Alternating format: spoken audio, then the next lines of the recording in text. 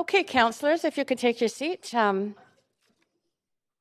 be great. I'll call this meeting of the Standing Committee on Policy and Strategic Priorities of February 12th, 2020 to order, acknowledging that we are on the unceded territories of the Musqueam, Squamish, and Tsleil-Waututh nations, and thank them for having cared for this land and look forward to working with them in partnership as we continue to build this great city together.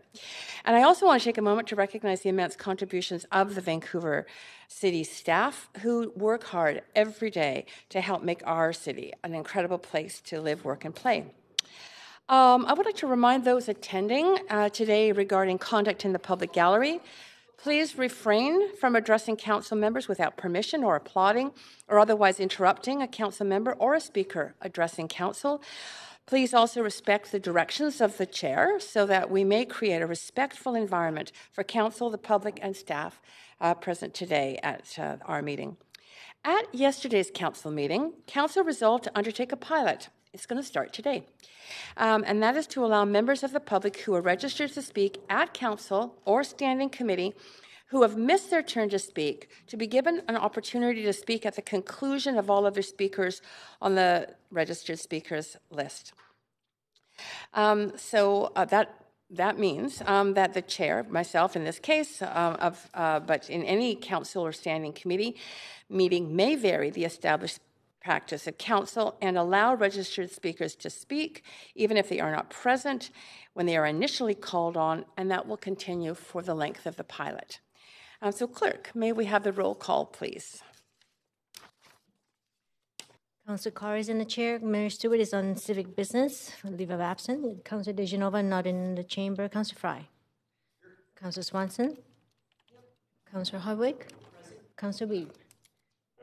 Councillor Boyle. Councillor Dominato not in the chamber. Councillor Bly. Councillor Kirby-Young. You have quorum, Chair Carr. Thank you so much, Clerk. As chair for this meeting, I'm suggesting that reports that have no speakers or consideration items, we adopt the recommendations collectively in a single motion. There are no speakers currently registered for agenda items 2.1, 2.2, that's subsection I and II, 3, 4, and 5. There are no speakers registered. Does any member wish to hold any of these reports or debate for questions to staff?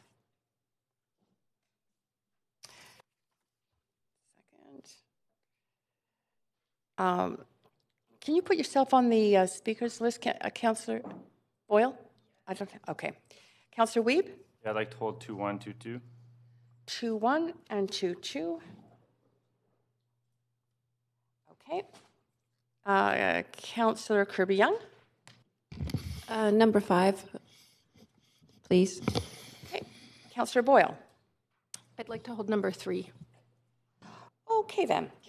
Council, we have no speakers for item number 4, and no one is holding that item, so I'm suggesting that we need a motion to adopt the recommendations in report number 4.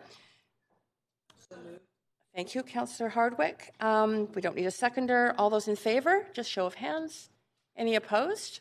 That's carried unanimously.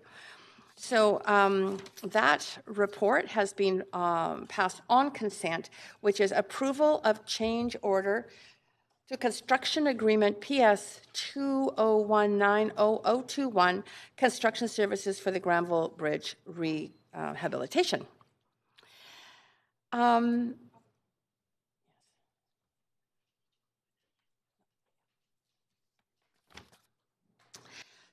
At this point, I'd like to go over our plan for the day. We do have now a few items, one item that we won't be considering, but we have 8 items of business on today's agenda. 4 of these are council members' motions that were referred from yesterday's council meeting. And we will be recessing from noon to 1 today. We have no in-camera meeting today, and reconvening the standing committee at 1 p.m. Speakers can follow along on Twitter at Van City Clerk for updates on the progress of the meeting so that you don't miss your turn to speak, or at least that item. And comments on agenda items can be sent to council using the web form on the city's website. The link to that form will be tweeted out on at Van City Clerk. So we are now going to consider the item or the reports with presentations, speakers, or that have been held for debate and separate vote. Just as a reminder, Council, you have 5 minutes, up to 5 minutes to ask questions of staff in this committee, and up to 3 minutes to ask questions of speakers. And speakers have 5 minutes, just present. So the first order of the business is item 1, which is, item 1, which is a, presentation on City Studio, annual update. Dwayne Elverum, Executive Director from City Studio, is here to present. Welcome, Mr. Elverum. Good morning, Council. We have our annual report that you. Yeah, the clerk will pick it up for you. And for City Manager, too, if we have enough to go around. There you go. Thank you very much.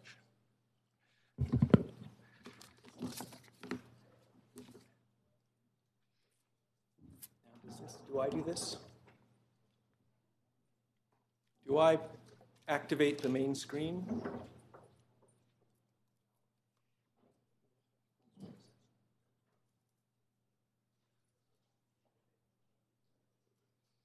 Do I activate the main screen? Oh, there it is. Wonderful. Thank you very much. So good morning. My name is Dwayne Elverum. I'm Executive Director and co-founder of City Studio Vancouver.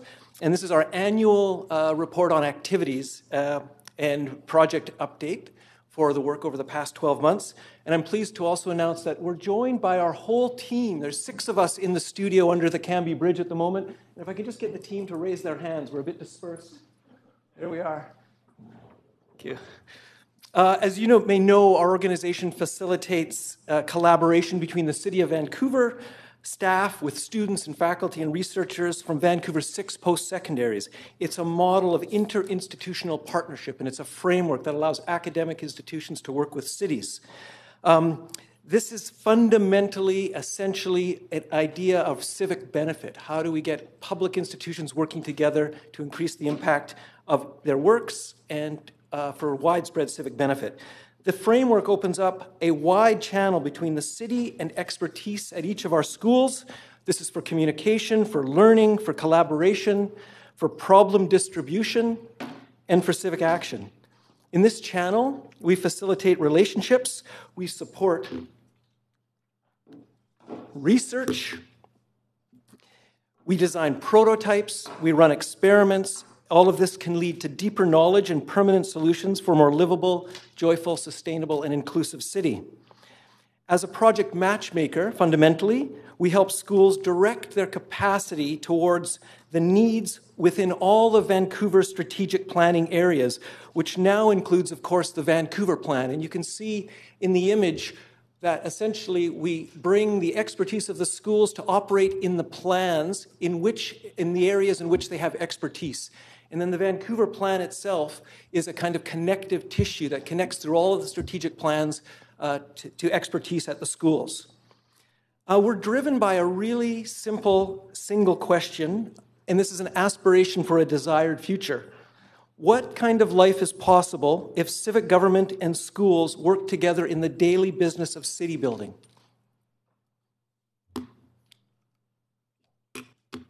The model brings specific benefit to our 3 key stakeholders. And you can see with the city as our primary client, staff gains support on work plan areas, but this is not additional work for staff. This is support in areas that they need to deliver on, and they approach us with problems and challenges. So essentially and fundamentally, this increases the capacity of city staff. The community, as another key stakeholder, is provided opportunities for engagement and contributing citizen expertise on active work within the city. They see action on the ground and they see action in their neighborhoods as a result of the work plans. And then, of course, students gain work-integrated learning and career skills within credit classes working on city challenges. Faculty and researchers gain inner access to real problems and the operations of the city. Now, it's important to say that we're a mission-based organization and we have a manifesto. And the manifesto is guided by some very key and simple ideas that the best projects will always move at the speed of relationships. So relationships sits at the base of our theory of change.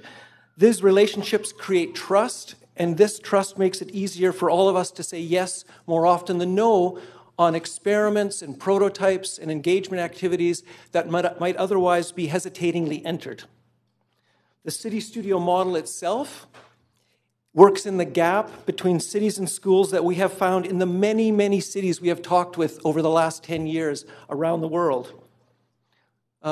This is in response to the demand that was created as we started to scale the model out of Vancouver. As you know, 10 years ago, we had very early conversations with staff and council. What would happen if we did an experiment under the bridge that could start this work? And in the intervening years, we've been approached by many cities and now have 12 city studios around the world, 9 in Canada, 1 in Norway, and 2 in Australia.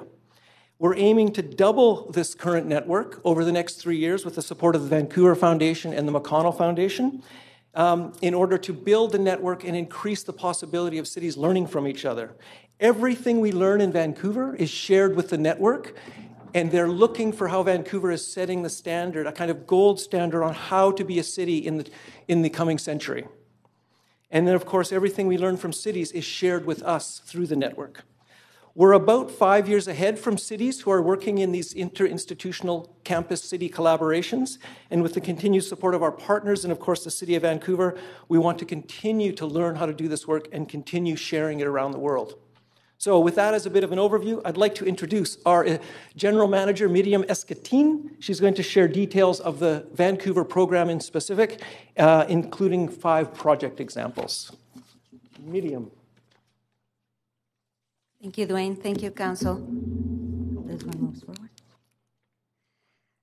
So we want to share a little bit that we, in any year, like last year, we can engage up to 700 students. Our total impact is 5,620 students working 252 times with city staff, which translates to 150,000 hours of student service to the city. The process that we follow, as Dwayne mentioned, all of the ideas, all of the projects come from city staff, stuff that is in their work plans, and to advance the city priorities. These are areas that require research, piloting, demonstration, or maybe even different perspectives to being able to move forward.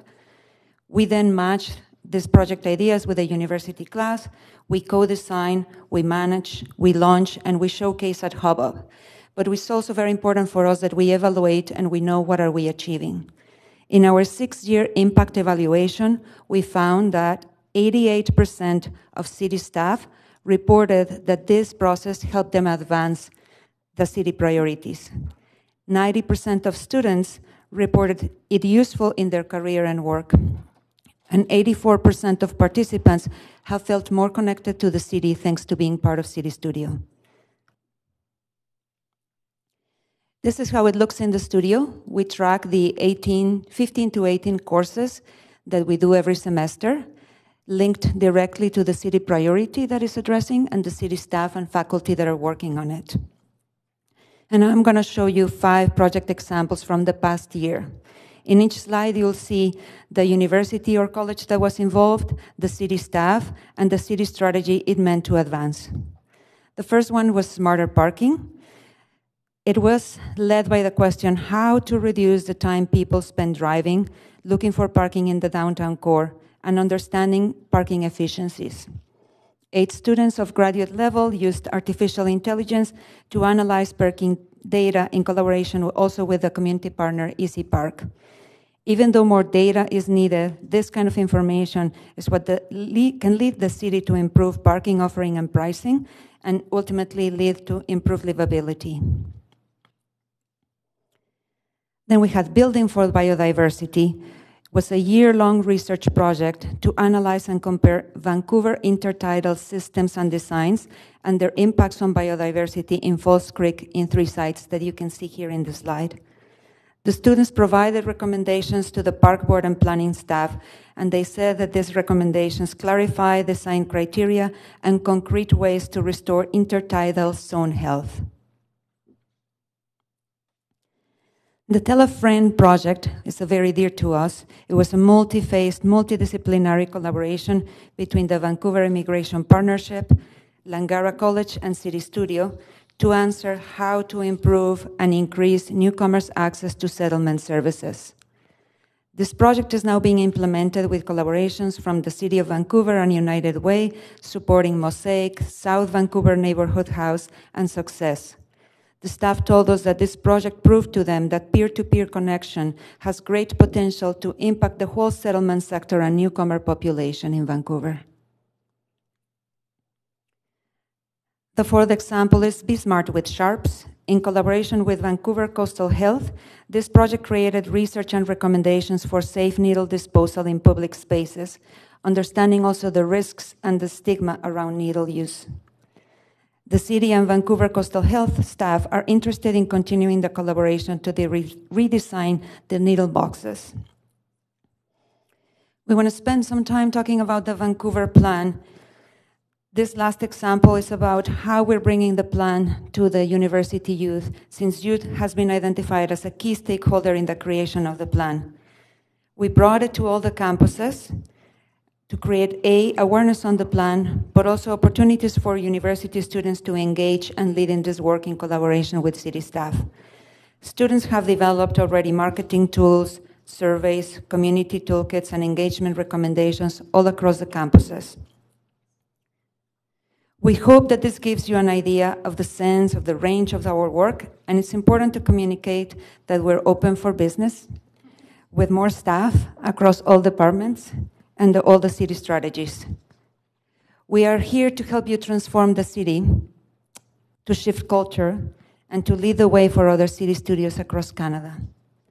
And to speak a bit about the student perspective, I want to invite Ryan Gardner, student graduate from SFU.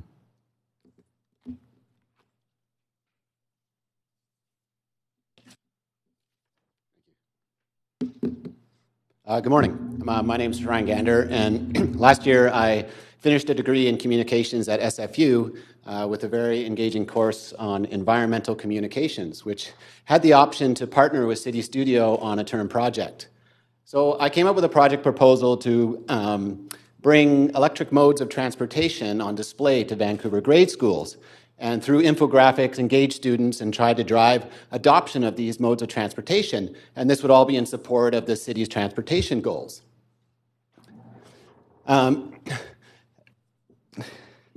So then I was diving into the city's sustainability plans, and I was realizing I was getting hooked on the idea that a city's goals aligned with my personal values, and that perhaps I could find a way to help achieve these goals.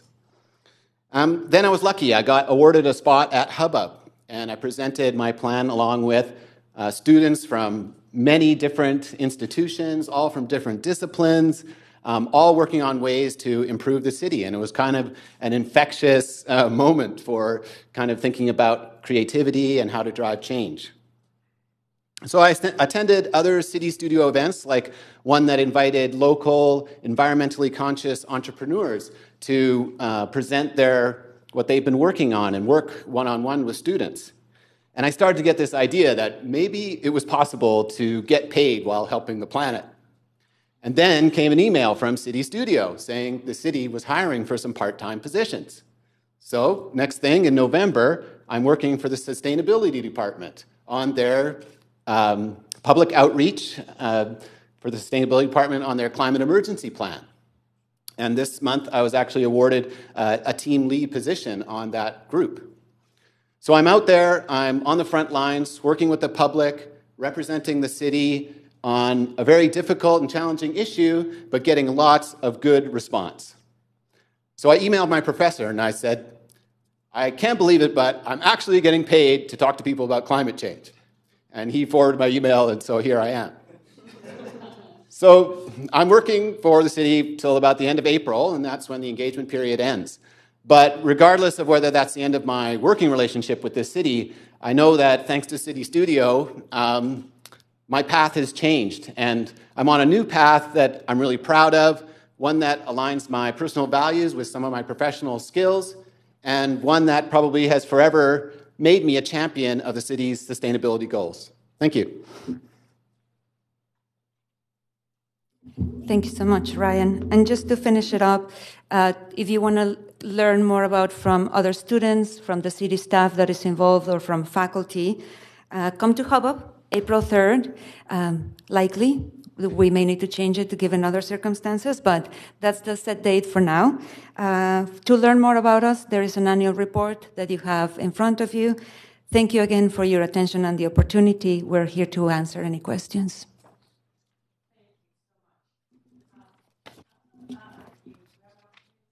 Questions, and again, questions to speakers are 3 minutes in council.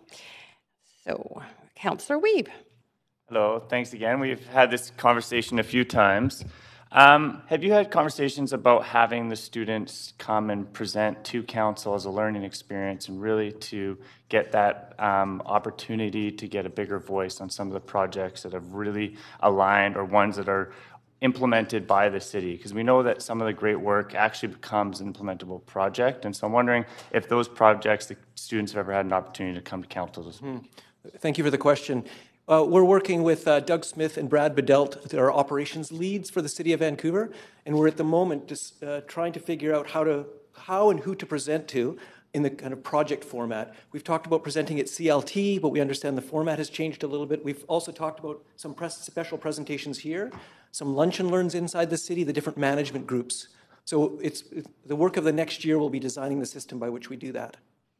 Okay. And then some of the work, it looks like you've gone a certain distance. Do you then take the next cohort to take that project to the next level? Or how do you move projects forward as the complexity to get them to an implementation level? For sure. I'm going to invite Ileana Kostrut, our senior projects coordinator. This is her expertise. Thank you. She's doing it every day. Comes forward, Council. I've just conferred with staff. We'll consider Mr. Elverum's staff. So you have 5 minutes for questions. Okay, thank you. Good morning, Council. So, yes, a lot of our projects are experimental. They help the city they help staff think differently, ask better questions, think differently about their priorities and test things out. But we do have some projects that are more complex, that require more time. And so we try to take them. We've now done several, including the example with the Vancouver Immigration Partnership, where depending on the need of the project, we'll then move it to different disciplines and different courses so that additional work can happen. On that particular project, we've gone from the research all the way to implementation. Now they're piloting it, and one of the students who was involved in one of the courses is getting paid on a co-op term to help with the implementation of the project. So we're just starting to do that a little bit more as we have capacity, but yeah. Okay, and then final question. Some of the projects look like they would need a little bit of seed funding to kind of get implemented, and they're innovations or entrepreneur projects. I'm wondering, have you partnered with the city to look for some innovation funding or funding to help seed some of these projects and organizations where we could keep these students working in Vancouver and building these kind of projects, companies that really align with our sustainability goals? Mm-hmm. We have, so some of the projects do receive a little bit of funding. We're learning a lot in this area, especially around for students to be able to receive money, they need to be kind of incorporated or have sort of almost like a business. And so some of the projects, they would have to be supported through City Studio. I guess the funding would have to go through City Studio for it to get implemented. I was going to say, also, we've been spent the last year with Van City on a year of learning partnership, and the idea is to chart this gap So there's a gap between project work and students and how they might move towards impact business or how they might move towards sustainability or incubation opportunities. And to be frank, there's a huge gap in every city around the world in this process, taking students from undergraduate work to impact business and our venture streams. So part of our work over the next year will be helping Van City map what is essentially the pathways for students to take ideas towards validation, incubation, pre-impact business, and then impact business streams. After the incubation work, the stream is quite clear, and Van City has wonderful pathways for that, for supporting them. Pre-pathway, it's actually quite clear through projects and opportunities in school, but there's a huge gap in between. And is the conversation happening with our city staff on how we might be able to help in that process? That'll be part 2 of the partnership, in that once we have the findings around mapping the path, we'll bring that back to operations with Brad and Doug. Beautiful. Thank you very much. Thanks for your work. Thanks, Councillor Wiebe. Councillor Kirby-Young. Hi, good morning. Thanks for being here to the whole team and for the presentation. I went to the hubbub and it was amazing, the buzz that was in the room, very appropriately named. My question really is around if you can kind of give us a sense of how often you feel that the outcomes of specific projects are actually implemented. And then sort of related to that, is there a situation where a project really has been implemented into city policy or initiative that you're particularly proud of? I'm thinking around outcomes, because the great experience thing is it something where the city has actually done something new or changed policy or used the outcomes specifically? Yeah, so the question for us points to a major part of our mission, and that's we're working in the gap that exists between cities and universities, and then within that there are multiple gaps, and a big gap relating to your question is the gap around experimentation and risk in cities. So the premise of the answer is we're more interested in experimentations and prototypes than we are in implementation, primarily because the city is brilliant at implementing things they are ready to do. But most cities are a bit lean in terms of the time and capacity to experiment broadly. So what we do is we do thousands of experiments and we provide the results, and then they hook up with where there are opportunities in the city. However, having said that, that we've done, I would say, several key projects that have gone from experimentation to validation to prototypes to programs. And of course, you're probably familiar with the piano project. This was one of the very first kind of case in points around this, one of the proof of concepts. That is now a program of 40 pianos. It's been transferred from City Studio to Pacey's Pianos, who now run the program, and it's kind of the perfect example of how it moves from idea to implementation and sustainability. The other one is a lot of work we've done around the cycling network. Initially, we mapped 250 kilometers of the cycling network one term, and that found where it worked, where it didn't work, where there were safety issues, where there were signage issues. That has moved from those initial experiments to becoming part of actually a motion in council from Councillor Carr around removing barriers to youth cycling in Vancouver through the kinesiology department at UBC. So it really did move from initial ideas to implementation through council motions and through programs. Okay, that's great to know. It's always nice to see when the experimentation component pushes the envelope. Has there been any, if I can characterize it, positive friction between some of the needs or goals, work that the city, you said, sort of has to do, that they bring forward, and you look and think, I mean, how iterative is that process in terms of suggesting other work or having a dialogue about it?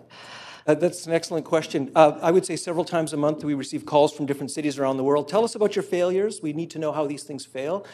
And we think of failure very positively, as you've also indicated through your question, and the positive friction that can develop from projects that find new and uncharted territory and new margins. I'll give you an example that was for us a very informative project, and we called it the Vancouver Campfire Project. I'm not sure if this has ever crossed your desk or not. But essentially, our students are going to move into a housing market without backyards. So they're looking for the city to provide their backyards in some form or another. And whereas we know there are many homeowners around the city and in the region who legally or not have barbecues and campfires in their backyard, and the students asked the city if we could have a Vancouver Campfire Project for public campfires in the city.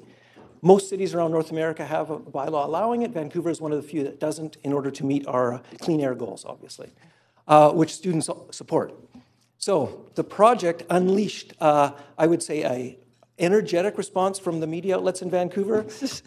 It unleashed the, I would say, now infamous meeting that City Manager Johnston held with the Chief of Police and the Chief of Fire and the BC Lung Association, the students, I think a couple of parents were there, around the complexity of these problems and the complexity of problems that have competing interests. And how do we come up with an integrated solution? So we don't have public campfires at the end of it, and the students now know why.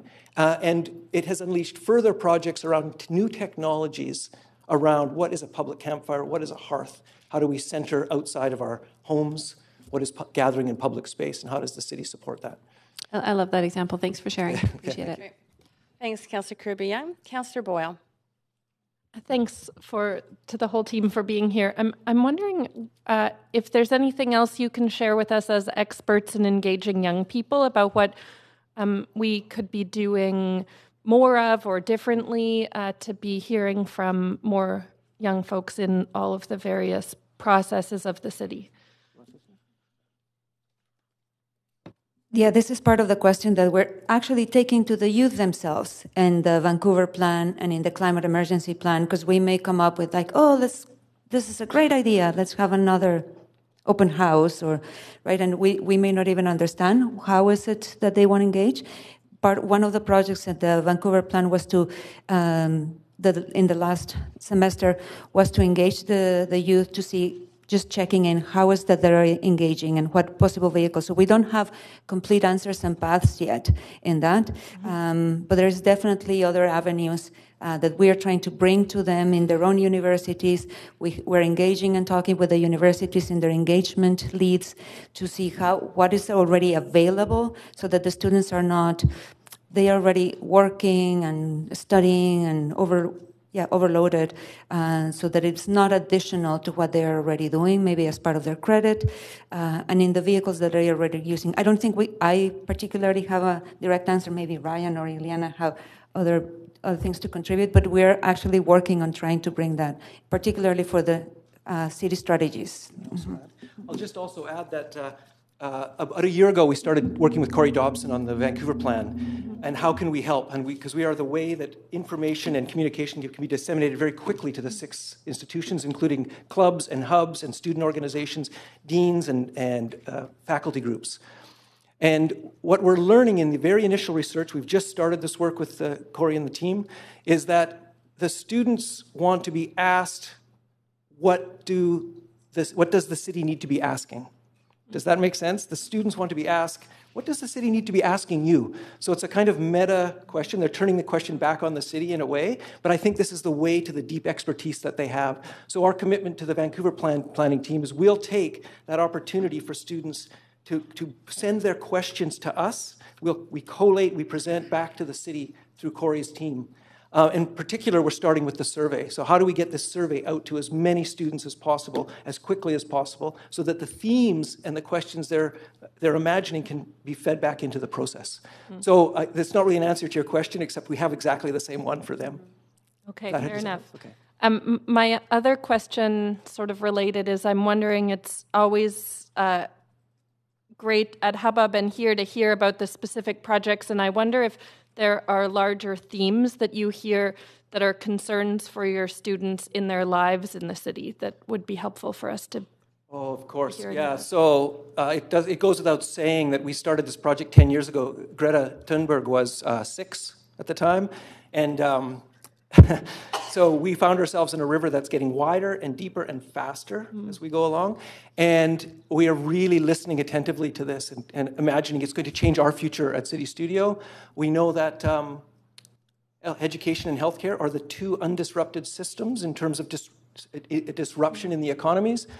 So with these 2 factors in mind, we're hearing very clearly that the ways universities work might not be that familiar in 5 or 10 years. How credits are established might not be that familiar. How credits lead to jobs might not be that familiar. How jobs lead to housing might be disrupted. So we're hearing very much about affordability. That doesn't come as much of a surprise. We're hearing very much about what does it mean to be a young person who has to go through a gate. What does it mean to go through this gate? And why does someone have the keys to this gate that are largely understood, but not necessarily understood as being the most effective way to be a global citizen? Hearing about housing, of course. And overarching everything, I would say there is an uncharted, not understandable level of anxiety and level of uncertainty in the youth population that we're paying very close attention to. And I don't think we hear about anxiety and uncertainty as a theme that's challenging the cities around the world, but we see it very clearly. So over the next few years, our aim is to kind of begin to help tell that story and be a voice for the youth. Great. I appreciate that a lot. Thanks. That's all. Thanks, Councillor Boyle. Councillor Hardwick. Dwayne, good morning. Good morning. You said in your earlier introduction that largely this is aspirational in intent, and that much of this is that you have a mission. This is a mission-based activity. And so what I've heard in most of the examples has been thematic in nature. We're dealing with different themes within the city. What are you doing geographically to look at the neighborhoods? You know, as I'm always saying, there's 114 square kilometers of dirt between Boundary Road and the University Endowment lands. And so as we're planning, it's very specific to that place. So as a geographer, what are you doing geographically or more neighborhood-based rather than thematically based? Excellent question. I'll just introduce it, and then I'll allow Eliane to provide a few examples. Some years ago, we created what we called, jokingly, the MLS listing of city-owned space in neighborhoods. The idea was that students charted 7 neighborhoods as examples and found unutilized city-owned space. These are pork chops, these are boulevards, these are areas of land that are not buildable. So as a start, we have a database of neighborhood property in neighborhoods that's owned by the city that might be amenable to neighborhood uses for local decision-making and local opportunities.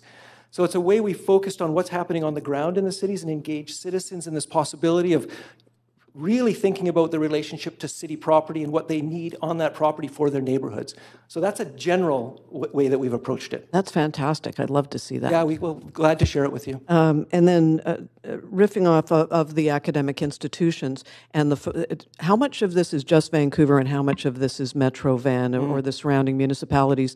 The post-secondary institutions that you've described are not within our boundaries specifically. So to what extent is this overlapping into adjacent or all of Metro Vancouver? Yeah, this is a very exciting area of growth for City Studio. It has to do with our scaling and business activities.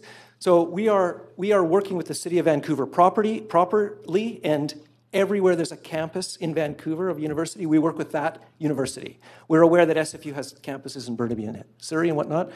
And so the way we work with campuses and schools outside the City of Vancouver is through our City Studio subscription, essentially. Abbotsford has a City Studio subscription.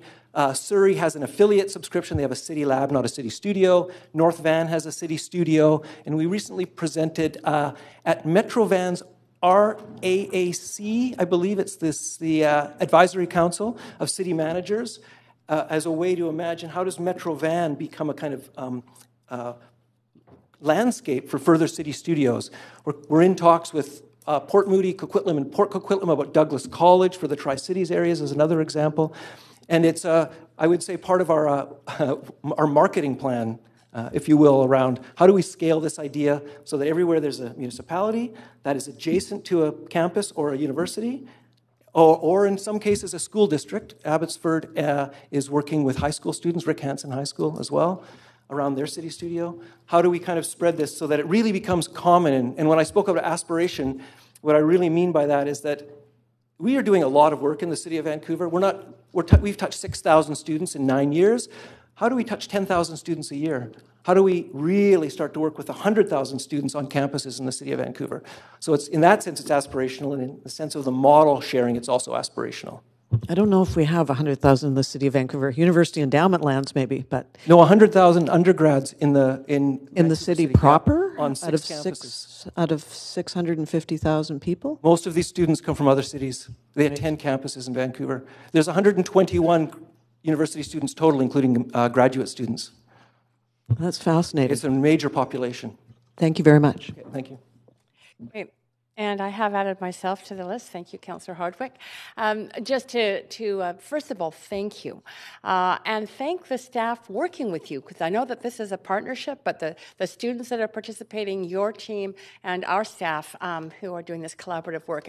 I've been to, I think, every hubbub since I've been elected, and they are absolutely awesome events, as already been stated. So two things came up that I'm wondering if you could respond to the potential of informing Council more about them. The one is the work that you've been doing with Mr. Dobson on the city plan, the Vancouver plan, with the students. If there can be, have you talked at all about a presentation to Council about the outcomes of that work?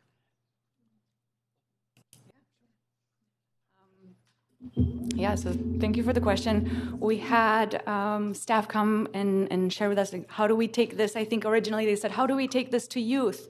And we said, well, we don't work with all youth. We work with university and college students, so we can support with that. In the initial phase, even before the consultation started, we said, why don't we try to do course collaborations with all of the institutions that we partner with, so UBC, SFU, Langara, and BCIT. And so in that last term, fall 2019, we had 5 course collaborations with about 350 students that participated altogether. And yeah, they were looking to understand, reach out, and find out how are other students or other youth in the city or who want to live, work, and play in the city, how are they involved, if they are involved with local government or not, why or why not, how would they want to be involved, what what kind of engagement would they look for or want? What kind of campaigns would speak to them more than others? And so that was sort of the initial work. This term we're working on 2 course collaborations, but we're starting to think a bit more broadly. How can we, for example, take these 2 youth groups or student councils at the different schools who are already thinking about or have similar values and want to get their word out into the city, and so to bring that to them, so creating those connections and partnerships with those groups. Was there Yeah, so obviously we are in the Vancouver plan right now. So again, if I could just encourage you to talk to staff about the potential for bringing any of the conclusions that you're drawing or any of the advice or any of the suggestions from youth forward to us. I think it would be really very interesting. Yeah, so I will speak to that. So not out of prescience or wisdom, we started working on ideas that are emerging in the Vancouver plan some years ago, and we do have projects that capture and describe and work on issues that we're now finding are central to the Vancouver plan. So we're going to do 2 things we've talked with Corey about. In the presentation of themes that I think happens in March or May. In May, maybe let's say late spring, we're bringing projects that we've been working on that really shed light on how students interpret the Vancouver planning priorities and what it means to them. That's one. And that'll be a public event. And then the other one is, as you may know, some years ago, City Manager Johnston came to the classroom and was presenting work that the city's doing and asked the students what they really want in their city. And that unleashed a really interesting project that has become the Vancouver Student Manifesto. And this has been worked on by many students over the years. We add to it, we edit it, and we refine it as we learn more about the manifesto that students really feel is important in their city. And we'll also be bringing that document and the researcher on that document, and it relates to the Vancouver plan almost directly in every way, and we'll be providing information that shows how that's working. So those are 2 big things we'll be bringing. Great. I'm looking forward to Council getting information about that. That's fantastic. And very specifically, the report that you talked about in response to a question from Councillor Hardwick around the neighborhood-based city assets. Again, I think that information would be welcomed. Whatever report you have on that would be welcomed by Council. Great. Thank you again. And you do have somehow more councillors want to ask questions. If you could just stay put. Councillor Dominato.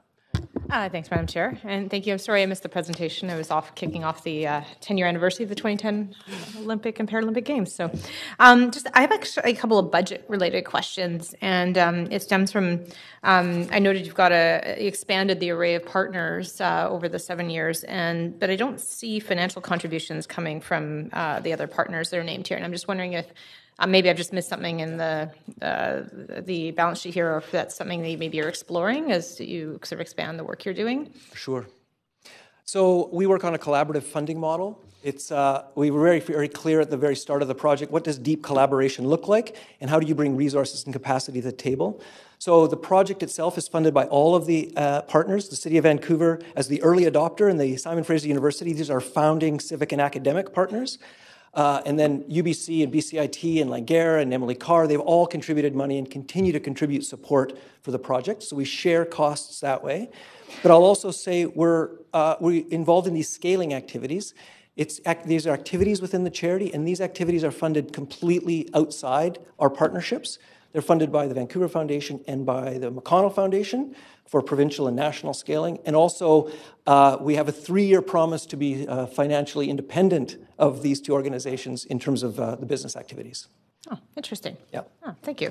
And I also wanted to just touch on, I was reading your manifesto here and really appreciated the focus on we say yes more than no, remain curious and stay open to others' ideas. And I really appreciated this in terms of the curiosity, my master's being in leadership from Royal Roads, and that was very much a part of our philosophy as the work that we did.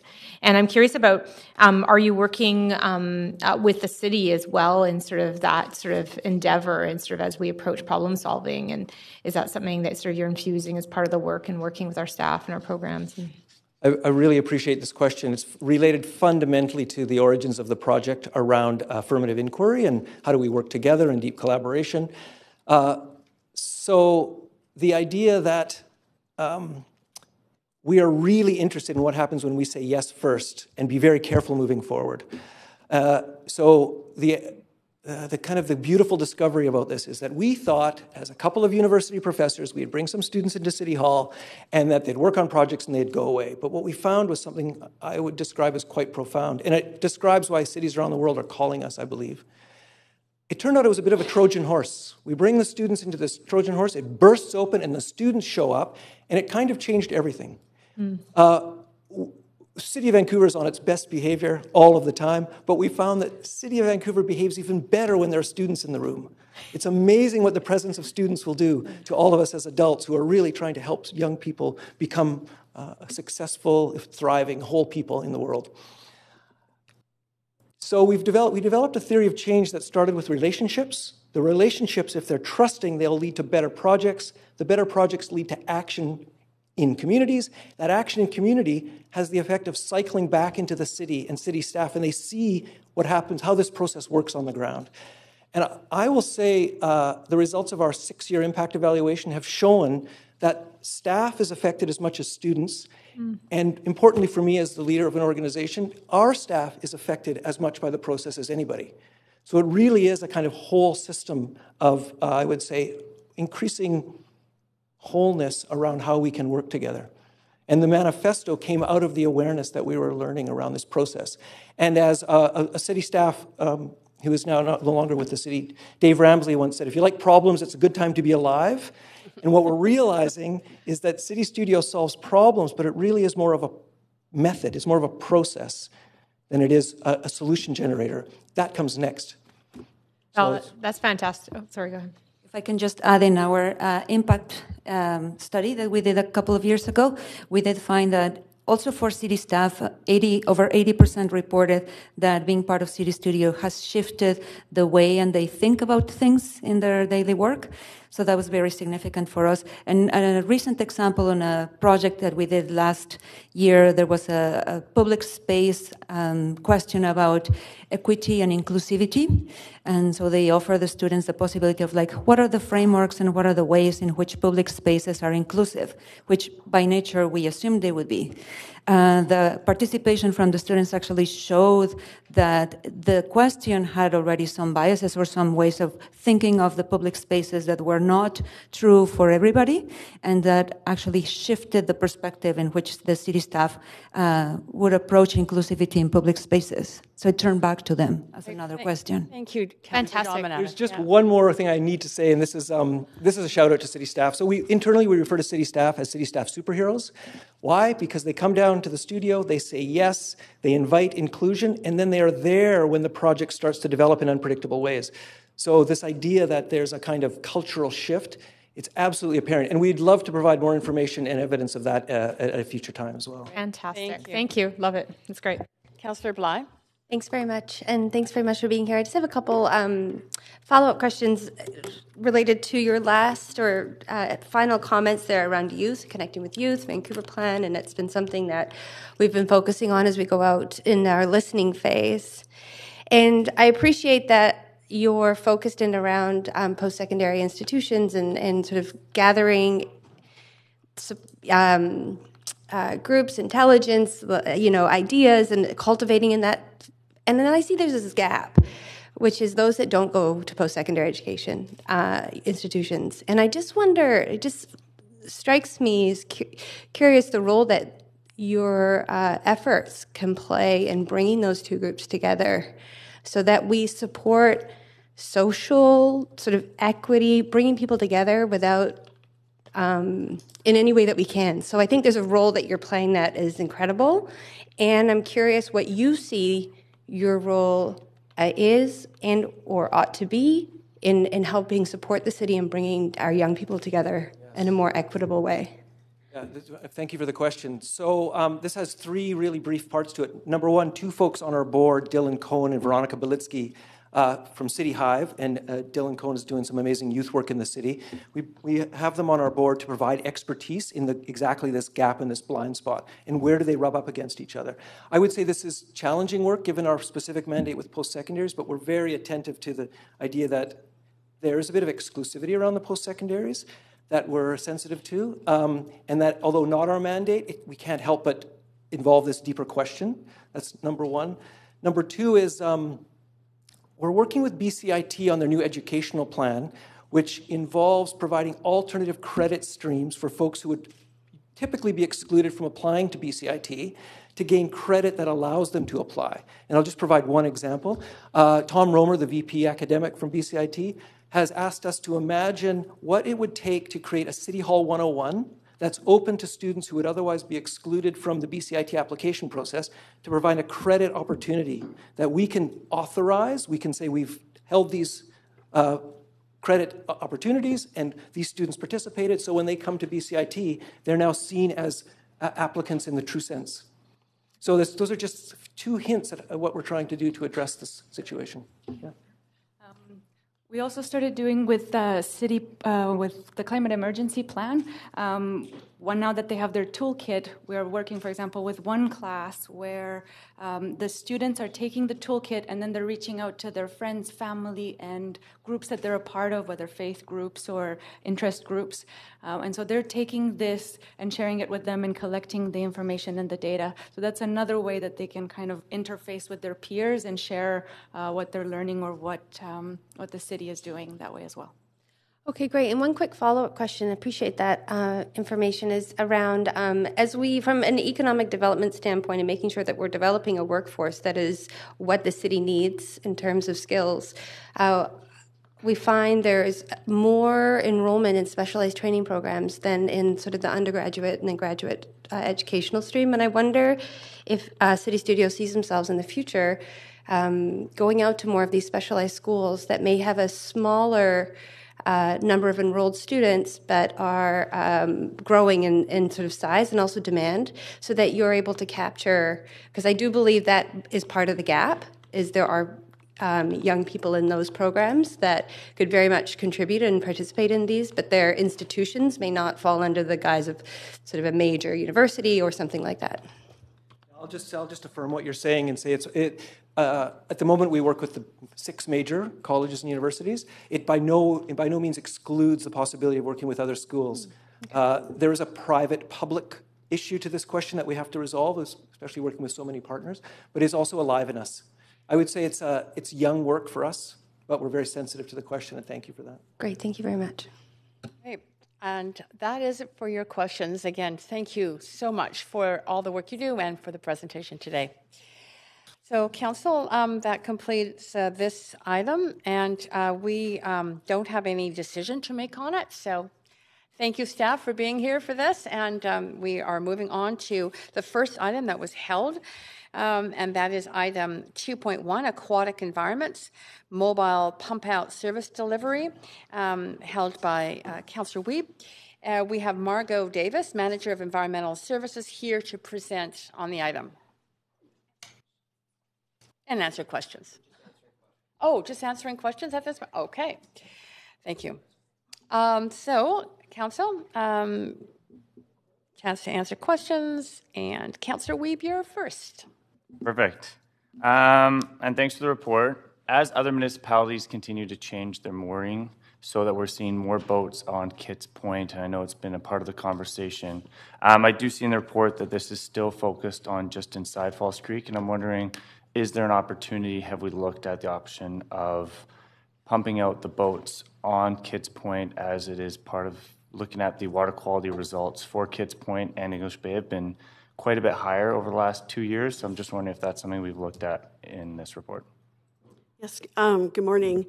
Yes, I remember this came up last year as well.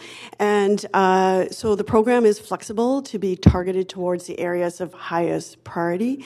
Last year we did additional water quality samplings near Kits Point, and just the preliminary research suggests that it might be non-human on land. So it's too early to confirm that yet, given that water quality samples are limited in what we can get, and we need long-term data sets to really assert that. But at this point, we really see the priority being in the east basin of False Creek. The counts there are much more chronically elevated, and the levels are much higher. But certainly the program is designed to flex to where the water quality issues are of highest priority. Okay, so the group that's doing the pump outs has the ability to pump out currently at Kits Point if they seem fit? Correct. Okay, and are we looking at some of the other organizations that are doing water testing to get their data sets to better inform our decision making on this? Because I know there are multiple groups doing water testing in the area. Yes, we are. We're trying to stay aware of all the different data sets that are out there, as well as understanding the objectives behind those, because that will influence it. But certainly for E. coli data, we are trying to make sure we have the full set. So far, every awareness that we have is pretty consistent that the east part of False Creek Basin is where the highest loadings are. Okay, because Kits Point for the first time last year was the first time it's actually gone above the numbers. So for me, and this is the first time we've had over 30 plus boats there with other municipalities. So for me, looking at the data and from what I've heard from other people in the water world, it seems like there's a direct correlation. So would it be possible this summer to try pumping them out and seeing if the numbers dip for Kits Point, or is that something we're not looking at? We were going to look at that this time. We are working with Metro Vancouver, BC Centre of Disease Control, and Vancouver Coastal Health on research techniques to actually identify the source of pollution between human and non-human.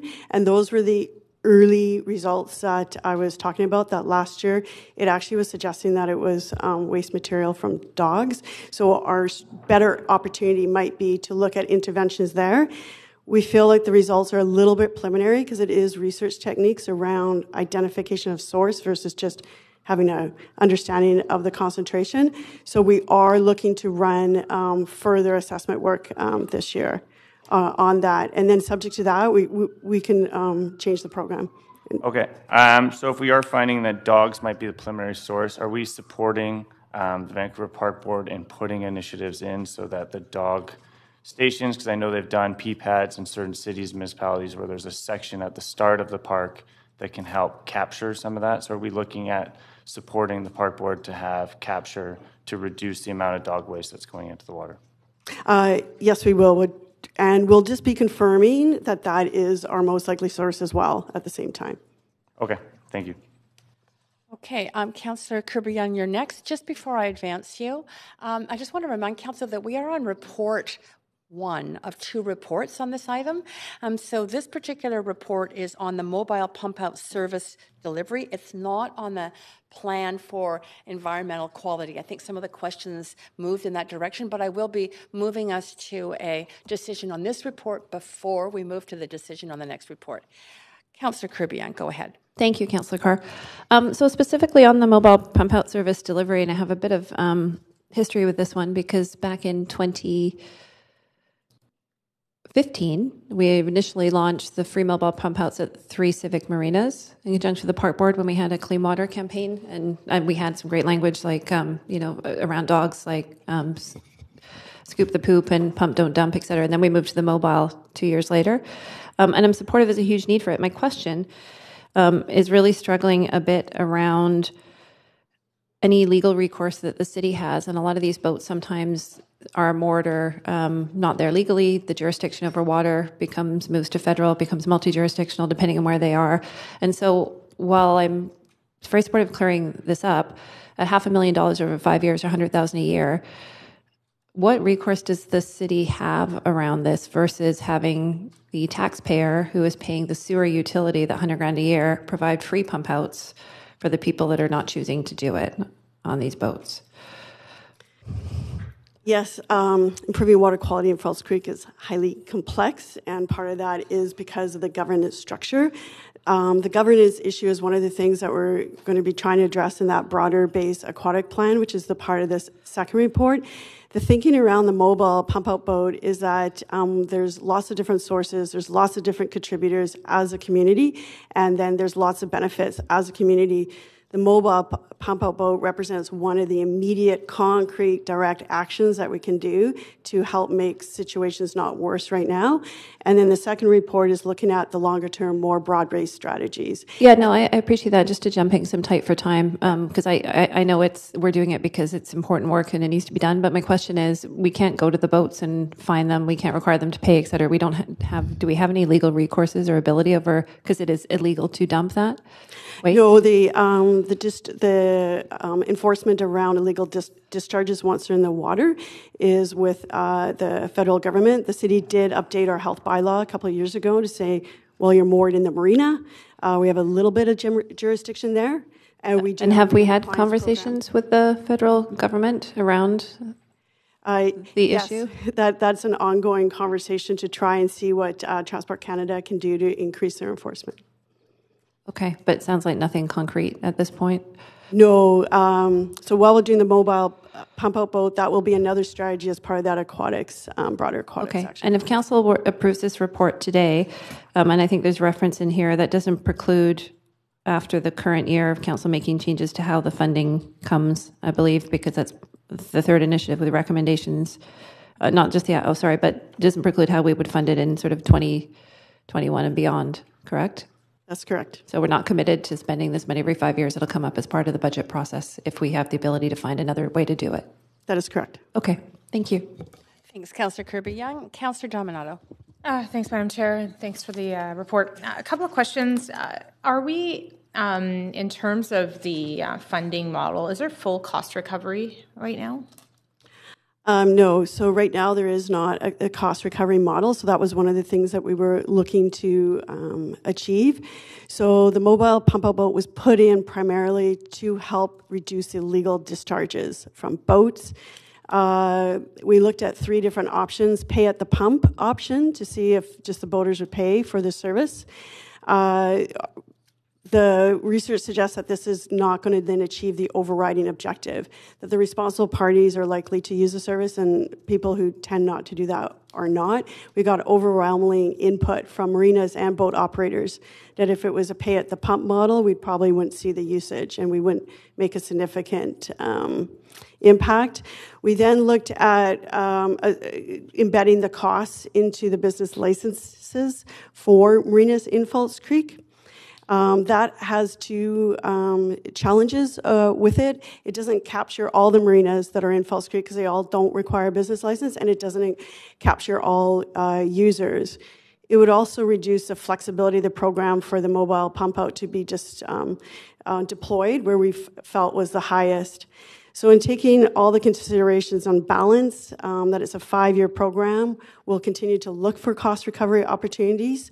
But at this point, it was a collective-wide approach. So to be clear, when it comes to the sewer utility, so is that when we say all property owners, you're saying all property owners across the city are paying through sewer utilities to cover the costs of the program? No. That is correct. It's distributed across.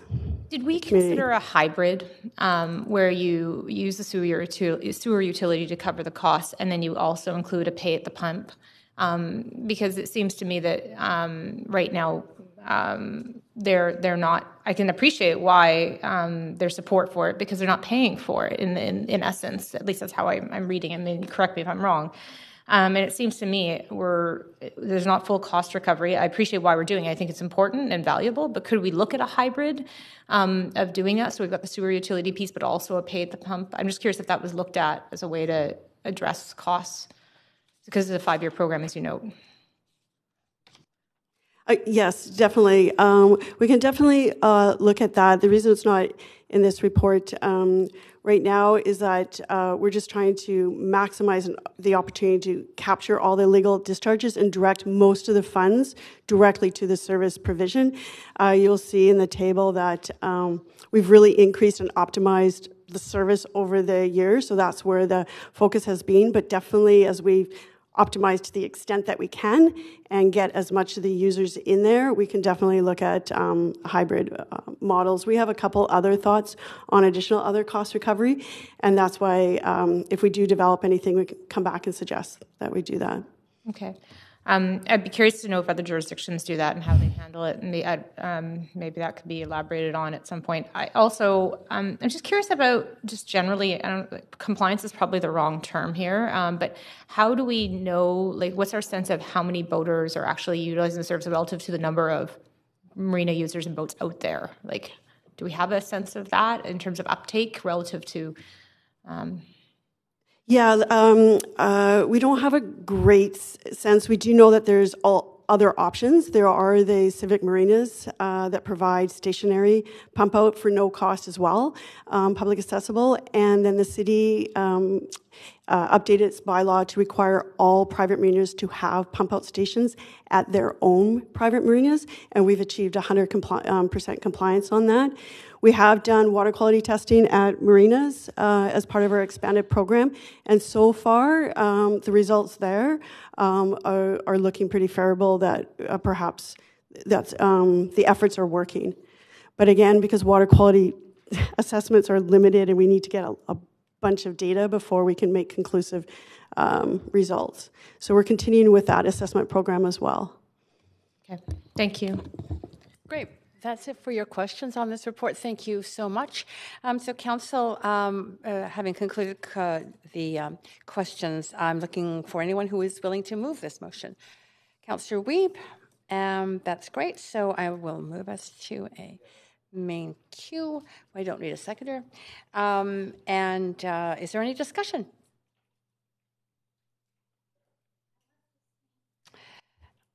Councillor Wiebe.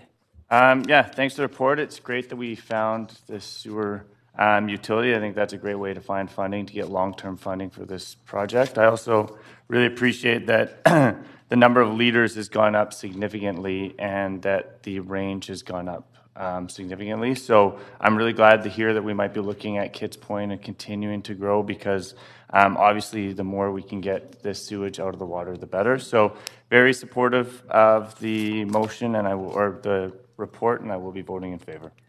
Thank you, Councillor Wiebe. Councillor Kirby-Young.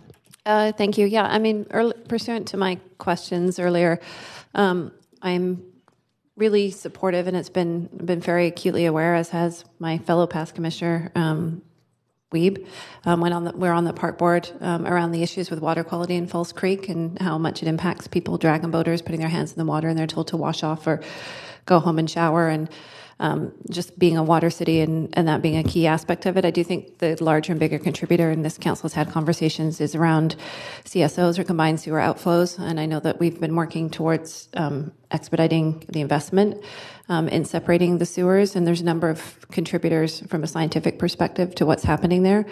Having said that, and I'm really supportive of taking steps towards cleaning up the water quality, I am troubled that the city is picking up the tab at $100,000 a year because people won't pay for it. So if you look at some of the, and they are dumping waste illegally, and if you look at some of the comments from the 3 years of surveys in the appendix to the report, people say, well, they'd be less likely to use it if they had to pay for it. Well, of course they would be. Nobody wants to pay for it. They don't have to. And if the city's going to give it to them for free. But I recognize the city has limited tools given sort of the federal jurisdiction, the water, if they're dumping illegally. And so we've chosen to take the high road, I guess I can characterize it that way, for cleaning up the water quality. But so I'm likely to approve this and vote in favor now. But I'd really like to see us look for sort of strengthen those conversations with the feds around discharge and try to look for alternate options so that we don't have to have this as a permanent expense for the city, because it is ultimately being paid by taxpayers who pay for, just as they're legally supposed to do, their sewer rates, and then we are, I guess, subsidizing those folks that are not doing that because they're just saying, no, I don't want to. And I don't think that that's fair and equitable. But I do think the water quality issues are significant. So I wanted to raise that. And I'd like to see us look for alternates in future years. And I do know the report makes reference to that. So those are my comments. Thank you. Thank you so much, Councillor Kirby-Young. Councillor Dominato. Thanks, Madam Chair. And I'm just going to send in an amendment to B of the report, just to expand on my comments around the full cost recovery. So I'll send that in. Dominato, have you sent that amendment in yet? Sending it in right now. No, perhaps you. Oh well, I'm going to move us to Amendment Q, but your timer will start at this point.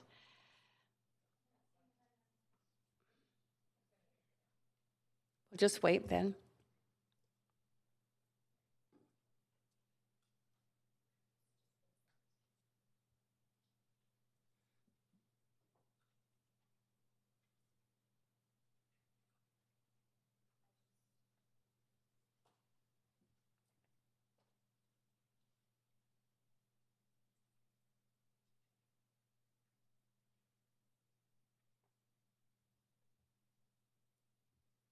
So, Madam Chair, I'll speak to it briefly while I have the time. It's just to add to B that in addition to reporting back to Council on service performance, that we also as well have report backs on additional options for full cost recovery of the mobile sewage pump out program. And I think this speaks to some of the comments and remarks that Councillor Kirby-Young raised. I think that this is critically important. As we know, in terms of water quality, I sit on the Liquid Waste Committee with Metro Vancouver. This is also a conversation that we're having at that committee around the importance of water quality and the testing. But I do think it would be helpful to see further options going forward around the full cost recovery. Great. Thank you, Councillor Dominato. Councillor DiGenova to the amendment. Thanks, Chair Carr. I was hoping that maybe I could ask a point of information through staff. I didn't ask questions. Oh, that's right. Okay. Right, back and forth. Yeah. I'm wondering if there's already federal funding being pursued, and considering the mayor has been recently in Ottawa, I'm not sure. I understood that when this report came to us about a year ago, and I was chairing the meeting at the time, that federal funding was a consideration that was being pursued. So I'd like to ask if that's already happening. All right. That question through to you, Mr. Johnson.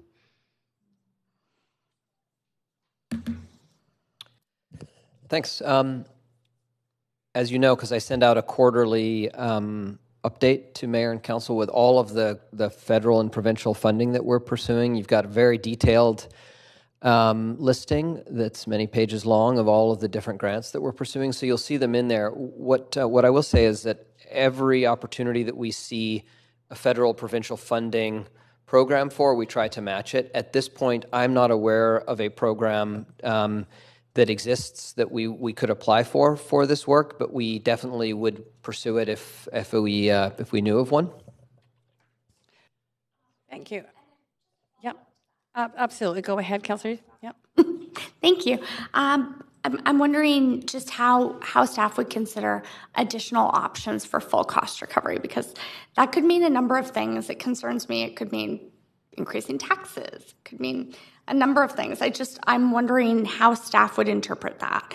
I want to be able to support the amendment, but I wouldn't be able to do so unless I knew how staff would interpret this if it was passed. Councillor Thank you. DeGenova, I'll take that as a point of information, and the question again to Mr. City Manager. Yep. So I guess the way that I would interpret this is we do report back annually, as we are here today. And the way I would interpret this is that we would be looking for additional ways to charge people for the service, or look at additional fees that we could place on the marina industry generally to cover the cost. A suite of options to pay for this program so that the taxpayer is not paying for it. That's how I would interpret this. Well, everyone's a taxpayer, so I'm just going to take myself off the queue. I'm not sure if anyone else is going on, but I'll have to just try and consider that right now. Okay. There is another councillor to question. Councillor Fry. Yeah, I think I share some of Councillor DeGenova's confusion around this, because obviously the report does reference different cost recovery options that are not recommended, and I do appreciate that maybe asking senior government to pony up would be a great cost recovery consideration, although it's not really articulated in this amendment. So I'm wondering if an amendment to the amendment that actually specifically says we want to go after the federal government for cost recovery. But clearly the report does not recommend the two cost recovery options, pay at the pump or increased marina business license fees. Councillor Fry, there's no one else on the list. If you want to put in an amendment to the amendment, you have to use the time right now. You have 3 minutes and 15 seconds. Do you want to take up all that time with me just typing? Otherwise, I will move us to a vote because there's no one else on the queue. Oh, well, I guess I could. I think Councillor DeGenova is working on it right now. Oh, gee. Actually, okay, you have 4 minutes. Can I talk and type at the same time? Yes, you can. If you're able to, you can. But Councillor DeGenova, you can't talk because you're not on the list. But Councillor Fry can, but not. You are not right now at the top of the list with your mic on. So, Councillor. Okay, I'm working on it. Okay. All right. Great.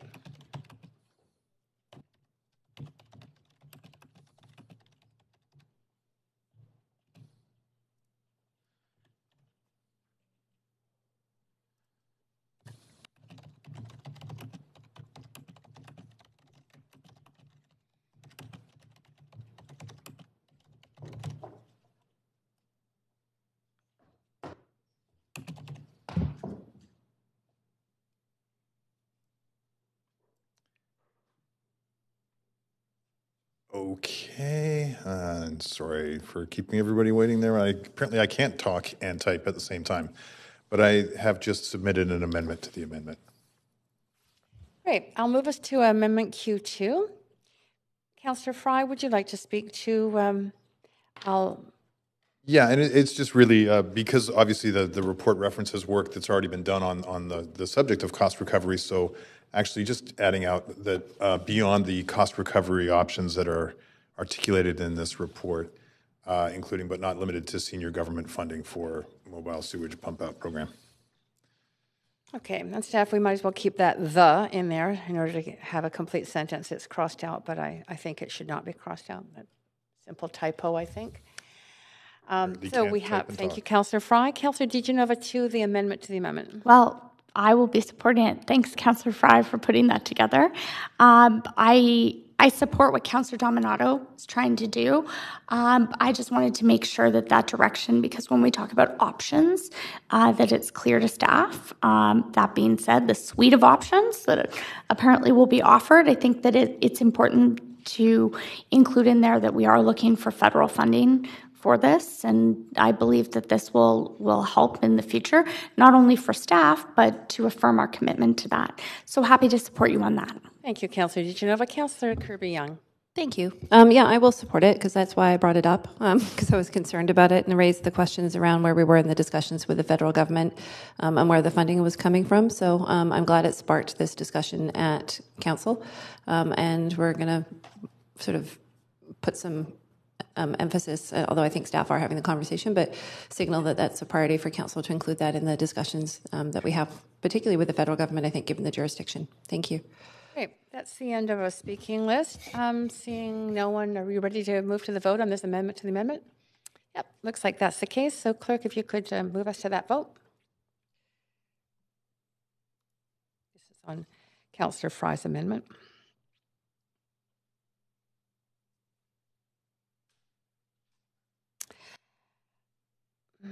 And that is unanimous. Great.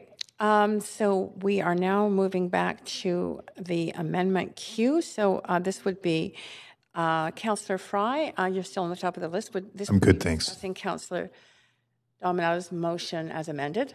Yeah, I'm good with the to support this amended amendment. Great. Thank you, Councillor Fry. Councillor DiGenova. Thanks, Chair Carr. I will be supporting the amendment wholeheartedly. I appreciate the additional clarification in the amendment. I think that it's important that we're very specific about what we're looking for funding, especially considering I know that there will be a number of requests. If there does become a program available, or maybe if enough municipalities put forward motions like this, along with those requests at FCM and UBCM, maybe eventually there will be a program. So I appreciate the amendment, and wholeheartedly support the amendment or the amended amendment that was put forward first by Councillor Dominato.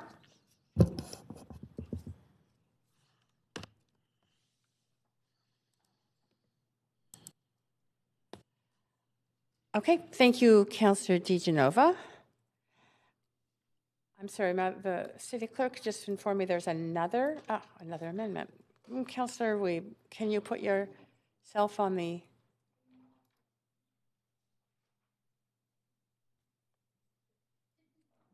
No, we're not. We haven't. I moved us to a vote. We just finished the speaking queue, but I've been informed by the clerk there's another...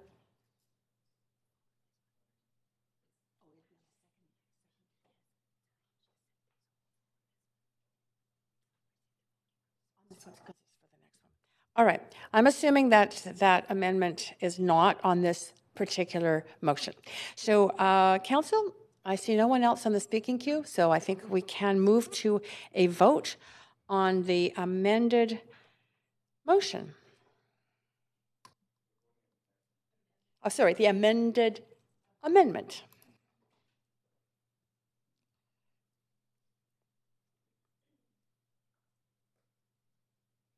And that is unanimous.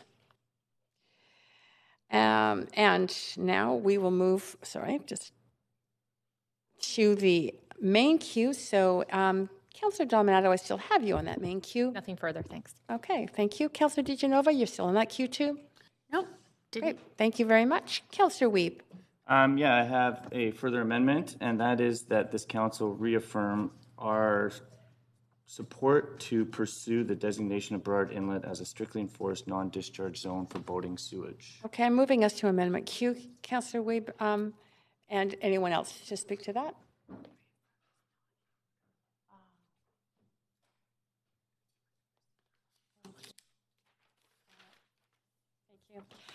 you. Councillor Wiebe, according to our parliamentary procedures and our rules, any motion to reaffirm is not in order.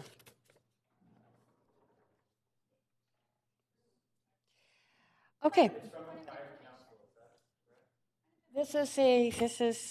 Yeah, absolutely. This is our procedure bylaw. Reaffirming motion, updated January 20th, 2020. A reaffirmed motion is not in order. You have the floor. Go ahead, Councillor Wiebe. On the floor. Yes, you are. Your point, To your staff, question? Yeah. Where are we currently in our pursuing of designating Burrard Inlet as a strictly enforced non-discharge zone, which was approved by the former council in 2015?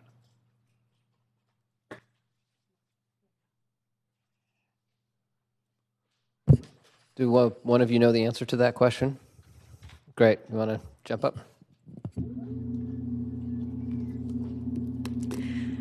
Hi, yes, we understand that discussions have taken place to have that established. The information back from Transport Canada was if it was designated, there would be no change to their actual enforcement with respect to that change.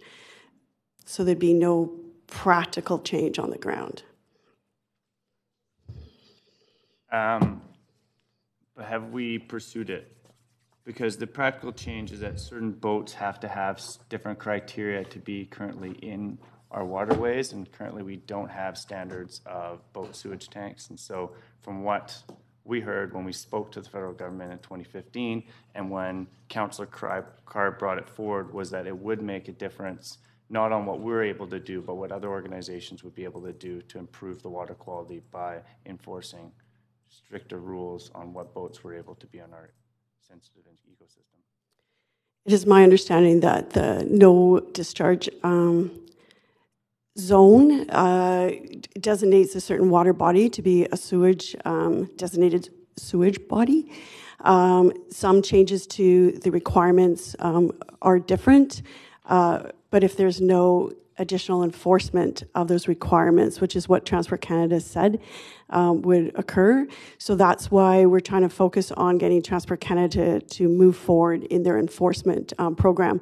Currently, no boat is able to discharge 3 nautical miles from shore under the current situation, and not more than 1 nautical mile if they have a certain type of treatment on site. We are looking at options to see if we have the jurisdiction to require that all boats entering False Creek have a holding tank.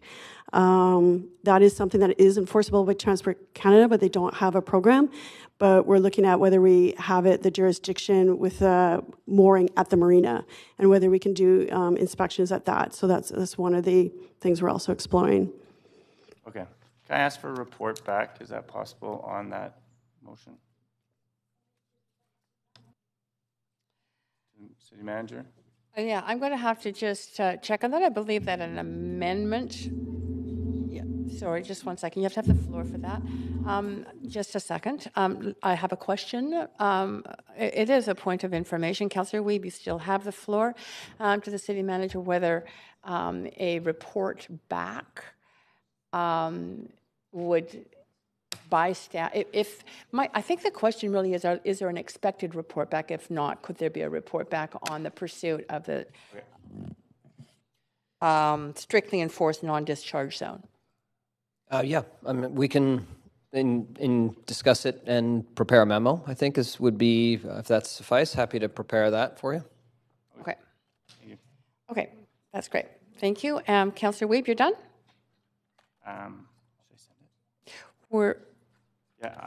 I've got an amendment. Okay, I'm going to move us, actually, we are not, because I moved us to an amendment queue, I'm going to move us back to the main queue. Councillor DiGenova, if you wanted to add your name to the main queue to discuss, because we've already voted on the motion as amended. So, on the amended. Okay, so I am moving you to the top of the list, and what is your question? Just in the interest of time and trying to achieve what I think is trying to be achieved here, to reaffirm something is redundant and frivolous. However, if this council has not affirmed something, then it's brand new. So it's not technically reaffirming. That's still incorrect. But if this council is to affirm something that it's never affirmed, then that's new. So if the language was changed to this council affirm support, is that in order? Chair Carr? I will confer on that. So Thank you. Your timer can be on hold. Just 1 second. Move on with it.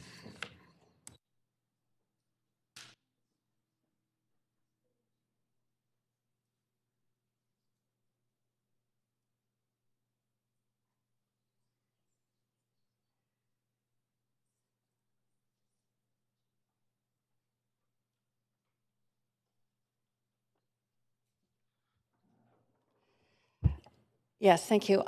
Having conferred with the clerk, policy that is in existence in council is considered to be policy that is in existence. Therefore, whether it was passed by a previous council of the last term or any previous term, it is still the policy that is of council or is of the city. So a new council, it would be out of order to include the words that this council do it, because it is still existing policy. Okay, so I see no one else on the queue. If somebody has an amendment to put forward, they better push that little button fast. No? Okay, it looks like we are not having another amendment. So, Council, can I assume we're ready to move towards voting on this motion as amended? Great. Madam City Clerk.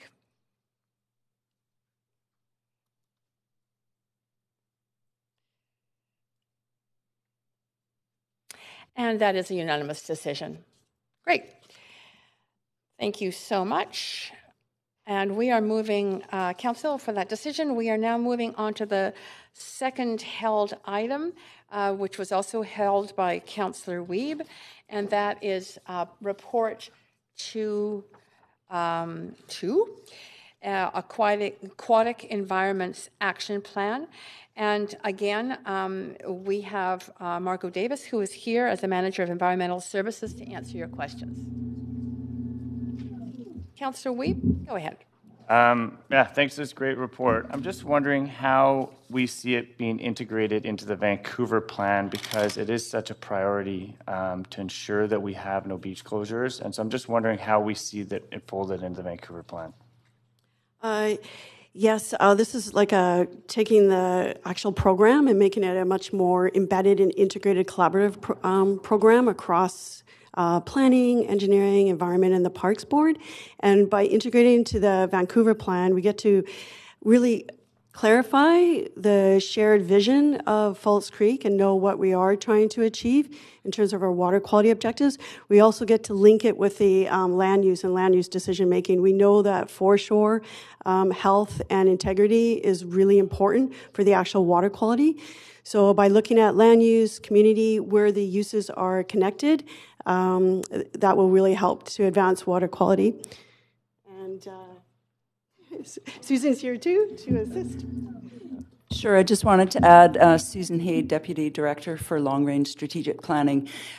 We see this as a tremendous opportunity and synergy in the Vancouver plan to ensure that we have a very robust environmental strategy and an implementation strategy arising from that. So under the umbrella of the Vancouver plan, we have a number of major environmental initiatives, including aquatic health, linked to our One Water program and the many initiatives under One Water, as well as our environmental strategies. So Greenest City Action Plan and really the morphing of that into the next iteration environmental strategy.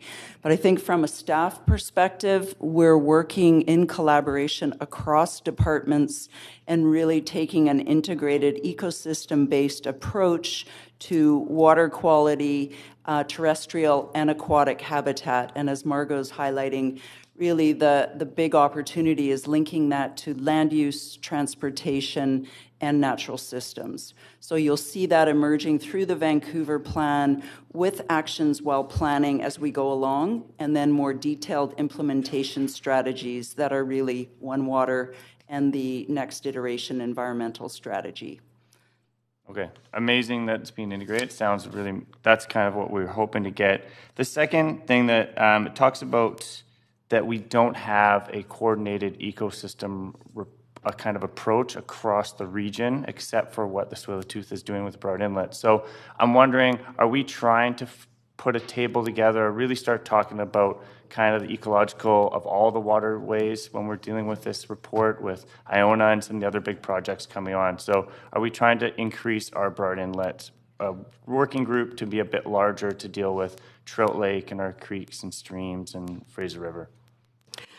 Yes, so there's two things. So on the regional front, with respect to the shared water bodies that the whole region is looking at, there were integrated programs in the past that were funded collaboratively from the feds, the province, the regional government. And those projects and programs were fundamental for getting shared understanding of resourcing, ongoing systematic base environmental monitoring that wasn't attached to a specific issue or project, as well as integrated project review. So there are discussions in the region right now, a lot spearheaded from the Burrard Inlet work that Sailortooth has started that we're participating with, and we're looking at what we can do to advance those. We've had conversations with the port, with Metro Vancouver, with other members, municipalities. And work is being done to try and see how to solidify and strengthen that. With respect to inland water bodies within Vancouver, then that a lot is within the City and the Parks Board. So, but the Aquatic Action Plan is looking at prioritizing water quality, for False Creek, because we know that's an issue, but as well as Trout Lake and then the other streams and inland lakes as well. Okay, that's exciting. The third would be on the Waterfront Initiative, direct kind of quick starts that they talked about to make Trout Lake and False Creek moves in 2018. I'm wondering how those went and what quick starts are we looking at as this gets integrated in a larger spectrum in the Vancouver plan and a regional level. But what quick starts can the residents of Vancouver see in improvement of water quality so we can try to ensure that we don't have any beach closures due to contamination this year? So one of the quick starts was to develop a hydraulic model within False Creek. So a bunch of work has been done on that because the model has to be based on the data that exists. And we found out that there was quite a bit of data that we were missing to actually develop the model. There's the consultant team has been hired and is on board right now for the first phase of a framework of the data set that we can have. And we should be having that to come back to council in the summer. So that quick start is well underway. With respect to beach closures, we looked actually at the 10-year water quality data set, and we actually found that 5 beaches have never had an exceedance or advisory. 5 beaches actually had on 1 year, not necessarily the same year, so it was quite sporadic. And then there's kind of 2 beaches that have had kind of repetitive issues. So we started our enhanced water quality and research assessment work to try and target what are the actual specific sources there. We're going to continue that work this year, one being potentially the dogs at Kitts Point. The other beach of interest is Sunset Beach. Early data looks like there's different sources, so we need to actually do greater assessment there. In Trout Lake, it looks like it's predominantly the geese. So in the report, there's the short-term actions for 2020, and that includes the city working collaboratively with parks to see, okay, what can we practically do there to reduce the loadings from the geese there. So we're looking at planning work there. Thank you. That's it. That's it for your questions. Thank you so much for that. There's no other speakers on the queue, Council, so I'm looking to someone to move. Councillor Wiebe has moved, so move us to a main queue. Anybody wishing to speak to this? Council, ready to vote then? Great. Madam Clerk, if you could move us to a vote on this.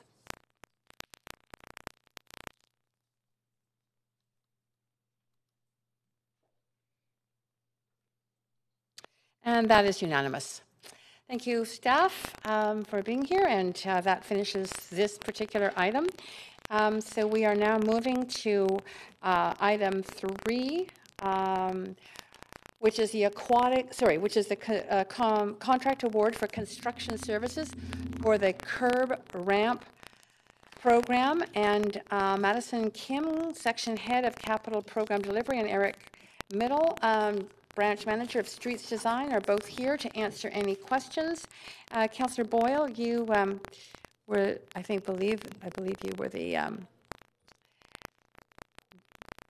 that you moved it, but Councillor DiGenova is on the queue first, so. So I'm just going to advance you, Councillor DiGenova, and your question. Thanks so much, Chair Carr. Just for you, I had a point of information. Just considering this pertains directly to a contract award. which I understand some questions can be answered here in public, but some questions might not be able to be answered here in public. So I was just hoping that maybe through you, if you deem it appropriate, if we could ask the city manager just to let us know what questions we would not be able to ask or should not ask in public. Good question, Councillor DiGenova. Mr. City Manager?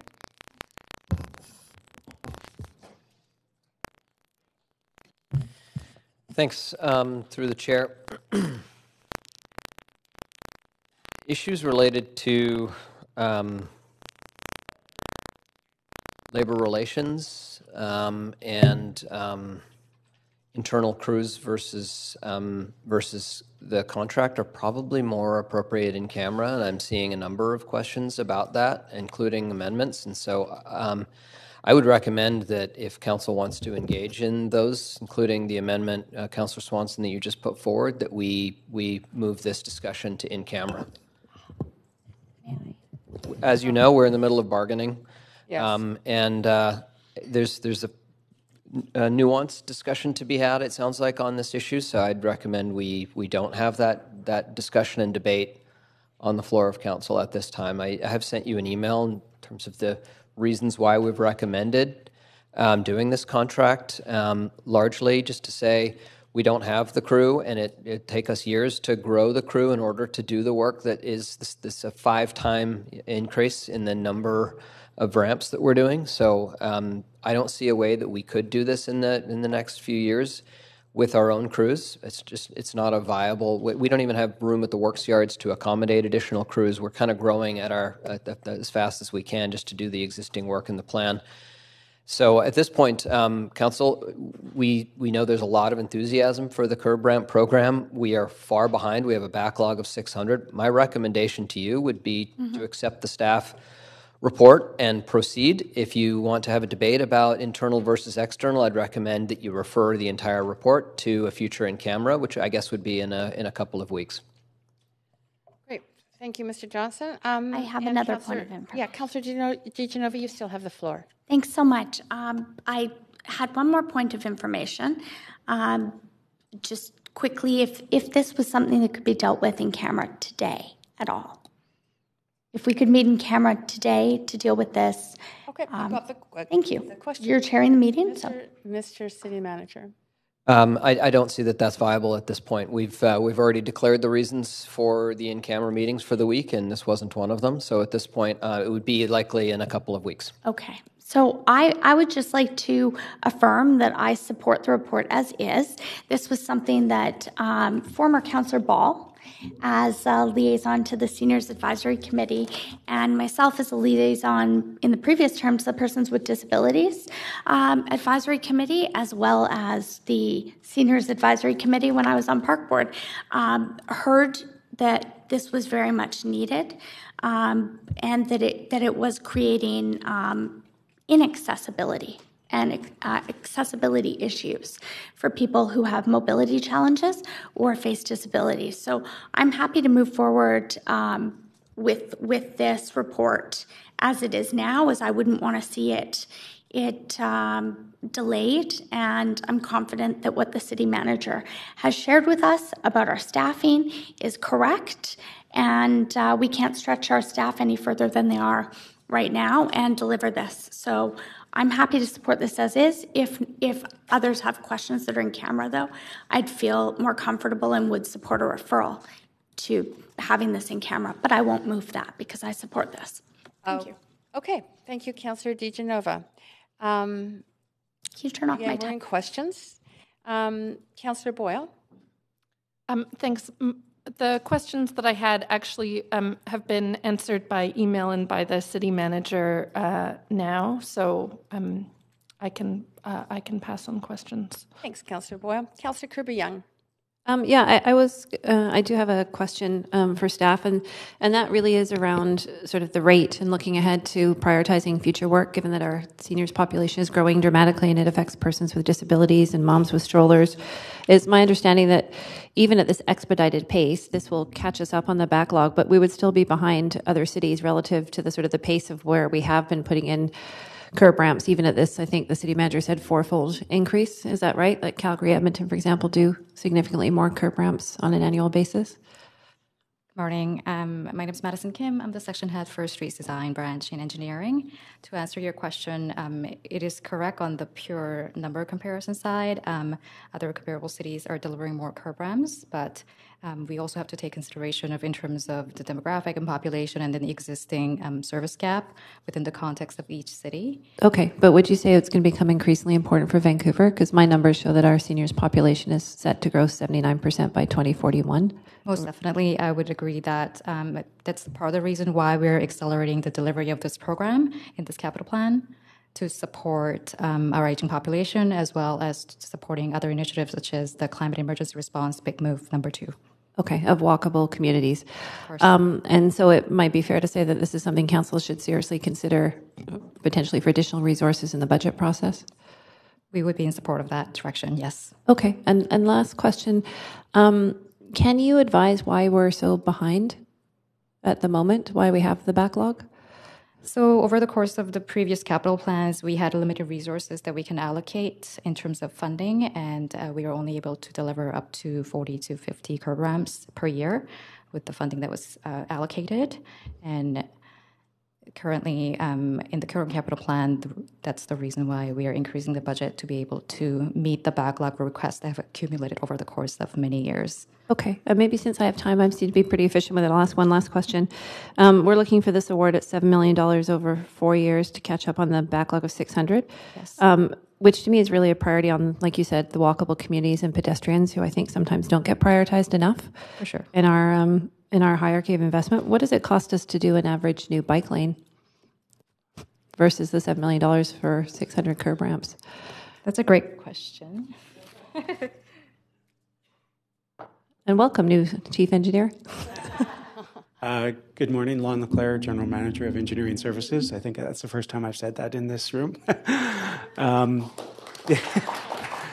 I don't know that there's an easy answer to that question because the cost of a bike lane is really dependent. Magnitude of cost, ballpark. A painted bike lane could come at no cost because if we're doing the work on the street anyways, it can be no cost, and a fully separated and with trees median fully separated bike lane could come up at $1 million a block. So the range is pretty significant. Okay, thank you. I appreciate that. No surprise, I'm advocating for pedestrians and walkable communities as well as bikes. Thanks. Thank you.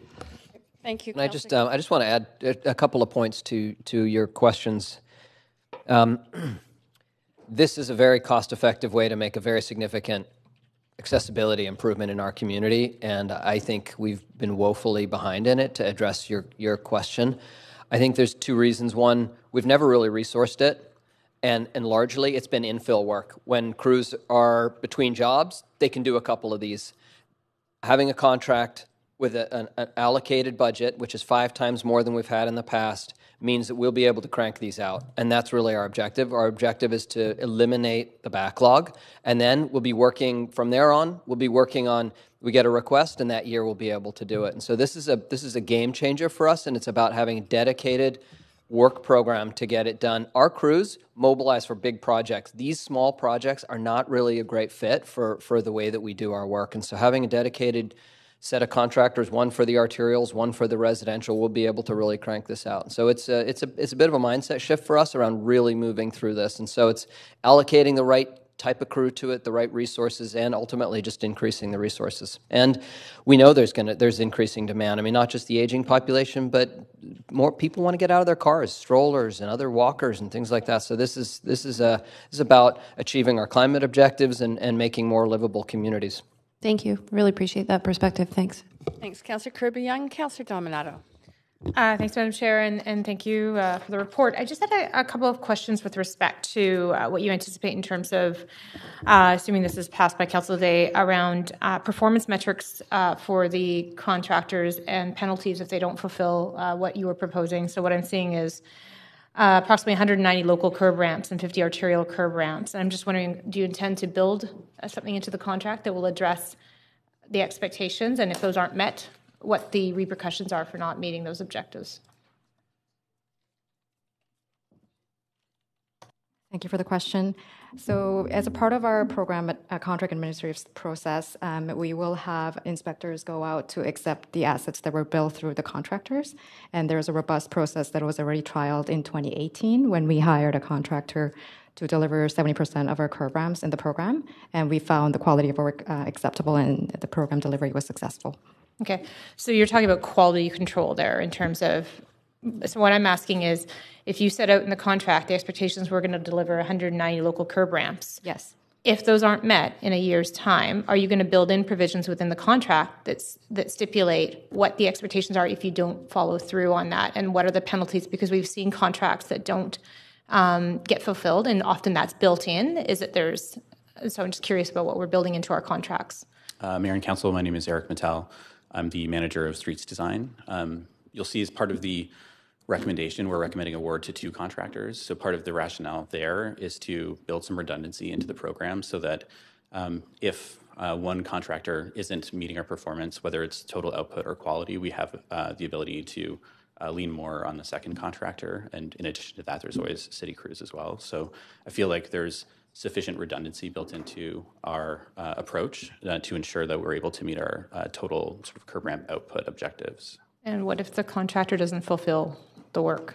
So you've got, I get you have 2 contractors, but I'm going back to, because I'm thinking of a couple of projects where contractors did not fulfill the work, and there was provisions within the contract. Am I getting some assurance that that'll be in the contract? There'll be some remedy for the city. And if it has to be taken in camera, I'm happy to do that. Okay, just before you answer that question, I have a point of order. So if I'll just put your timer on hold. And Councilor DiGenova? I believe it is 8.7, but I am having a hard time bringing up my procedure bylaw. So, Councilor Carr, I noted before it was about in-camera concerns, and if you give me just a moment, I will find the exact section here for you. Great. Thank you.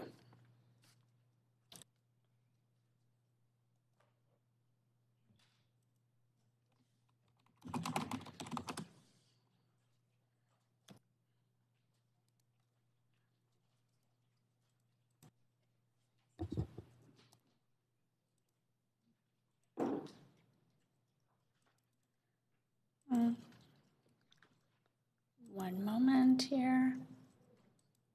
Okay, so I believe it is section 8.7. I'm just trying to find it up. I'm having trouble scrolling on my computer here. And it is, she's dealing with a point of order right now. So that is right now, I believe that this questioning is out of order because we've been advised that, and we have a fiduciary responsibility to the city that these questions, specifics about the contract, should be handled in camera. So while I support Councillor Dominato in asking the questions, I'm a bit concerned right now about what this may open up, not just here, but in future. Thank you. You can, as I understand your question, and give me a moment to rule on that, because Councillor. I see our city manager standing up. Yeah, Councillor Dominato did talk about. Madam Chair? Yes. Can I chime in? Yeah, absolutely. I believe we can answer this question without needing to go in camera. I think there's a pretty simple answer to how we address this. So I'd like to have our team just take a crack at it, and if we need to, we can interject. But I think there's a relatively simple answer to the question that doesn't get us into areas of concern. Thank you for raising it, though. And do you want to take a crack at that, Alex? Yes, thanks for the question. Alex Ralph, Chief Procurement Officer. We established this contract specifically with a structure that provides us with flexibility. So it's a 1-year contract with options to extend. So it's we can extend for another year, up to 5 years. And basically what we want is to make sure that we test these vendors, and it's an as if and when needed contract, and then therefore we will not continue with providing them with work if they do not meet our expectations. Councillor Dominato, that's good. Sorry. Go ahead. Okay. Thank you for that. I appreciate that. It is really around generalities of what we stipulate in our contracts, because I think that's important in terms of outcomes. And I appreciate there's a lot of work that goes into procurement and contract management, having done it myself. So I appreciate you clarifying that. I did want to. I'm not actually going to just. Can I speak to the report right now? No, we're in question. Okay, I'll leave that. Thanks. Thank you. Councillor Swanson, we are in question queue, everyone, at this point. So, Councillor Swanson, questions? I'm off. You're off? Great. Councillor Bly. Thank you very much. Thank you for the report. I just have a quick clarifying question that in the report summary, we went out to RFP in 2019. Yeah, it states 2020, October 2020, but I just want to make sure it's not 2018. No.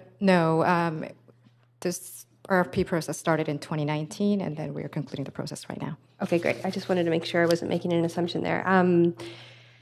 Are we concerned at all around, further to questions that have been asked already around inspection delays or any backlog of permitting, inspections, things like that that could contribute to delays in being able to deliver this within the year? So during the development of the RFP process, we have consulted with our colleagues who are in charge of inspecting and other permitting issues, and we have gotten their confirmation that there will not be any delay in terms of services. Okay, great, thank you. And just to sort of set the perspective, I note that there's actually 3,800 locations that have been identified by the city that would require this type of, that's missing the curb ramp. How long would that take based on if this was to go forward and we can get, how long would that take to have met the 3,800? If we were to assume that the current level of funding is to be continued into future capital plans, it will take upwards of 10 plus years to be able to install curb ramps at all 3,800 street locations. Thank you. Thank you. That's helpful. Just to confirm, would the decision come back before council for each annual extension of potential contracts?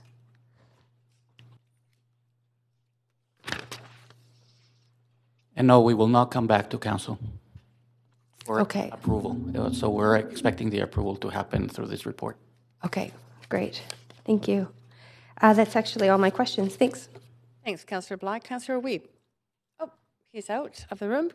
I'm advancing Councillor DiGenova. In the question queue? No, I have no questions. I'm happy to move the report. Okay. Councillor Wiebe is not in the room, so at this point, there are no other questions. Councillor Wait a second. There is did you have questions? Councillor, those who are adding themselves to the list right now, is that for questions? Councillor Swanson, you haven't asked questions? Okay. You have to wait till somebody moves the motion, and then I will move us to a main queue. Councillors? I tried to give Councillor Wiebe some time, but may I ask you, Chair Carr, is there anyone on here that has questions that has not had their questions answered? Councillor DiGenova, I just asked that question. I know, I just... I know that you're stalling for time. Okay.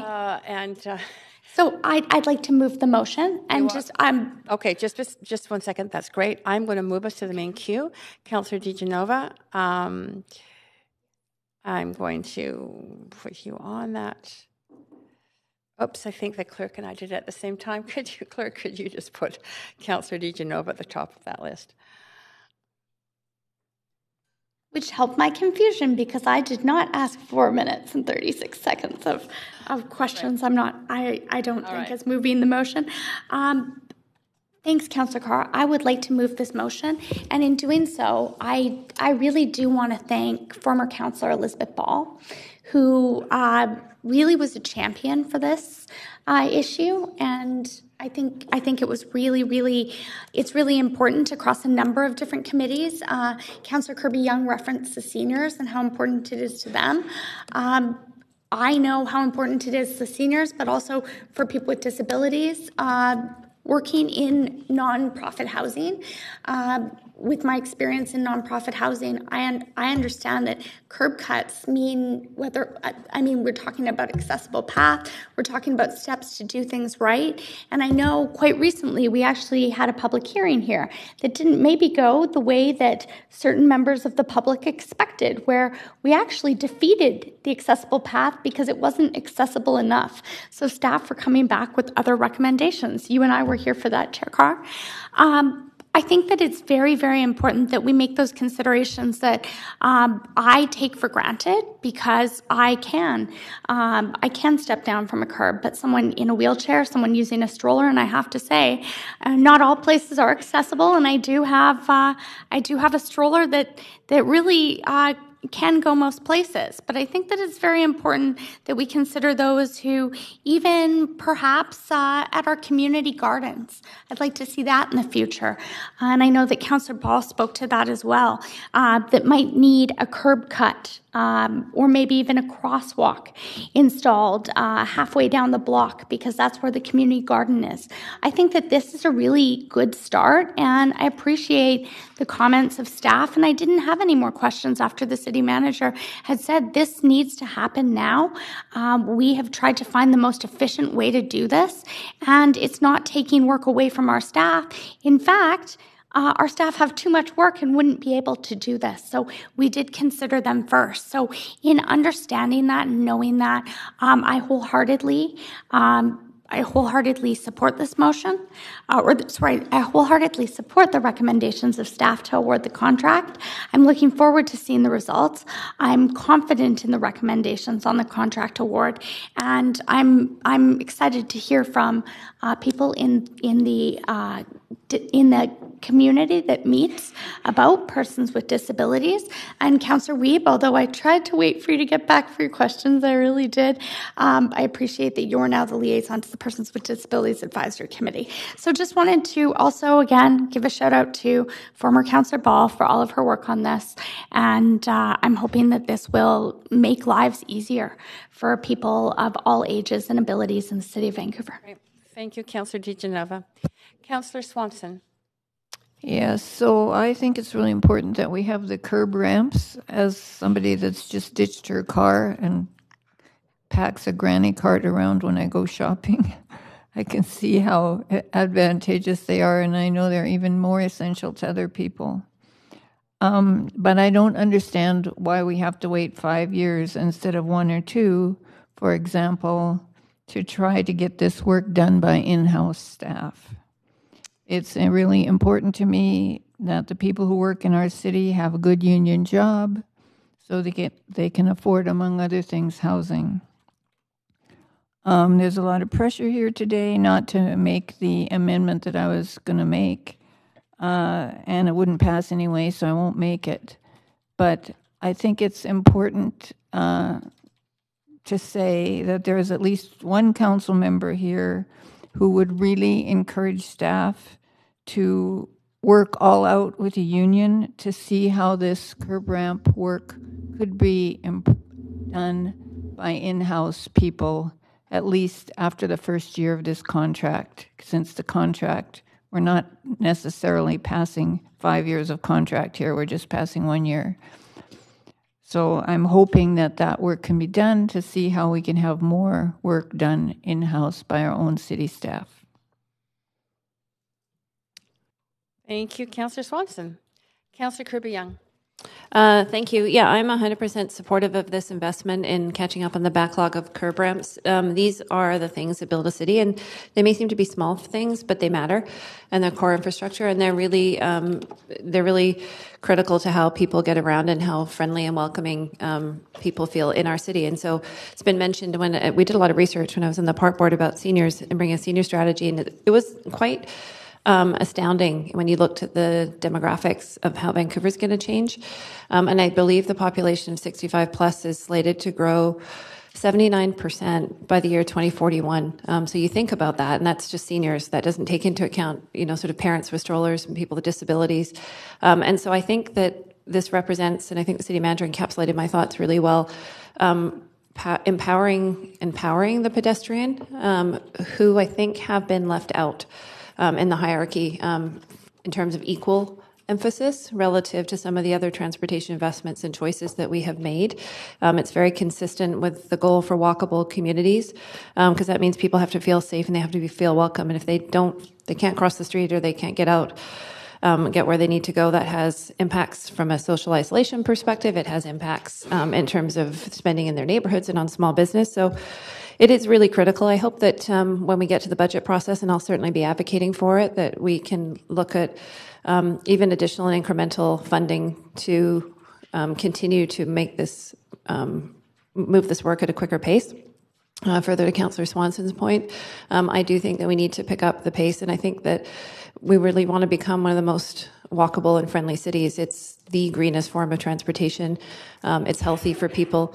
It gets them engaging in their neighborhoods. And quite frankly, this is just core basic city stuff. This is what cities are supposed to do. So I'm very happy to see it. I support it, and I'll be advocating for more of it. Thank you. Thanks, Councillor Kirby-Young. Councillor Boyle. Thanks, and I also will support this, though I share an interest in conversations about how we can prioritize wherever possible contracting in this type of work instead of contracting out. I know that has been our practice, and I hope that continues to be our practice. And as others have said very clearly, these curb cuts are critically important to a lot of our residents. I hear that all the time. I particularly hear that from parents in my neighborhood. I hear it from my mother-in-law in a motorized scooter. I know how important these are, and I'm glad to see that we're ramping up the speed of them. And I hope, as we keep doing that, that we bring as much of that work in-house so that we have good paying unionized jobs doing that work. And we'll support it for now. Thanks. Thank you, Councillor Boyle. Councillor Wiebe. I also support the city workers and what they've done to really move forward with universal design and some of the integrated water management that's being seen in some of the new curbs, and recognizing that they are more complex than we've seen before. So hopefully we can continue that work. But there is a need to continue to expand the amount and move quicker than we have in the past. I'm very supportive in the sense that my mom fought for this on the Person with Disability Advisory Committee about 20 years ago. And so this is something that we've continued to hear. And so it's great that we're kind of making that investment to move it forward. And hopefully we can still use as much universal design so it can be utilized by as many people as possible. Thank you. Thanks, Councillor Wiebe. Councillor Dominato.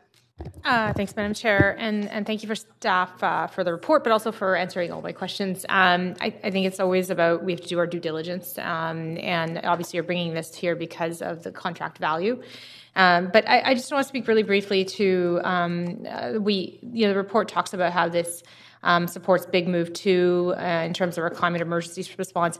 I think equally, it supports a livable city and enabling people to get around, and that is incredibly important in our city mobility. And people, my colleagues have talked about seniors, people with disabilities, individuals using motorized scooters, strollers, people with children.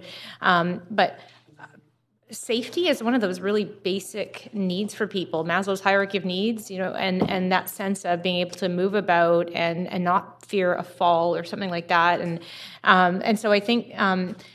This is incredibly important work, seeing it accelerated, and I want to speak to that because one of the challenges is cities have just a vast array of priorities, and depending on your interest, you've got people calling on you for a number of things, and I think this reflects the city and the staff being incredibly responsive to saying, we recognize we have a problem. We have a number of, 3,800 locations where curb rampers are saying, we need to move this forward and move it more quickly, and this is a way of being responsive to that and delivering that service. And I think it can't be understated that this is what we need to be doing is to being responsive and moving ahead, and I think this is progressive in doing that.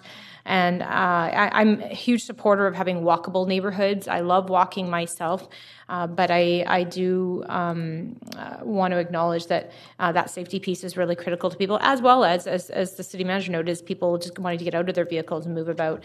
So support the recommendation and thank staff for putting this together. Thank you. Thanks, Councillor Dominato. Councillor Bly. Thanks very much, Chair Carr. I just wanted to add a quick comment. I believe we're all aligned on the value of this work and the importance of ensuring that our sidewalks and curbs and mobility and livability around the city is accessible for all. I think it's interesting that we actually have 3,800 curb ramps that if those sidewalks were built today, they would have a curb ramp, and that will take 10 plus years to fulfill. So we are just trying to get to a place where we can respond to in-time requests from residents. And so what, to me, this demonstrates is agility from a city management perspective, and I think that's really why I'm supportive of it, regardless of where you fall and political this, that, and the other thing. It's agility from a leadership perspective and a management perspective, and I think that's really why I'm excited to see a report like this come forward and support it wholeheartedly, is because it's saying we can look outside the box. What can we do? We've got to meet the need. This is core. And we know population and we know our residents require this kind of response. And it hasn't been made a priority in the past, and we're saying now it is.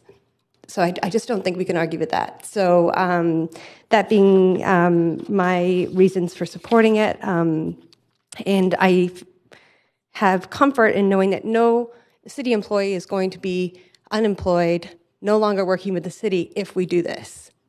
Jobs are very secure. And the funding is such, and there is some savings of over $350,000 to be able to do this work.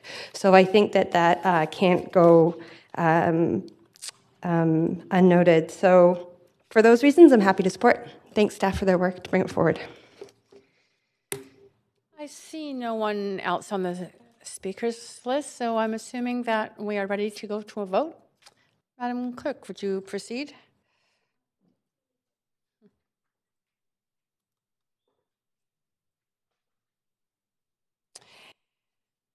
Councillor Wiebe?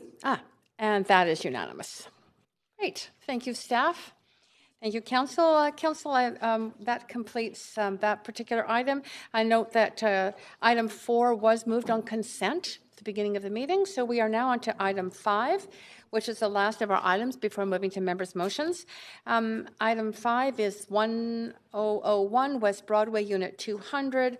1111539 BC Limited Liquor Primary Liquor License and Outdoor Patio Application Liquor Establishment Class 5. Sarah Hicks, Deputy Chief License Inspector, and I think other staff as well are here to answer any questions. So Council, anyone? Oh, well, actually, Councillor Kirby-Yung, I believe you held this report. I'm just going to get your, there you go. Hi.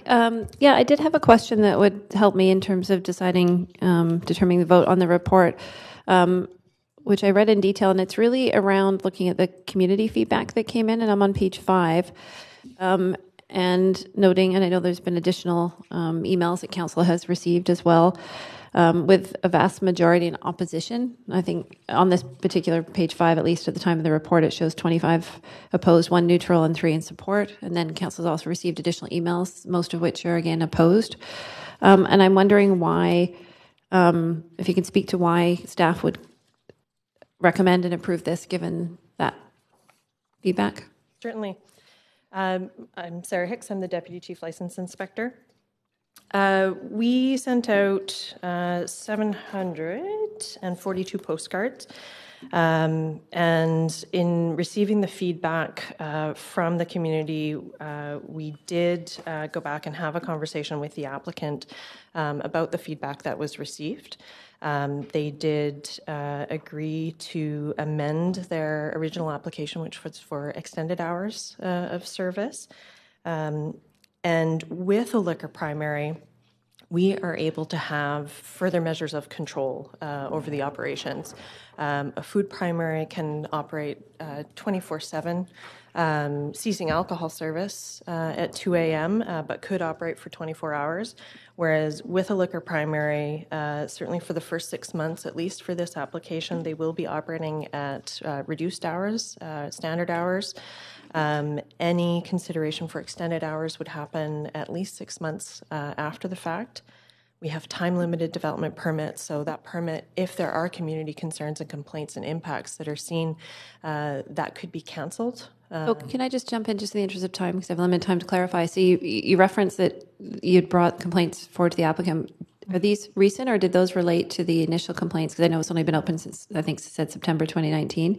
Correct. And so is your recommendation or comfort based on the fact that the applicant responded at that time to those complaints? And also in the sequence, was that prior or concurrent with them going for this application? I guess I'm trying to get a sense of, were they sort of good citizens in that sense, or are they trying to ensure that they have a positive outcome on the application? They responded quite quickly to the concerns that were brought forward to them. We had received 3 complaints.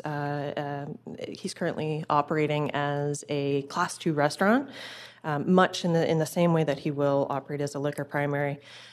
He heard the concerns from the community as well as the complaints that were received and brought on additional security services in order to manage patrons and crowds. And we haven't seen complaints since that time. He's been responsive and quite willing to work with the neighborhood in terms of making this a successful and benefit to the community. Okay, so you feel comfortable that will continue? I do, and as well as with the measures that are in place in terms of time-limited development permits, acoustic reports that are required, good neighbor agreement. We have a number of tools that we can use that if we are seeing impacts, we can address those quite quickly. Okay, and then just a quick follow-up. The applicant's goal, I guess, in changing from the food primary to liquor primary references things like additional games, ping pong, other things. Is it sort of a change in establishment or a focus? I mean, you can certainly ask the applicant. He is here with us today. Provincial regulations prohibit alcohol consumption at arcade games and things along those lines, which are services that he would like to offer. And under a liquor primary, that is accessible. Okay. Patrons can move about. Great. Thank you. Thank you. Councillor DiGenova. Thanks so much. Can you remind me what the rules are for family-friendly establishments for liquor primary versus the other, liquor primary versus food, it would be food primary? Food primary, yes. Yep. Under food primary, they are considered a restaurant, so families are able to access the location for the length of the operational hours. For liquor primary, the applicant is applying for family food service, which means minors can attend the restaurant accompanied by a guardian up until 10 p.m. And then post that, it would be of age applicant or of age customers only.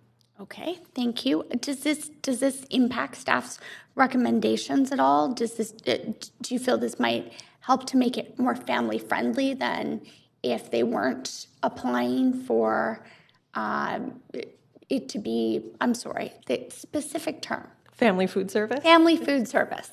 Yes. I'll pull out my report again, but there's all of these different terms. Certainly. With the family food service, it does maintain this establishment as being accessible to families. Had they not applied for family food service, families wouldn't be able to partake in the services that the business is providing. Okay, and would it perhaps change the mood or the atmosphere of how the establishment would fit in the community, do you feel? Without the family food service? Yeah. Is that a consideration staff have made in the recommendation you're bringing forward? I mean, we look at the applications and review to establish certainly policy, whether or not it suits with policy, fits with our policy recommendations, and what kind of fit with the community it would be. As a family food service, it's accessible to all in the community, families alike, with a karaoke establishment. So, thank you very much. Okay, that's it, Councillor DiGenova?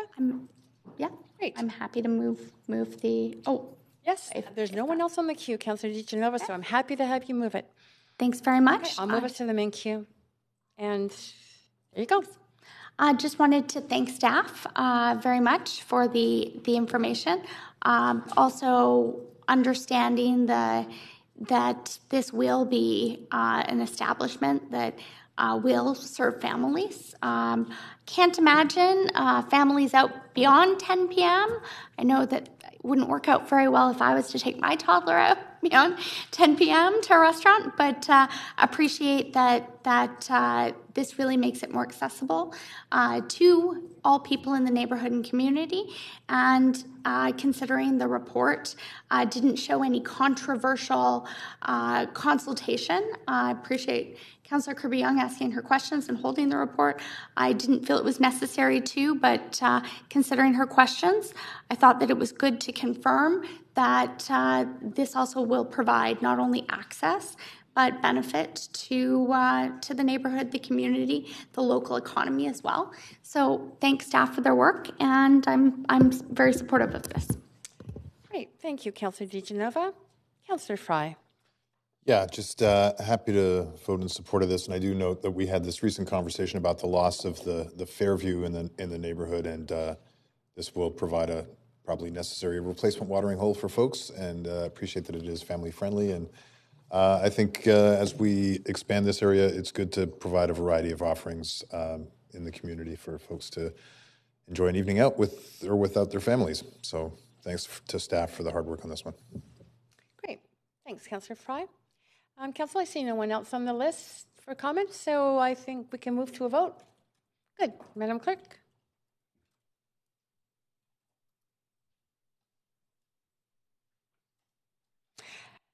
Councillor DiGenova? Now you have, and that is unanimous. Thank you, staff and council.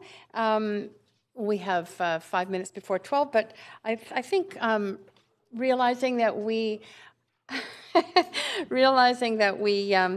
actually would then have to move into a whole new the members' motions. I'm suggesting that we break for lunch now, and that we return at 1 p.m. No in camera.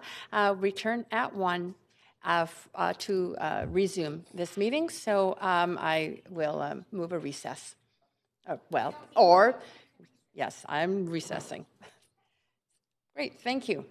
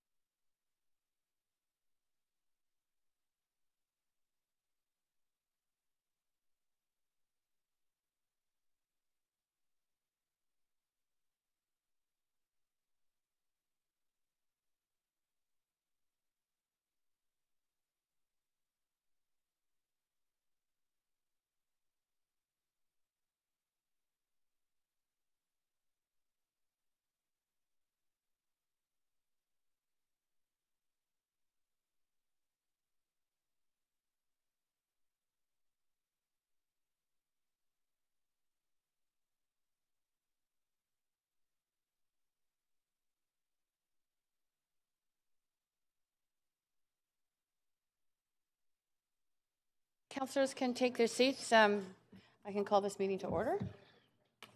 Back to order. Yes. Great. I'll call this meeting of the Standing Committee on Policy and Strategic Priorities back to order. And councillors, good morning. We had a good morning and got through our business. We're now up to our members' motions. Those motions were referred from council yesterday, as you know. Just before we start, I want to remind speakers that they have up to 5 minutes to make comments and state whether you're in support or in opposition to the motion. And councillors will have 3 minutes to ask questions of speakers. You are under no obligation as speakers to respond to the questions if you don't desire to do so. But after hearing from speakers, council will go into the discussion on the motion.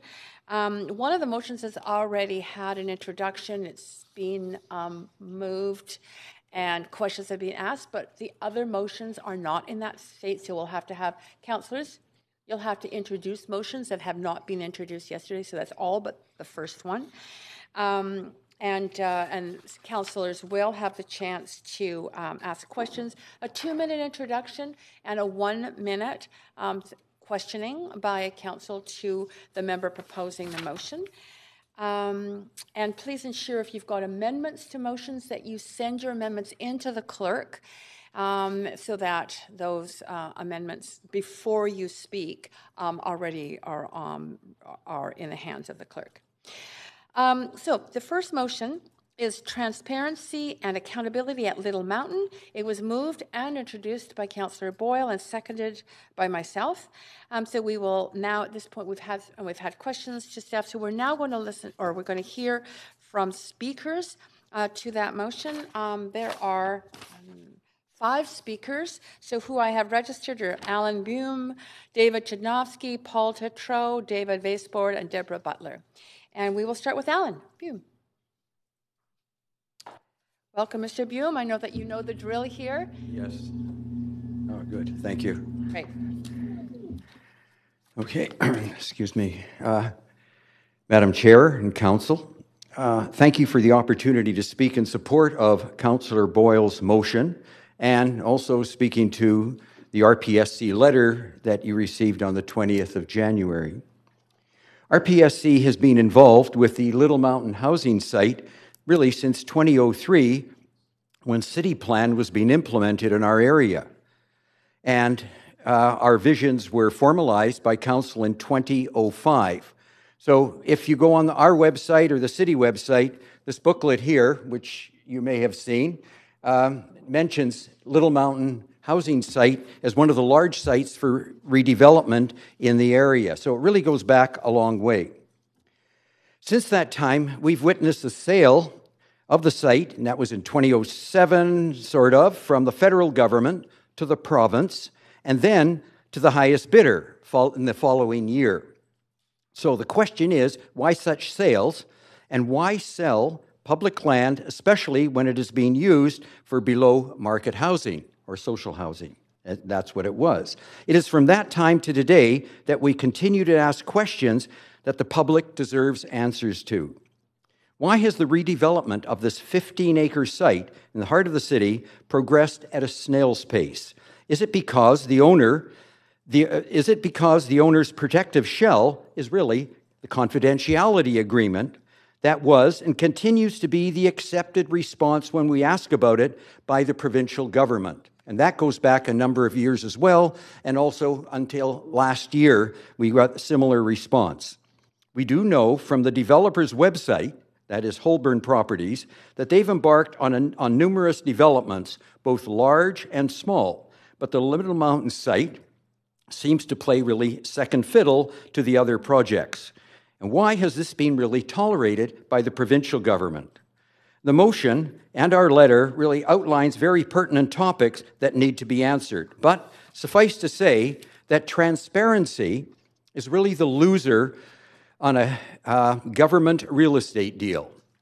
And who is the winner? Probably Holburn Properties. And we say this from the limited information gleaned from the sales agreement as per BC Housing annual reports, which you may or may not have seen, but they're readily available, as well as newspaper articles and the like that are mentioned in our letter. Why were there rumors in the early years of this real estate debacle that the Northeast Quadrant, which is an area bordering the Little Mountain site, would be built and would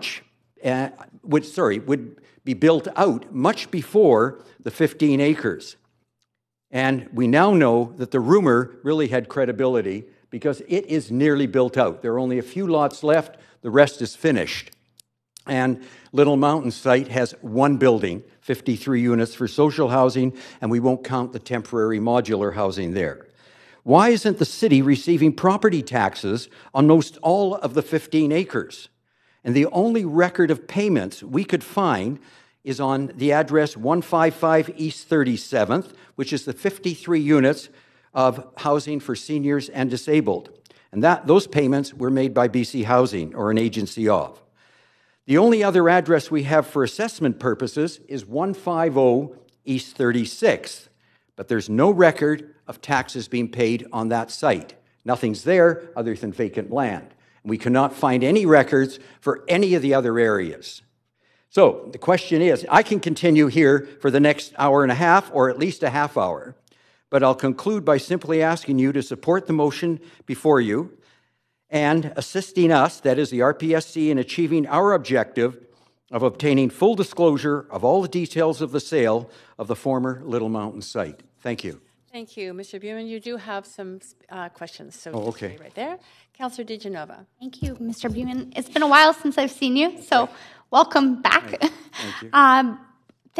Thanks for making the time to come and speak with us today and for staying to speak on this. My question to you specifically is it about Little Mountain being in your neighborhood? I'd asked Councillor Boyle in my 1 minute that I had, I call it the lightning round of questions, a question yesterday about Pearson Dogwood. So Pearson Dogwood, Ani is building on that site, and that was one of the only, I'm going to call it an institution for people with disabilities. So although there will be people relocated to that site, I mean, that's a huge site. I think it may even be bigger than Little Mountain. Does that concern you and your group, or is this particularly because it's in your community? Do you think that Pearson Dogwood is not within our, No, exactly. area. I That's said right. Little Mountains within Pearson, your community. I think that the government, because it comes under Vancouver Coastal Health, to my knowledge, is a slightly different sale. They're going to have part of their medical facilities and for the disabled on the site. It is going to be phased development with the developer Ani. So we did not have any of that. Okay, so I understand that what they're going to be doing at Pearson is providing housing in different models, like greenhouse or housing units like Little Mountain for the people who are living on site. And then there's market development as well, and some things in between. With Little Mountain, I understand that there's a replacement of the 224 public housing units. And in addition to that, the City of Vancouver would have 48 social housing units, and then there's 10 units that would be owned by Musqueam. Do you feel that that's sufficient It is housing? the city policy of 20% social housing, but it's the 20% when we include the city's contribution of the 40-some-odd units as well. Otherwise, it would be less than the 20%. Okay. So that's the minimum that we're seeing. And just quickly, because Chair Carr and I sat on the previous council, and some decisions were made on this site before I was on council, maybe even before you were on council. I won't speak for you, Chair Carr, but my question is I mean, the last council made the decision to move forward with, or councils before me made decisions to move forward with the Trump International Tower and others. But if it was the will of council, you had mentioned Holborn and the developer. They are the developer. But do you think that their site might have not been built because it was a will of council, or do you? No, I don't think council had the say in it. We're asking the support because we were trying to get transparency and accountability, and unfortunately, the city government doesn't have a role in that, only issuing building permits and approving applications. It's the provincial government, and that was my early question. First of all, why did the federal government sell it to the province? And we can't find that information out. We've tried. And then why, in turn, when the province got hold of it, within the calendar year, they decided to sell it to the highest bidder? That is a concern. Thank you. That's my time. It is. Okay. Thank you, Councillor DiGenova. But you have more questions. Okay. Councillor Boyle. Hi, thanks for being here. I'm just wondering, I think you've lived in the neighborhood for this whole time, yes. The whole time this has gone on. I'm wondering if you can speak to what's happened to the residents who live there, or how this vacant lot has impacted the neighborhood. Fortunately, the vacant lot hasn't been touched by any outsiders. Okay, I think that the city is very fortunate in that regard. Quote, no occupations or anything else of the area. It sits as basically 14.25 acres of land sitting there vacant. We have to remind the developer through an office at the city to clean the lot up every spring and during the summer to cut the lawns. We have to remind him at times to clean the sidewalks when there's snow is there. Other than that, we've had advisory committees prior to, let's say, 2015, and we were involved. The neighborhood, various people within the immediate neighborhood were involved with the planners.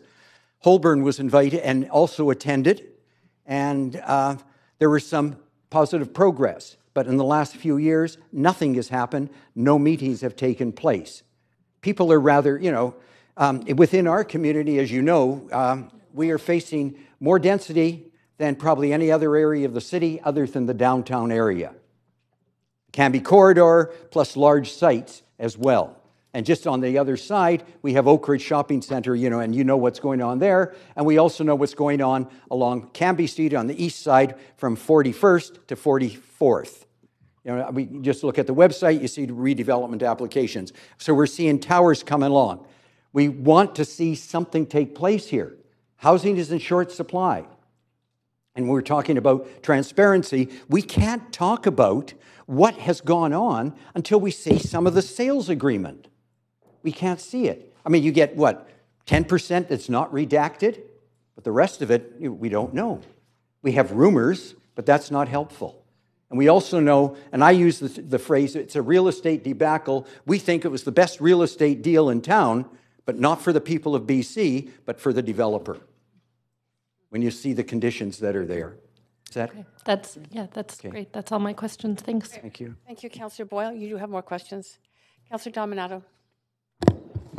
Thanks, Madam Chair, and thanks for being here. I appreciate the community concern around this and looking for some resolution.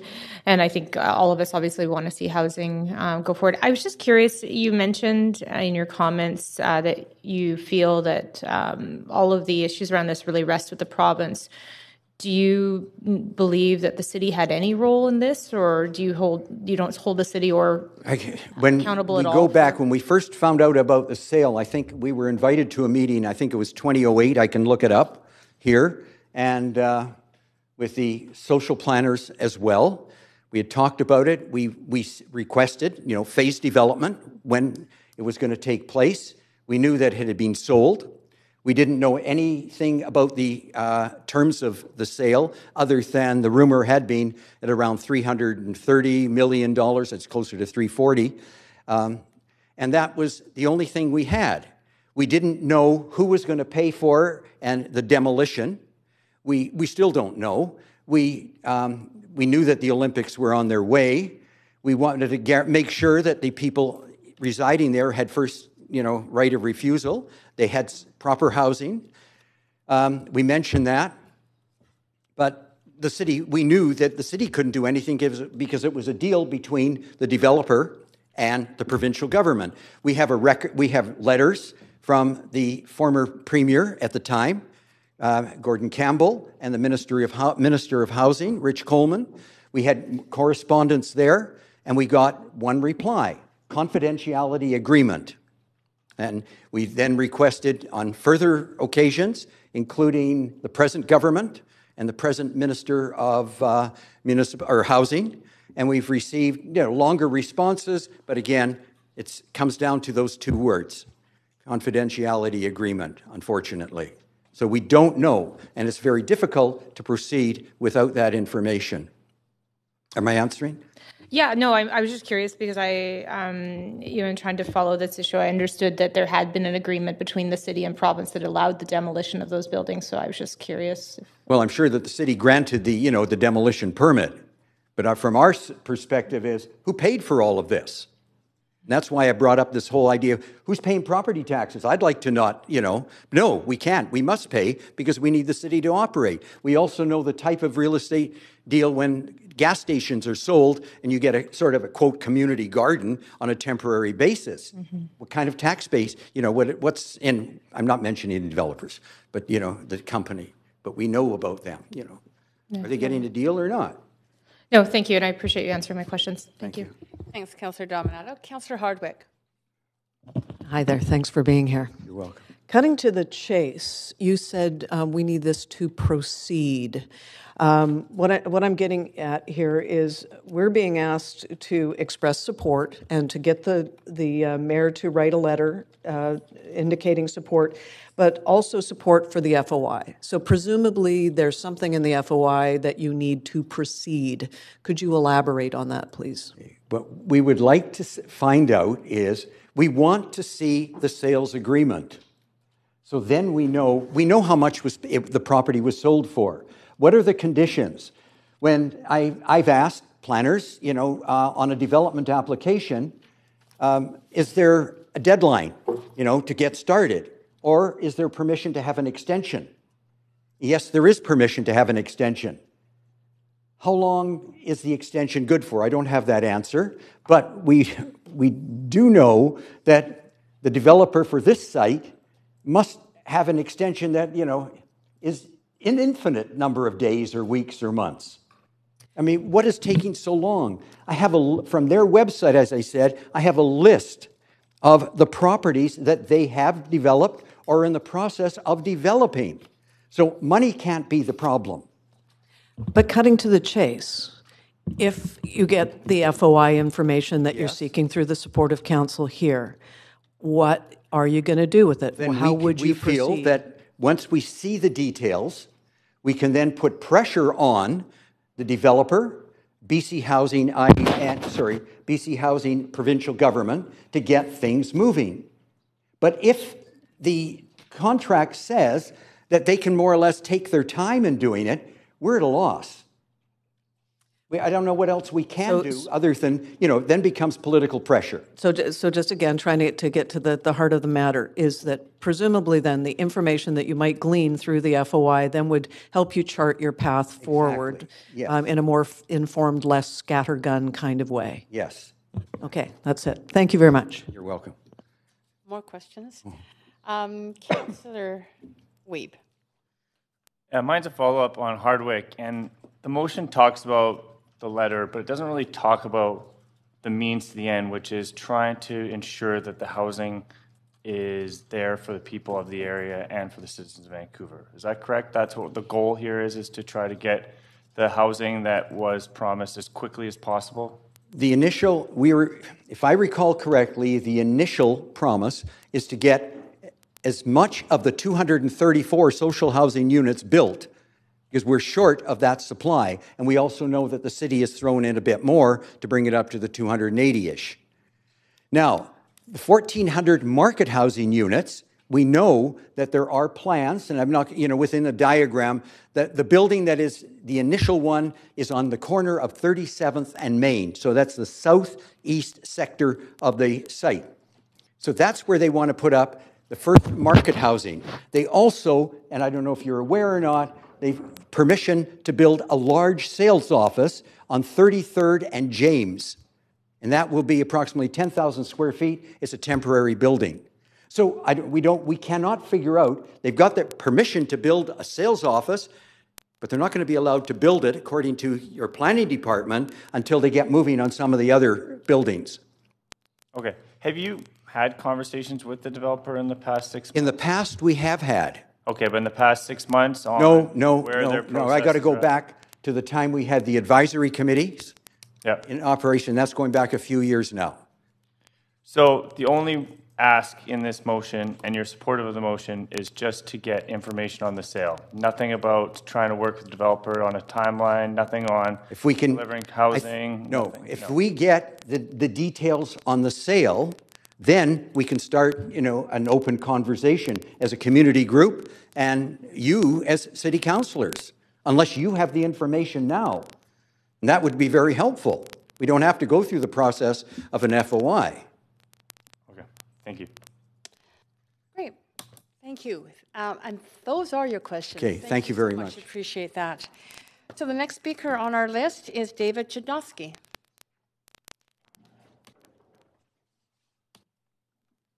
Welcome. Again, you have 5 minutes. Thanks. Chairperson, Mr. Mayor, members of council, my name is David Chudnovsky. I live at 992 East 22nd Avenue. Thank you for the opportunity to speak with you about this important motion. As many of you know, late in March of 2007, almost 13 years ago, the residents of the 224 units at Little Mountain Social Housing were called to a meeting and told their homes would be redeveloped and they needed to leave. But don't worry, they were assured, you'll be back in your new apartments by the Olympics. Remember the Olympics? That was 2010. I was at the time the MLA for Vancouver Kensington, and the residents asked me to attend that meeting.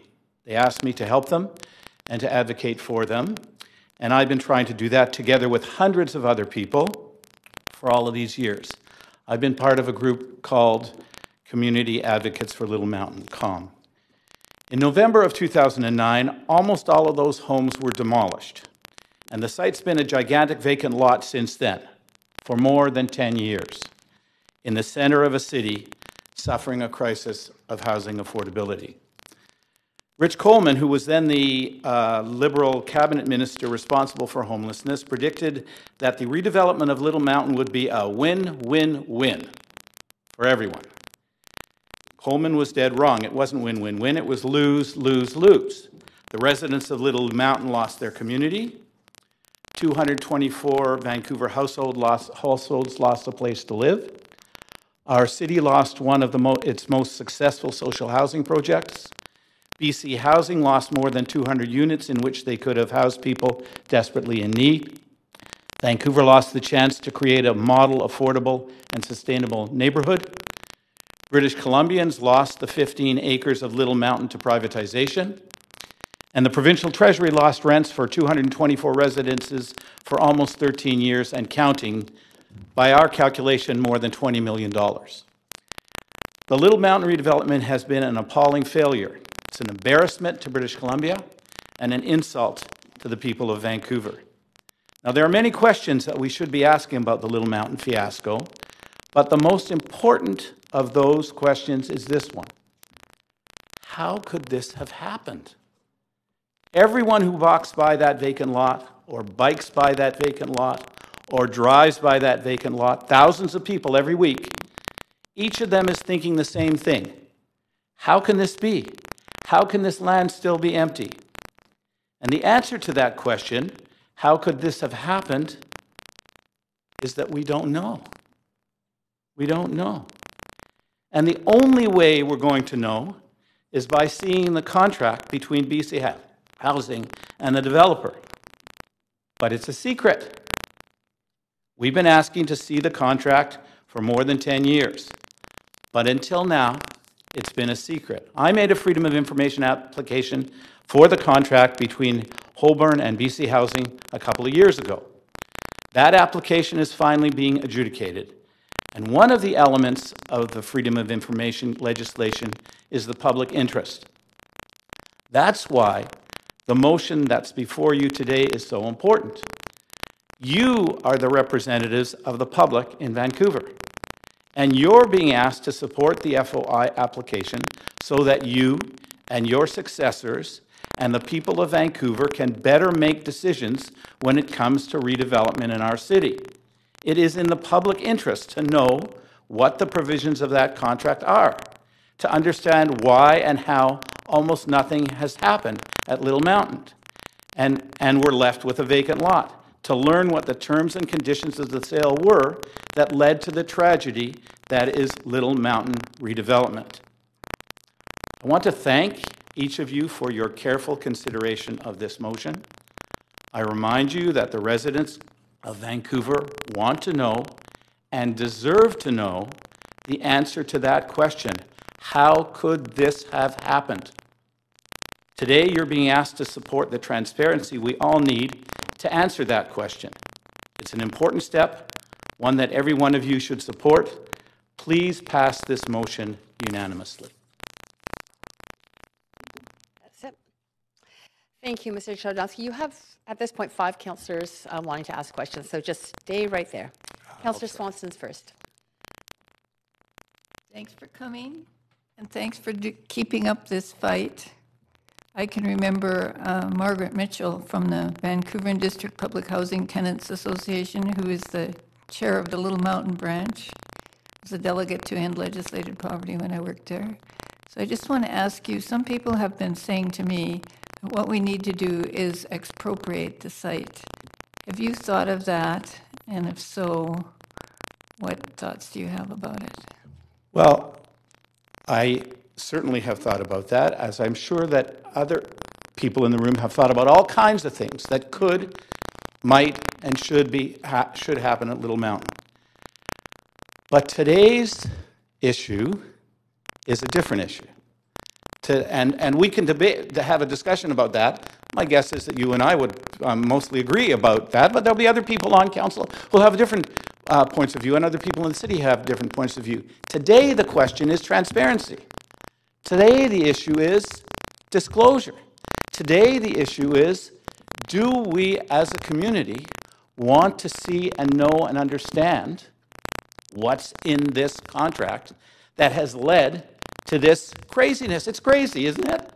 It's crazy. I live very close by Little Mountain, go by there all the time. And every time I go by, I'm smacked in the face again at how crazy this is. So step one, from our point of view, from my point of view, I'm speaking for myself, step one from my point of view is, let's find out what's in this deal that has led to this impossible situation.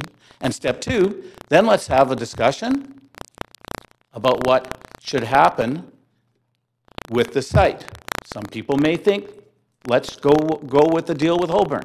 Some people may think that there are other solutions that make sense. So that's the second job. The first job is, let's find out what's in the deal. Okay, thank you, Councillor Swanson. Councillor Boyle. Thanks. I also was going to ask a similar question about what you thought should happen next, and I appreciate the focus on the point of this motion. So my other question is, I'm wondering if you can speak to why you think this is in the city's interest, or in the public interest through the city. You know, I've been before this council, Councillor Carr, I think will recall, many times on the issue of Little Mountain. And we've discussed all kinds of facets of the issue. But first and number one is that 224 units of social housing are gone. They're gone. And a community is gone. And it's in our interest as a community, as people who live together here, to find out how and why and by what means and under what conditions that tragedy happened, has been allowed to happen. So that's the first issue of public interest. A second, it seems to me, is to inform ourselves, you as council and we as residents, about the deal so that we can, as we move forward, use that information as we assess and evaluate and try and understand future deals. You know, at the time, the Little Mountain deal was first put forward by government and by the then minister, he put it forward as a model. This is a model. We'll sell off some public asset, some public land, in this case social housing, and we'll take the money and we'll use it for other social housing. Now think about that. First of all, it privatizes an asset of the people of the city and the people of British Columbia. But secondly, if we want to build a new park, we don't say, oh, well, let's sell Little Mountain, let's sell Queen Elizabeth Park, and we'll take the money and we'll build a new park. It's an insult to the notion that we as a community have a responsibility to provide housing for people who can't afford housing in the marketplace. So the second issue is informing ourselves for the future. And the third issue is, it seems to me, that we have some information. I see Dan Fumanos here from The Sun, and he and his colleague Laurie Culbert have done a tremendous amount of digging, as have other journalists. And we've got a little bit of information about what happened at Little Mountain. We don't have nearly enough. We've got a little bit of information. It appears that Holborn hasn't paid a cent yet out of their pockets for this big piece of property. That we lent them the money to pay for the site. That's what it looks like. So there's all kinds of ins and outs of this deal that are very, very interesting, that raise some at least yellow caution flags, if not red flags, that we need to investigate. So that's the third reason. That's great. That's all my questions. Thanks.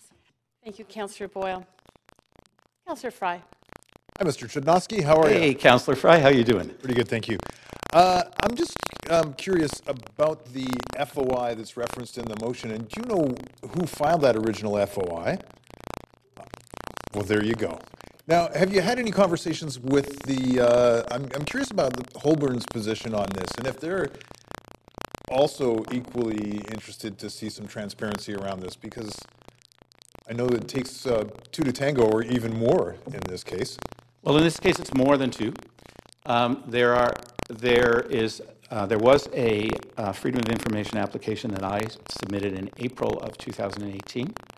Subsequent to that, a journalist from the CBC Radio, Jeremy Allingham, submitted a Freedom of Information application as well, and he's part of this ongoing thing.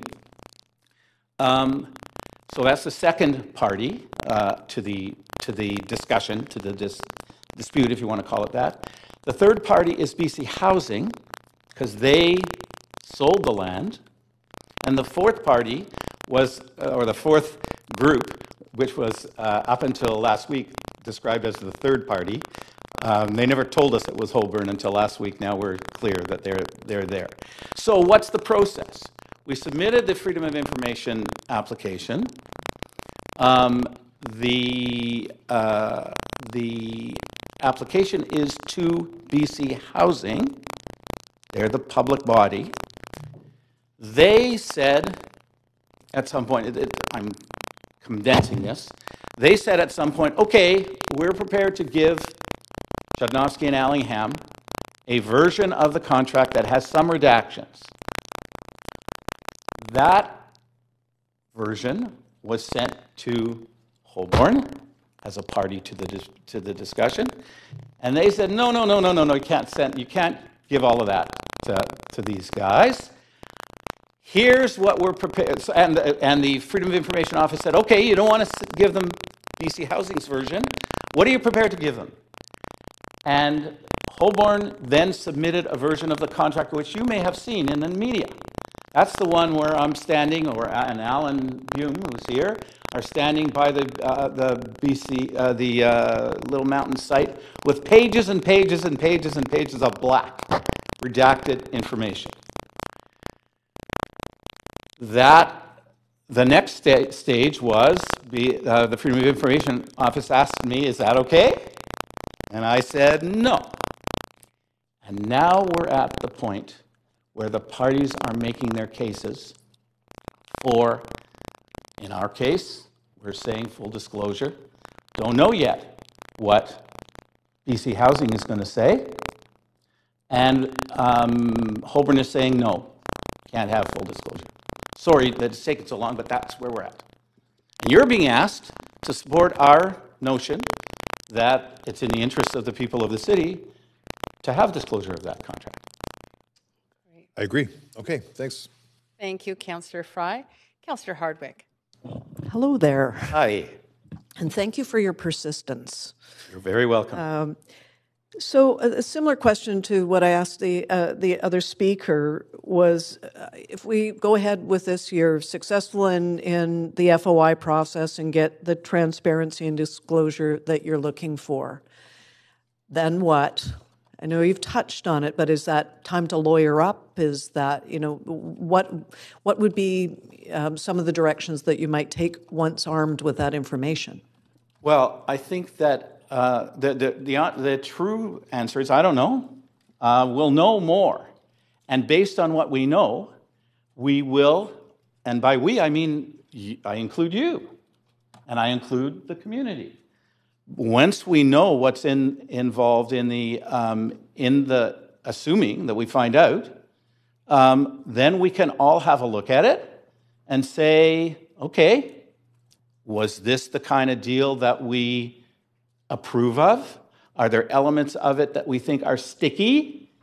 There's all kinds of things that we, and again, I include you, will want to look at and make judgments about. Well, again, that's cart before horse. We need to be able to see what the results are before we can plot our path forward, is my point. So I hear you. Thank you very much. Thank you. Great. Thank you, Councillor Hardwick. Councillor Wiebe.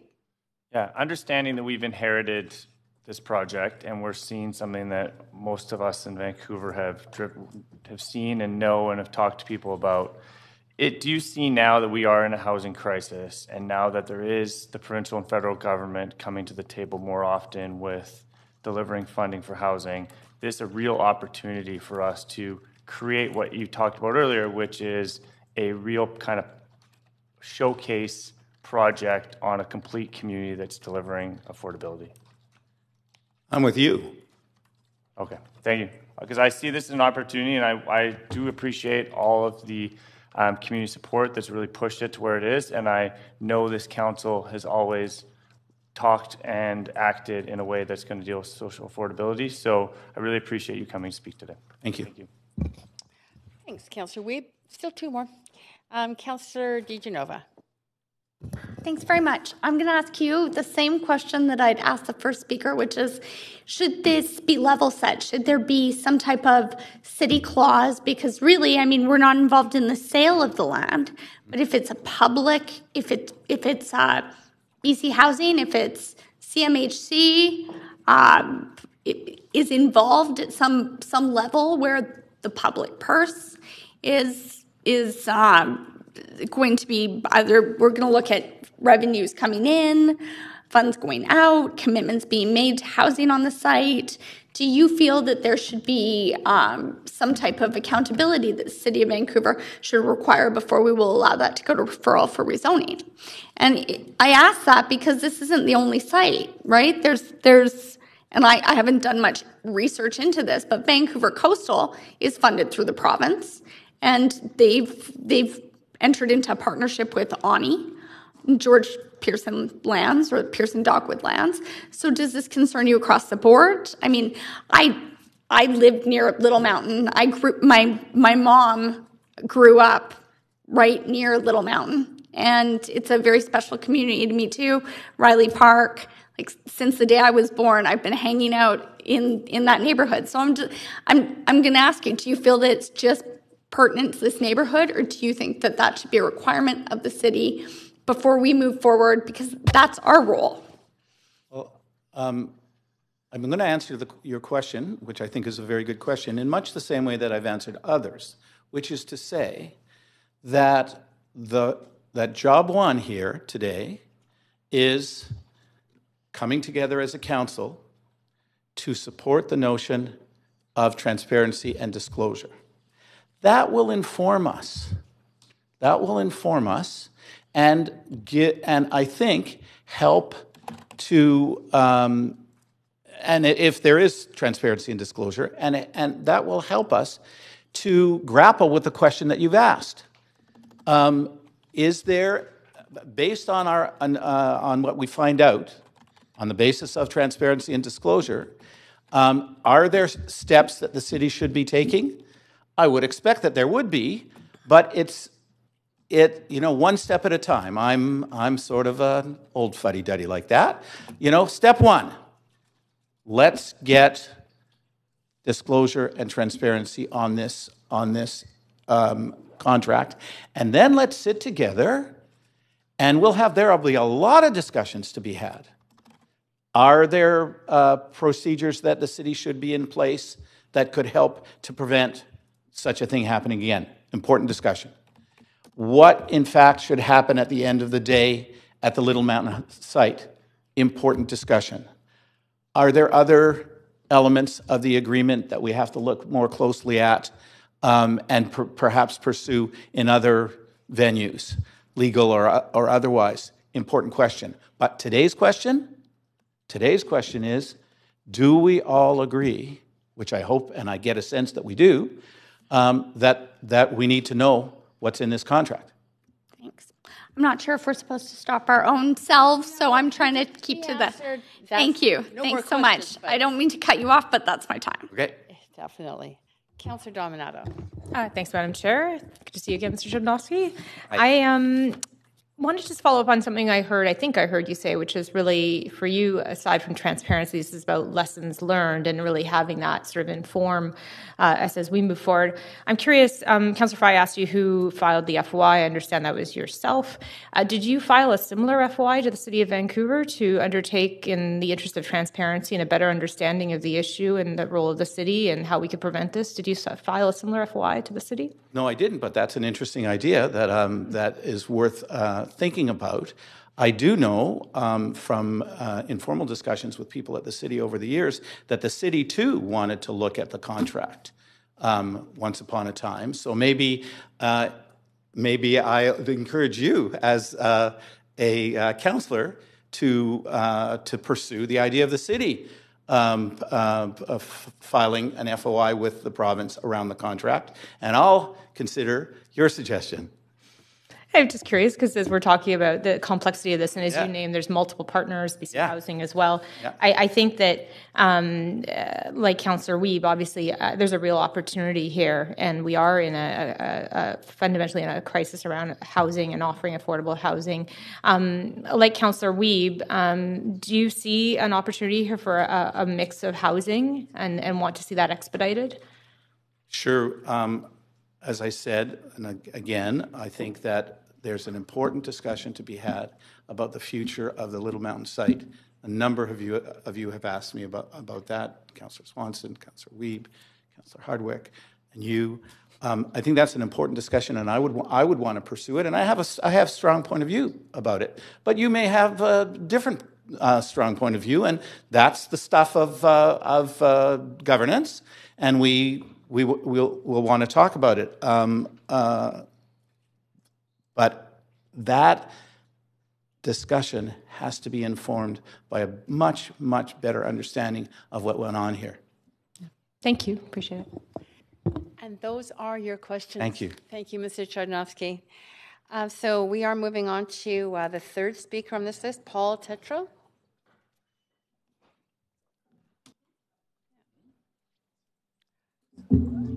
Welcome, Mr. Tetreault. You have 5 minutes. Thank you, Madam Chair, Mr. Mayor, and councillors. My name is Paul Tetreault. Thank you for the opportunity to speak on this. I am not from the area of Little Mountain, but I reside in Vancouver, in southeast Vancouver, and I'm constantly going by Little Mountain and wondering, as the previous speakers have said to you, what happened. And that's why I'm here today. At a certain point, I met Mr. Chudnovsky and said, is there any way I can help this, our understanding of this? And he mentioned that an FOI was being put forward, and I volunteered to help him on the FOI. What will this motion accomplish? What is the impact of the motion? If the city expressly supports the Freedom of Information request by sending a letter and by supporting this motion, this will undoubtedly be part of the record in the inquiry.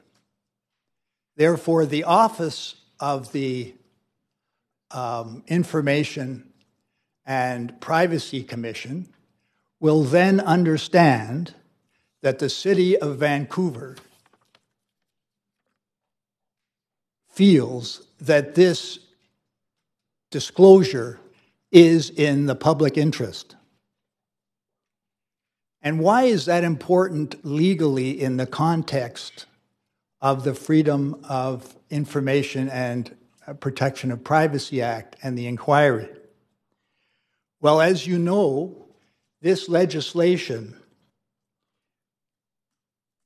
lays out a whole scheme for access to public information and protection of personal privacy. Division 2 of the legislation talks about the exclusions to the access of this information. Division 4 states that the public interest is paramount and that disclosure will be mandatory by a public body if it is clearly in the public interest.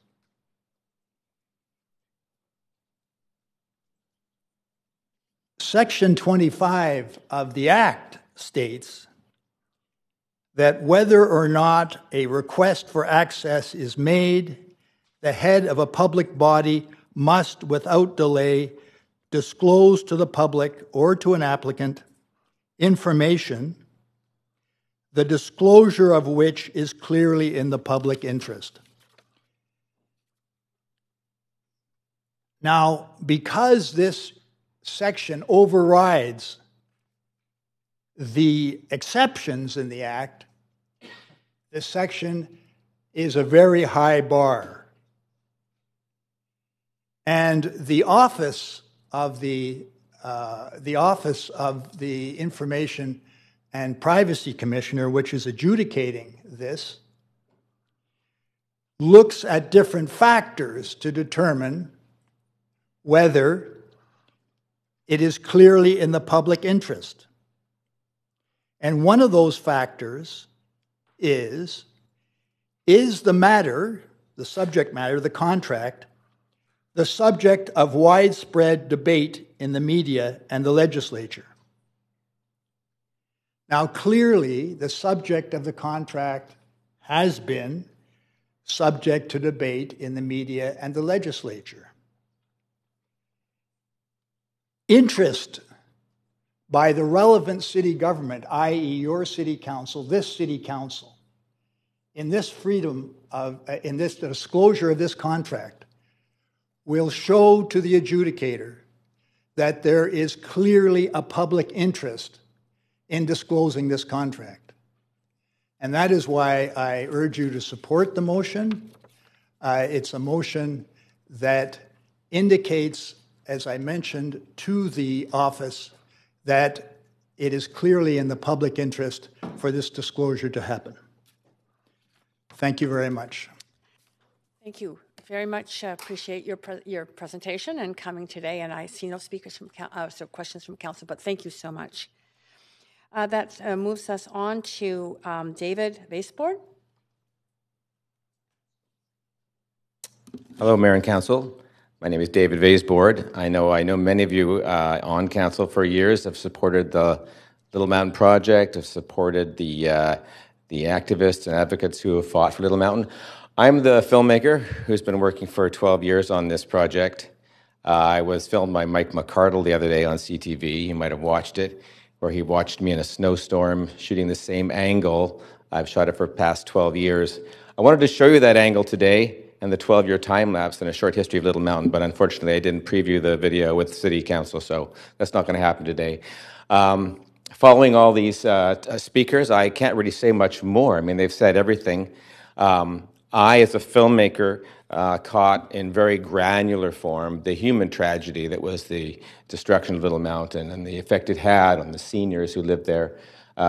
In my particular case, I followed Sam and Joan Chang, whose lives were severely affected by all the moves they had to do and died prematurely because of that whole debacle. A lot of seniors did. You know, in memory of these people, this community that suffered so greatly, it's, I think, important for us to think about the future, think what we can learn about Little Mountain, and think about cracking open this private deal that these developers had that put so much stress and pain on these people who lived at this place. You know, it wasn't in the public interest to subject an entire community to the kind of harassment that took place. And I think in their memory, it behooves us to think about what the private tragedies were, and what we can do to at least move forward, find the transparency we need to make great decisions, and make sure this doesn't happen again, and maybe move forward positively to make sure that redevelopment happens in Little Mountain swiftly, if not through Holborn, but perhaps through other means. That's great. And that's all I have to say right now. Thank you. No, just stay there. You have questions? Councillor DiGenova. Thanks very much. Hi. I ran up to the hall, got a drink of water, but did hear everything you said. Really appreciate your commitment to the project. And as you just said, you know, there's two parts to this. It's about what's being asked for in this resolution and transparency, but it's also about moving forward. And as you know, for many years, I've talked about the most affordable housing on that site. And it pains me to think how affordable it could have been 4 years ago. But that's not all up to Holborn or the city. There's a number of moving parts. I understand that. So just want to be very clear that I'm not saying that it's our staff. I'm not blaming anyone. I'm just asking you, do you think that it's also important that we focus on moving forward here and trying to deliver the 282 units, the childcare, the 10 units for Musqueam that's in there? Do you think that's important? Well, that's very important, but it's the nature of the delay by this company is such that we don't have any sense that they're willing to move forward in any good faith. If you look around the site, you'll find towers all around Little Mountain now, around the periphery of that 16-acre site, all of which received their approval years after Holborn received theirs. Why does Holborn not build? Are they builders or are they speculators? It's a very, I have that question. When I speak to people all around the city about Little Mountain, we find out what's been disclosed through recent work by investigative journalists. Everybody I meet, from no matter what neighborhood, are incensed by the whole thing. They wonder, why did this happen? How could this happen? Everybody in the city wants a resolution, and they want it quickly. But is the piece of paper in hand, what I'm saying is, aside from that, so that's what this calls for, and I can't say how I feel about it until I hear from all speakers, but do you think it's also important that we make sure that we now, because we've inherited this, as I think another council member said, that we do the right thing and as in trying to deliver that housing and welcome those families back, even though it's, a decade later. Do you think that that's important? Over a decade later, 14 Well, I think years. extremely important, but I also think that the disclosure of this contract is going to make it much easier for us to make those decisions, because we'll know what's been delaying us to this point. It begins a dialogue. Without the dialogue happening in public, people forget the issues. But do you think what's happening? And I appreciate that, and I've got that loud and clear. Yeah. But if the city has tools that we can use to make things move forward now, I felt like I was hitting a brick wall in the last term on this. So I'm just wondering, do you think that it's important that we move forward and try and make that housing more affordable? I think this council can do a lot. I mean, I think the council can help move this forward, and David Chodnowski has ably made his argument to this council. I think we must move forward. He must move forward now, and I think that creating transparency on this contract is going to help us move forward. Great. Thank you so much, Mr. Vaisbord. That's it for your time, Councillor DiGenova, and that's it for Very much. questioning. Great, and we're moving on to the last of the speakers, which is Deborah Butler.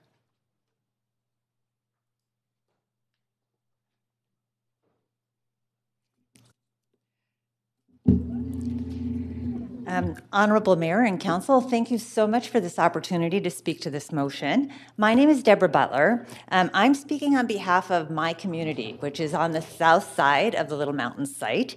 I was one of the core members of the community advisory group that was pulled together to create a vision for the Little Mountain development through the planning and rezoning phases.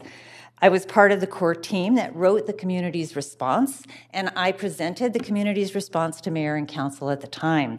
And to prepare my statement today, I consulted with my community, with people who were part of that original group as well as others, and I have some of those members standing behind me today, so it's not just me. In terms of the motion, our community agrees that developing a Little Mountain site is taking too long. It's absolutely clear that we have to move faster. We agree that transparency and accountability are important values, and that having information may help us move forward. We worry, though, as a caveat, that we don't want to create further delays. We don't want to exacerbate adversarial relationships. We want to, above all, find a way forward. What we ask to get things moving is that the Mayor and Council help us to recreate the energy and enthusiasm that existed when the vision for the Little Mountain development was created. At that time, city planners led a nonpartisan planning process that was really a fantastic model of collaborative community planning. It was led by co-chairs from city planning and the community. The advisory included the developer, city planners, BC Housing, former tenants of the Little Mountain Social Housing, important community organizations like the RPSC, like COM, the Neighborhood House, just to name a few, as well as representatives from the community, such as myself.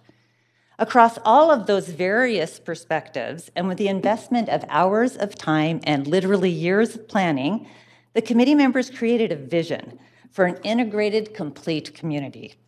The vision included critically needed social support, such as the Neighborhood House, childcare, a significant contribution to social housing and affordable housing. And given the history of the site, our community was hugely supportive, in particular of the larger suite family housing that's been promised, which is a sorely needed and missing piece of the social housing puzzle at this moment. But at the same time, we feel that important pieces of this puzzle are getting lost. For us, we emphasize the importance of creating that full community in which all members feel integrated into the fabric of life. Vancouver is at its best when all of our community members, regardless of their economic status, live, work, and learn in proximity to each other.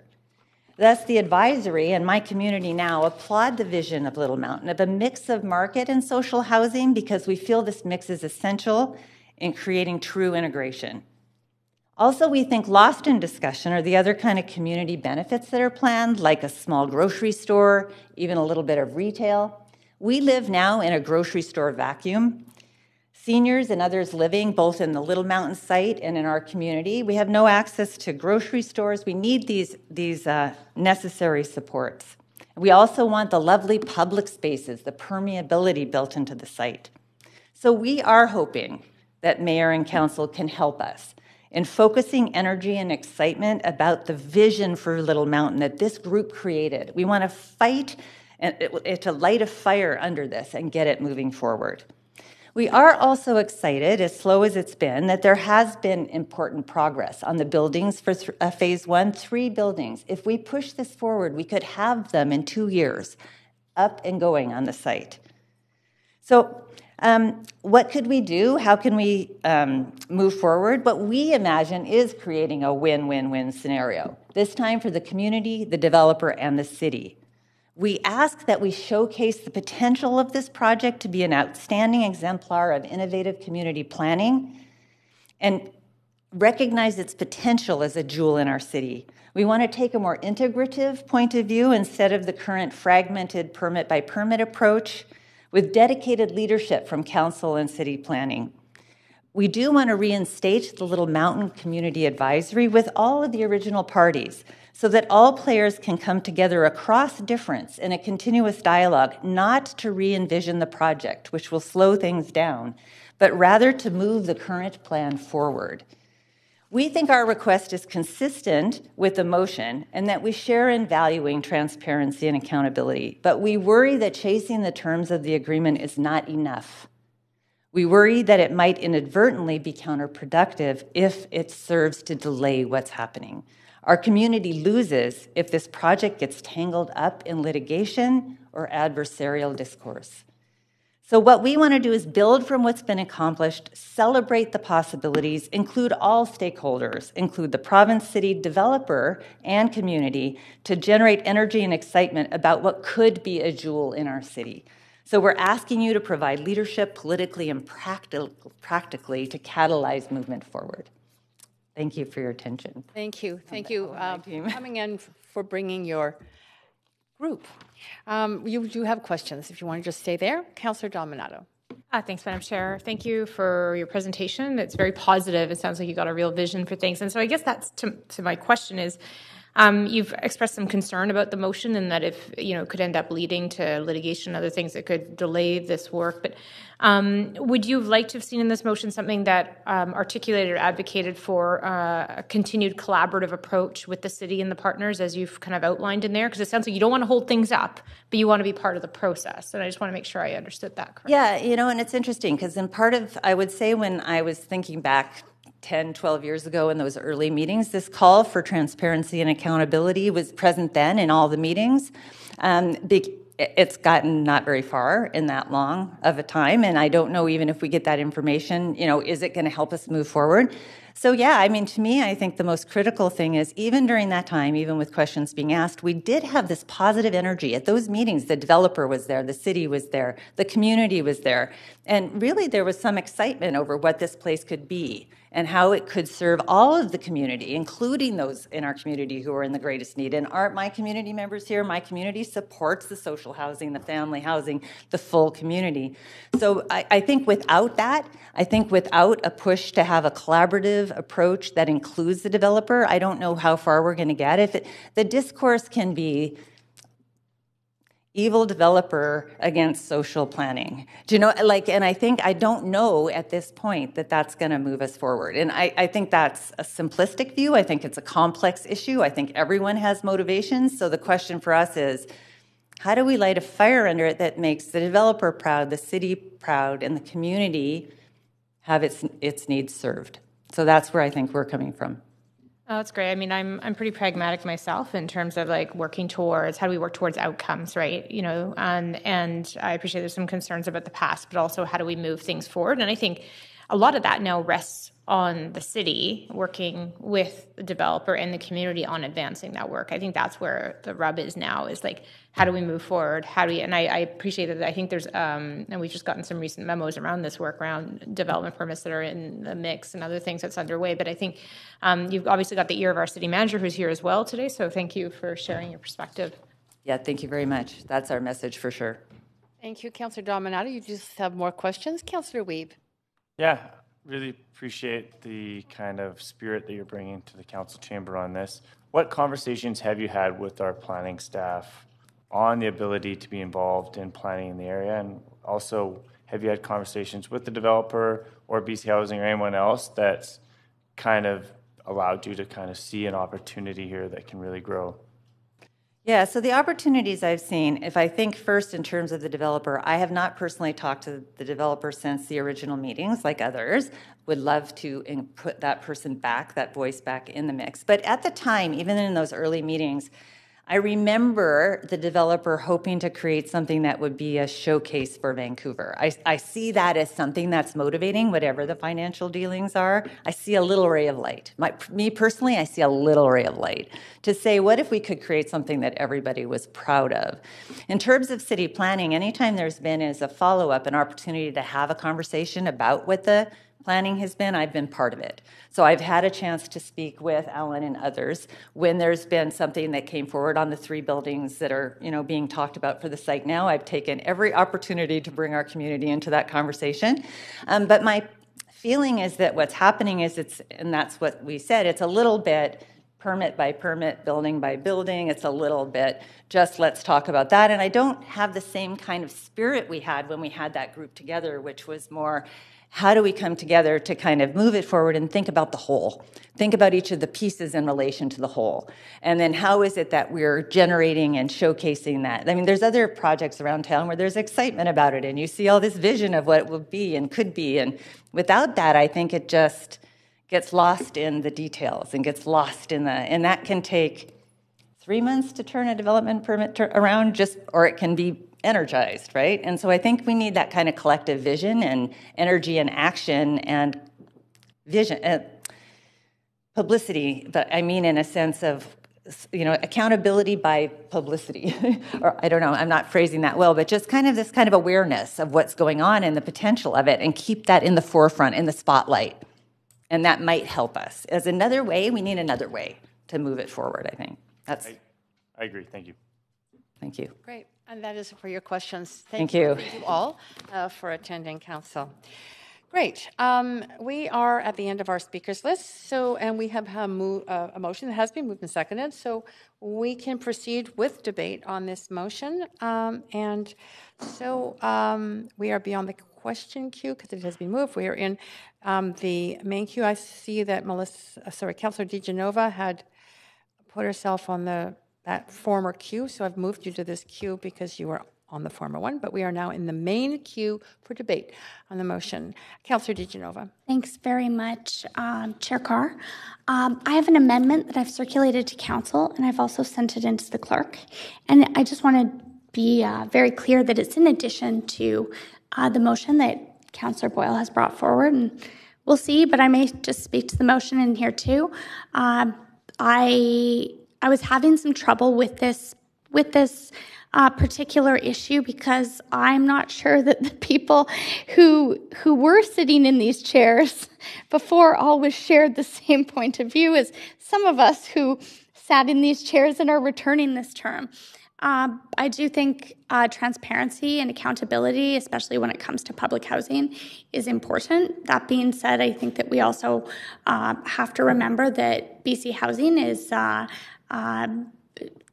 the staff at BC Housing, the staff at the City of Vancouver, as well as the applicant, who I'm not even sure that I fully understand, although I've appreciated everything that I've heard from our staff, from people in the community, from reading Mr. Famano's articles and others, from trying to gather that information. I think that it's important that although Councillor Boyle has brought forward something that would add our name to a request for more transparency, that we also look at a way forward. And I've said it before, but if we don't start somewhere, we're not going to get anywhere. And as someone who has really dedicated and committed a lot of time to working in nonprofit housing to build housing for people at shelter rates, public housing is important. As someone who, my grandmother's house was in that neighborhood, but my mom took care of her elderly parents, and we probably spent more time there than in our own home. And for a few years, I had moved into the neighborhood as well.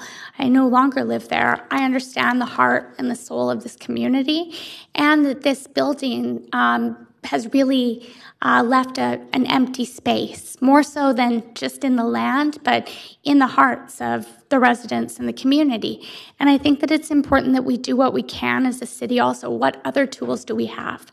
So I'd hope that this amendment would be supported because it really does affirm to this Minister of Housing, who also inherited this, that we're committed to moving forward and very thankful to what they're doing, because I am concerned that, that may get lost in this. And I'm not saying the motion from Councillor Boyle, I mean the situation. And also, I think that what we also need to do here is affirm our commitment to the 69 childcare spaces and the 282 units of social housing. So I'm sorry, Mr. Mayor, I'm asking you to write another letter, but it's, I've broken it down: 224 public housing units, 48 new social housing units owned by the City of Vancouver, and 10 units that will be owned by the Musqueam Nation, which I think really shows a commitment to us being a city of reconciliation. I hope we'll see that in other projects moving forward. So that's what I'll say about this right now. I do appreciate what Councillor Boyles brought forward, and I just want to make sure that we're looking at what we need to do to heal things as best we can. I don't think there will ever be a way to fully heal. Some of the people who used to live on that site I know have since passed away. I know people who lived on that site that I would see or meet in person. My mom grew up with some of them, and that was, went to school with some of them. And, they were brought to tears when they talked about Little Mountain. So I want to say that I really do care about this project. But we have, right now, I think that we have to heal and move forward by replacing that housing and doing the best job we can. So I've also asked for us to use the tools that we have now. And as you know, there's a childcare policy that coming forward from our staff. They've said they're working on it.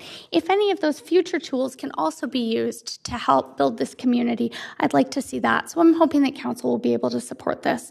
And with this, I think that brings the two pieces together. I'd be happy to support Councillor Boyles. Great, thank you. And councillors, I'm going to move us to the amendment queue. Councillor Fry, Dominato, I'm going to put you on that list right away. So just 1 second, and I will do that. And you've already done it. Great, thank you. Councillor Fry. Yeah, thank you, Chair. I appreciate Councillor DiGenova's willingness to move this forward and stuff, although I'm wondering if you can rule if this is even in order under Section 8.7C. I really appreciate Councillor Boyles' original motion for its cleanliness and really just the simple ask of transparency. I find that a lot of these amendments really presuppose a lot of the outcomes and get in the way of the initial ask, which is really just for transparency around the backstory here. So I'm wondering if you'll rule if that's even in order. Absolutely. Anticipating that question might come up, I've done some conferring with the city clerk. It is rather on the border of whether it is or it isn't, but in the sense that the motion is very clear in what it is asking for. However, all the whereases of the motion point to the larger issue of Little Mountain, and so I'm going to rule that it is in order based on the fact that it is. If you look at especially some of the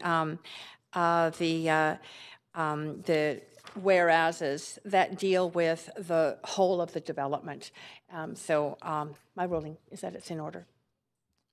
Okay, that being the case, then I'll probably ask that these get severed. That's fine. I'll ask when we get to the point of the vote. Great. Any other comments, Councillor Fry? Nope, that's it. Thanks. Great. Councillor Dominato. Thanks, Madam Chair.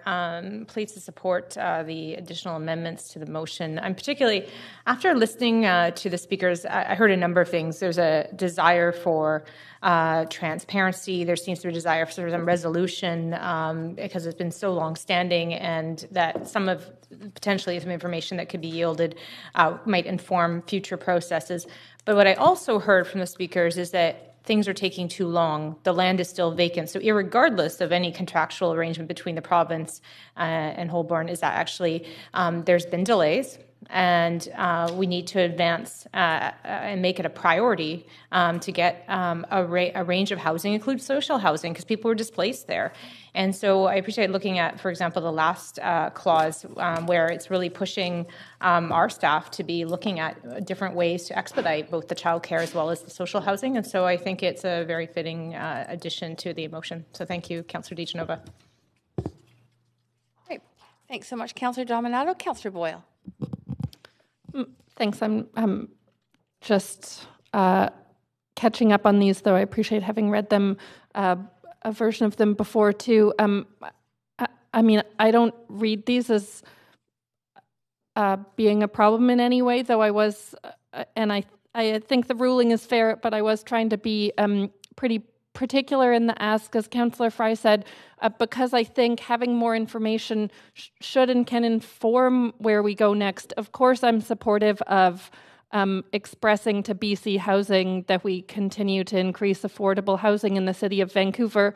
And in this particular situation, my hope is that we that in having more information, we can build better trust, which I think is pretty broken and lacking around this issue, in order to expedite moving forward in the right way. And so I guess I don't see them as being conflicting, but I was thoughtful and intentional in separating the two so that more public light on this could build the trust needed that we move on to the next pieces from there. And I too appreciate hearing from the community that they would like this to happen. And it's been 10 years. And so at this point, I continue to remain committed to wanting it to be done well and with as much learning and trust as possible. Thank you, Councillor Boyle. I don't see any other councillors on the queue to speak to this amendment. Oh, and except one that just came on, Councillor Kirby-Yung. Sorry, I was clicking not successfully there. No, I do appreciate very much the spirit of this amendment. I support, I know we're not speaking to the full motion, but just my context as it relates to the amendment. I support fully transparency, and I think that's really helpful in ensuring that you can maximize the public good on a particular site. And I do think that people naturally have questions, and it is sad when you pass by that site, which I do regularly. But I think that for me, the motion seemed a bit like it was hanging out a bit like an orphan, and it needed some framing. And so I appreciate this addition that it affirms and this particular council's desire to really expedite the social housing units and the commitments that are made, and that we are both advocating for transparency as per the spirit of the original motion, which I thank Councillor Boyle for, but we're also trying to move forward with delivery, and that one is not going to hold up the other. So I think that together they are complementary for that reason, and I appreciate Councillor DiGenova bringing it forward, and I will support it. Thank you. Thank you, Councillor Kirby-Yung. No other councillors on the list. So given that, Madam Clerk, could you move us to a vote on this amendment?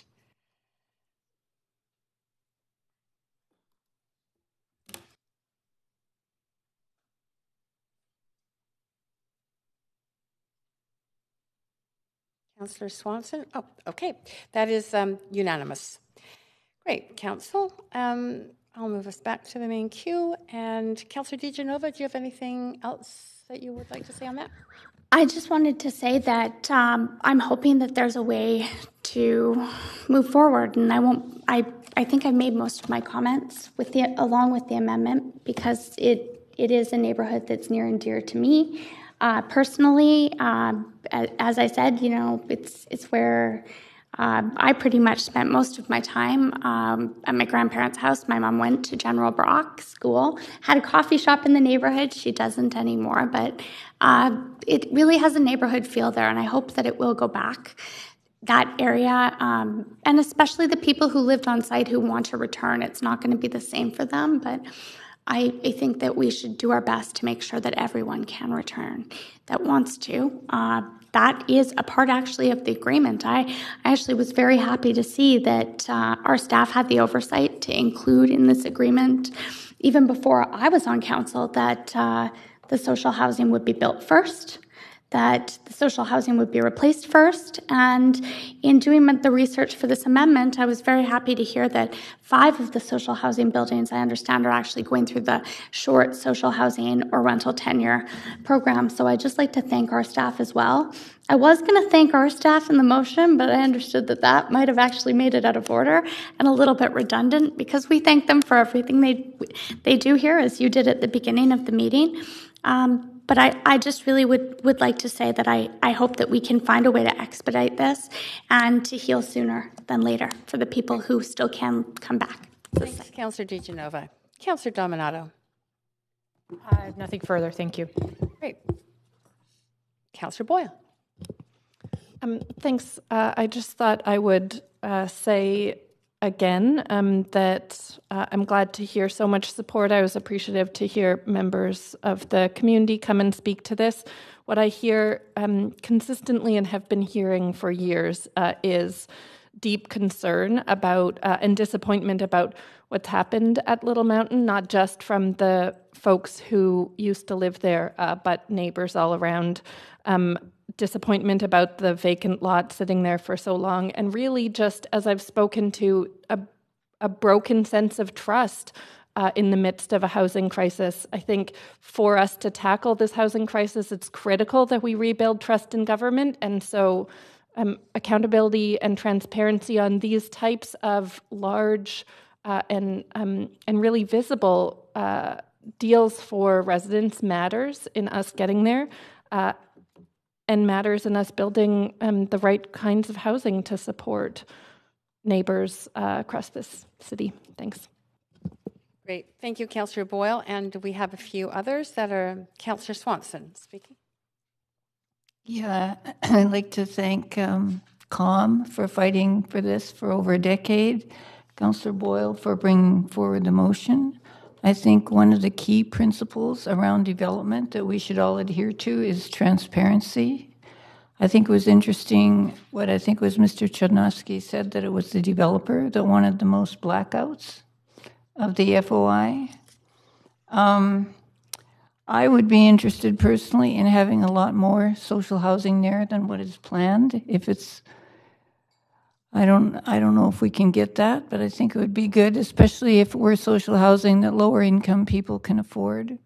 It was Margaret Mitchell who was the chair or the president of the Little Mountain Public Housing Tenants Association who taught me that low income people don't always want to live amongst middle and higher income people, that sometimes they're happy living amongst themselves. And it was a really important lesson for me that I didn't realize till after she died. So I'm hoping she's up there listening. Anyway, I think it's great that we've got this motion, and I hope it will result in the deal actually being thrown open so that we can all see what happened. And I hope there's some places in that we can use to get more social housing. Thank you, Councillor Swanson. Mayor Stewart. It's nice to be able to say something when your chairs aren't really allowed to speak through regular council meetings, but I do on committee. And first, I'd like to thank the community, of course, for all your leadership in this area, and Councillor Boyle for bringing this forward. I think what's happened in Little Mountain is abhorrent. I really think that it's kind of the worst thing that can happen in the city is you have a working community gets destroyed and then nothing gets built, promises are broken. And so I fully support not only seeing what happened so we don't make those mistakes again, but also moving forward. And I think this is a new council, and we've got we're starting to settle in as to what we have lots of debates here, but we're settling in on what our path forward is. And I think making sure that this community has promises fulfilled is something that we're all committed to. So thank you very much again for coming in. And of course, I'll be supporting this. Thanks. And that is for the speakers list. So I think given no other speakers, Madam Clerk, if you could move this to a vote, that would be great.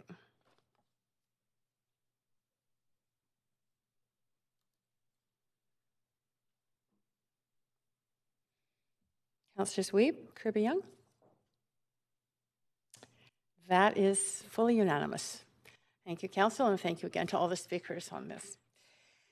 Great, so we are now moving to item number 7 on our agenda, which is including pedestrians in Vancouver's snow protocol and response. And I note this and the following 2 items are members' motions where the motion has not yet been introduced. So there is 2 minutes to introduce the motion, or up to 2, and councillors, you can then have an opportunity to ask of the mover up to 1 minute of questions before we then proceed with any speakers that might be there and debate on the issue. So. And we are in committee, so there does not need to be a seconder. Those whoever moved whoever is presenting the motion can move it, and that's all that's needed. But first, introductions. So, Councillor Kirby-Yung, I'll put your, get you there. Councillor DeGenova, I'll just clear you off that list. Councillor Kirby-Yung, would you like to introduce your motion? Thank you, Madam Chair. I will also try to provide sort of the spirit of this motion, and for me, I would describe it as really trying to put a priority on the P in pedestrian. And the motion seeks to be very clear to look at the opportunities to add pedestrians into the city's snow protocol and response, not to change or take away from what's already there, but to look at that as an addition. And I would note that despite the big move goal in our climate emergency response, towards the city of walkable communities, our aspirations about being a compassionate city are being a city with a growing number, rapidly growing number of seniors, an increasing population, a city that has identified it cares about equity. And yet, when we have snow and ice issues in the city, we clear priority roads near major bus routes and the 15 most used bike routes, but we do not clear the accompanying walking paths, and nor do we clear pedestrian priority routes either across the city. And I think that has created frustration amongst residents and made pedestrians feel, quite honestly, that they have been left out. Not clearing sidewalks of snow and ice can have the most negative impact on our most vulnerable persons. And so I invite council to think about hourly workers that don't have the ability when you're listening to those advisories and people say it's a snow day and schools close, or they say, if you can, stay home. And not everybody has that ability to do that because they simply don't get paid if they don't go to work. That's one group. We think about our seniors, I've mentioned them, persons with disabilities that have accessibility issues. And so I would also note that we do have a hierarchy of transportation modes in the city, and walking is supposed to be the first one. Other cities do this to a far greater degree than Vancouver does. A number of cities are piloting, which is what this motion suggests. It is exploratory to identify high priority areas that could be included and report back. It doesn't negate the responsibility of private property owners, which is noted. It does ask for report back on any possible equipment that could be incorporated in the fleet, which I understand from touring the works yards with staff would be welcome and beneficial. I know the city did invest in specific equipment for bike lanes. And fundamentally, it's about mobility equity. So today we had a discussion about curb ramps, and that representing a shift towards prioritizing pedestrians who, as I said, bit of a pun here, have felt they've left out in the cold. And I think that we had some challenges in expediting the curb ramps. And while we may have some here, we overcame them for curb ramps. And I think that we can do this so that we can make pedestrians feel included and support a lot of those goals I've identified. Thank you. It's a bit over time, but that's okay. Sorry about that. Yeah, it's okay. So, council, you can ask questions for up to 1 minute of councillor. Go ahead, Councillor Boyle first. Thanks. I'm just hoping you can clarify, are you proposing that the city take on the responsibility of clearing sidewalks in front of private businesses and private residences that are currently the responsibility of those folks? Just get my mic. There we go. No, I'm not suggesting that. So I would draw your attention, Councillor, to Resolution B, which specifically identifies the opportunity to come back with a summation of what the obligations of private property owners are. So what I'm looking to do is complement some of those in high pedestrians, because often there's areas between where private businesses end and then sort of the major sidewalks in front of them, particularly as we're starting to have wider seats. Sorry, it's that time of day. Streets, as we look to sort of build out those larger walking areas. So I'm not suggesting we take that responsibility away. I'm suggesting that we look at some core areas that the city can really identify and support on. That aren't private property, are city property or park property?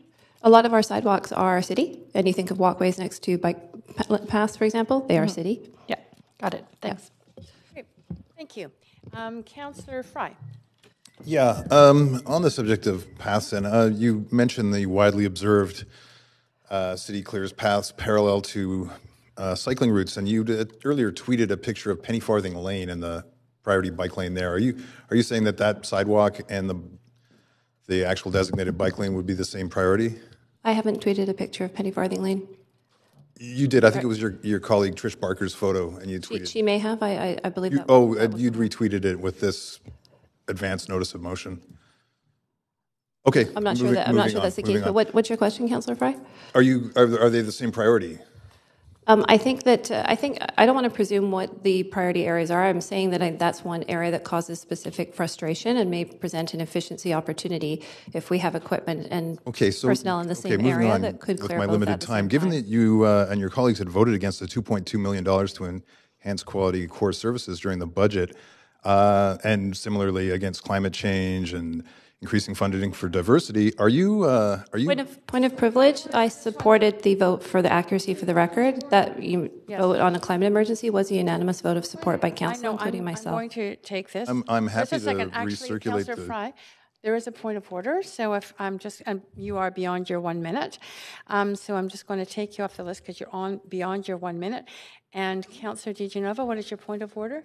My point of order is under section, I believe it is, sorry, I just had it up here, and it is,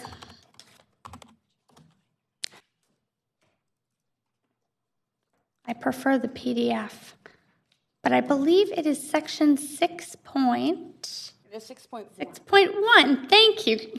You knew what I was looking for exactly. So 6.1, I believe that Councillor Fry has put words into Councillor Kirby-Young's mouth. And by saying her colleagues, I assume he is speaking about the NPA caucus members. And in saying so, to say that we voted against climate change is absolutely untrue. But it's also been said in a way to shed a negative light on us. Thank you.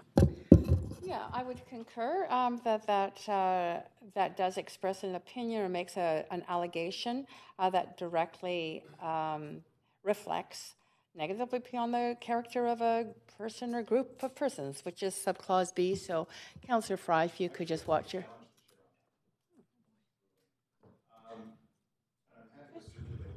From the budget vote, which actually indicate the voting record of Councillors Bly, DiGenova, Dominato, Hardwick, and Kirby-Young on item C.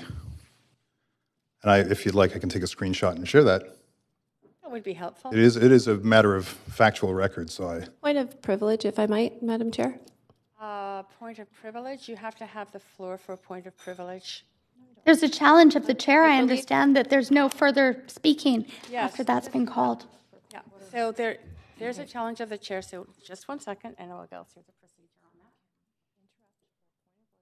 that. My privilege, not information and procedure.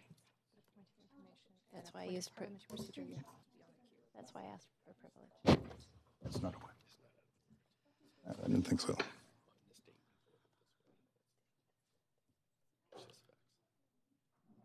Core services. Yeah. Well, I mean, that's what they're doing. Now they're doing the 5% thing because it's the only thing we're getting. The U.S. is having traction on.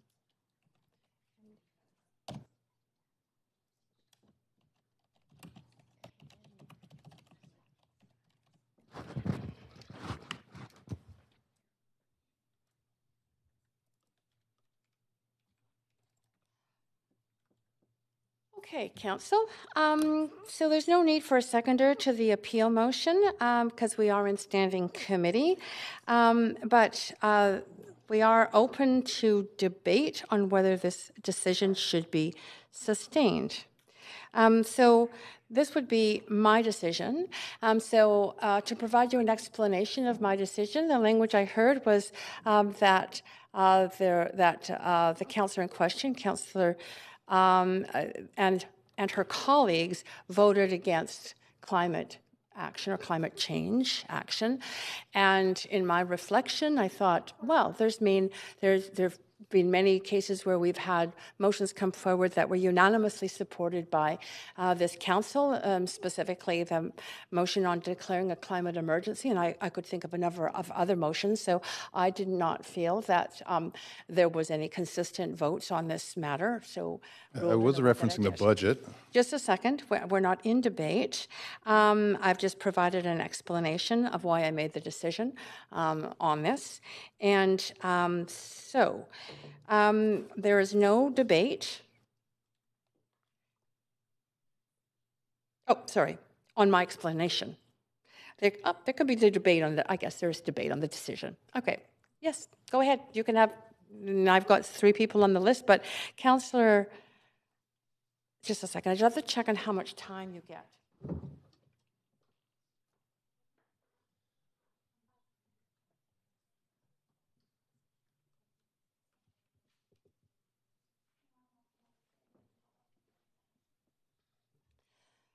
Okay, the rules are unclear on that, so we're going to give you 5 minutes to speak to this. So Councillor Fry did have the floor, and I don't think he's only at 1.1 minute. So did you want to go back on the list at this point, Councillor Fry? Because you used some of your time to challenge the chair. So, well, actually, it's a new list entirely. So this is a... No, I know. I just don't know if there's a main queue or an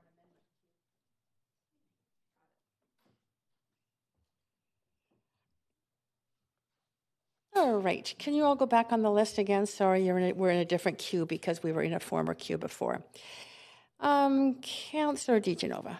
Thanks very much. I would hope that in the spirit of moving things forward, that although this may, I will not be supporting challenging the chair's ruling, because I agree with the chair's ruling. Although then Chair Carr could join the club of being challenged successfully. But I agree with your ruling, and I also feel that if we're going to go through this and we're just going to talk about this being on climate change, first of all, any screenshot was argued to be sent in before we actually had no debate on the moving to the queue, so I would ask that not to be admissible. And then the other point is it said that we consistently, and if Councillor Fry would like, just as I seem to remember, because I might still have some trauma from Councillor Reimer stopping meetings to roll back tapes, we could do that, but I think he said we consistently vote against climate change. We consistently vote against core services. We voted against specifically core services in the budget. I'm happy to go back and take a look. That being said, I don't consistently vote against climate change.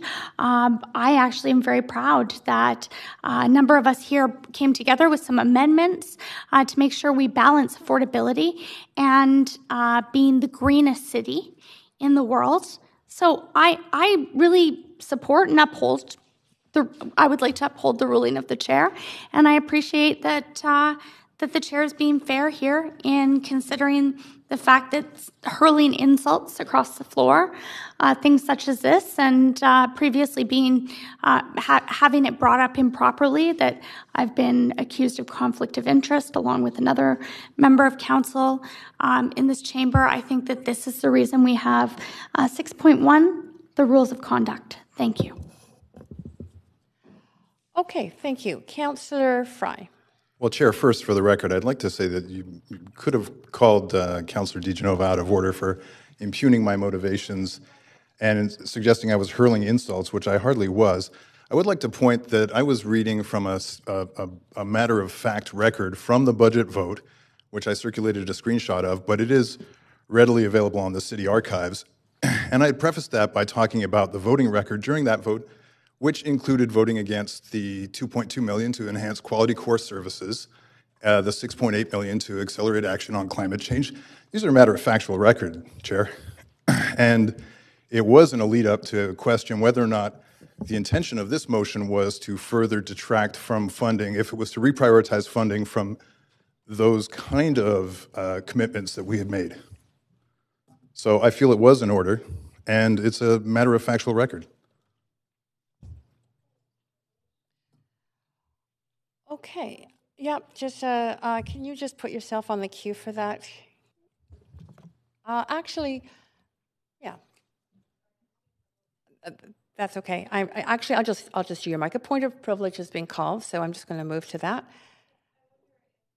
The chair could advise procedurally when I have a chance to comment or respond on Councillor Fry's oratory and conclusions. Pardon me? I was wondering at what point in the procedure where we are currently, I will have a chance to respond Yes, to Councillor you may- Fry's alleged conclusions. Yes, we are in the debate on the challenge of the chair, and so you have up to 5 minutes to speak to that. So you just need to I will put yourself myself on. on. The list. Thank you. Great.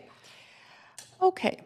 And the next person on the list, though, Councillor DiGenova, I think you go ahead. Thank you so much, Chair Carr. Although Councillor Fry has given some explanation, although I disagree about why he has talked about climate change, I'm not sure if he's referencing my veterans parking motion that he questioned if there was a climate lens on that. I'm not sure which parts exactly. He said consistently voted against climate change, but he also said core services and that we voted against part of the budget. So although he keeps talking about one thing he said a number of things about my colleagues and I. So unless he'd like to back up that we consistently vote against core services, I can't see that being true. And in fact, I'm very proud of my voting record on core services. Thank you very much. Okay, Councillor Kirby-Young. Thank you very much. I'd just like to respond and provide, I think, some helpful perspective here, and I'm hopeful that we can move on to material discussion of the motion and the people that we're trying to benefit from the motion being the residents of Vancouver, as opposed to going off on a side conversation around voting records. But I would suggest that I think Councillor Fry is cherry picking one vote at a moment in time in a very complex budget discussion, which related to an attempt overall to keep taxes reasonable for the citizens of Vancouver. And I think that you need to look at it in the totality of the fact that I and my other colleagues have supported climate motions, such as was referenced, the unanimous vote on the climate emergency. I have personally brought forward motions such as the Back to Basics motion, really trying to prioritize this. And we had a lot of dialogue during the budget process around trying to determine priorities where we weren't simply adding everything on top, but we were talking about how can the city look at our resources and best allocate those. And perhaps that requires some shifting amongst other areas. So there was a lot of very rich conversation that happened in the budget there. And I think to cherry pick one particular amendment at a point in time is argumentative for whatever purpose I can't determine other than it being deliberately provocative. But I really hope that we can change the tenor of this conversation to focus on the material nature of the motion, get through the questions, get to our speakers, and talk about what we're actually trying to achieve here instead of impugning councillors. Thank you. Great, thank you. So, Council, that brings us to the end of the list of people speaking to this. We will now vote on the appeal. And the Sorry. Point. No, I'm going to explain it first, but go ahead. Yes, I remember we've gone through this before, and it's kind of confusing because what you are actually voting on is to sustain the chair. You're not voting on Councillors Fry's. No, we're not voting on that at all, on his appeal. So the vote in the affirmative would be to sustain my ruling. And to explain my ruling, a point of order was raised under section 6.1, the rules of conduct, and the rules of conduct. Regarding language related to voting by Councillor Fry voting against core services and climate change. I ruled that to sustain the point of order, that it was a fair point of order in that there were many votes on these two subject matters, and there was not a consistency around the voting on those. So it would be your vote yes is to sustain my ruling. Your vote no is to not sustain my ruling. In other words, to vote for the challenge. Is it? No.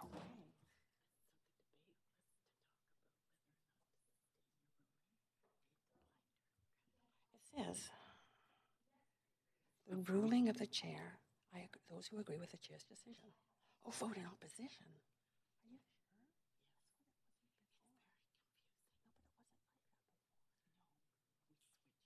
Oh, Oh, okay. Sorry.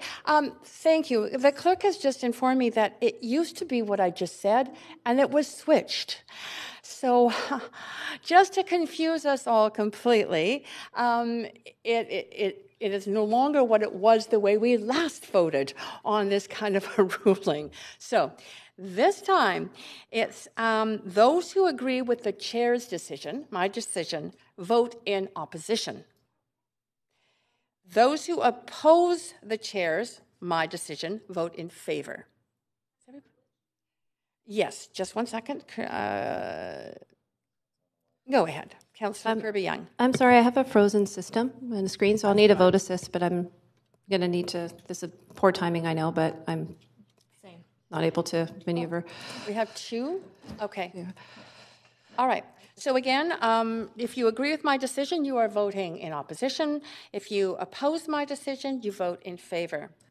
So does everybody ready to go to a vote now with a vote assist on two councillors?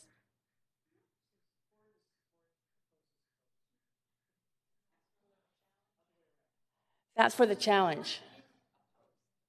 If you agree with my decision, you vote in opposition, no. If you disagree with my decision, you vote yes. Okay? Okay. Everybody is, I want to make sure everybody's clear.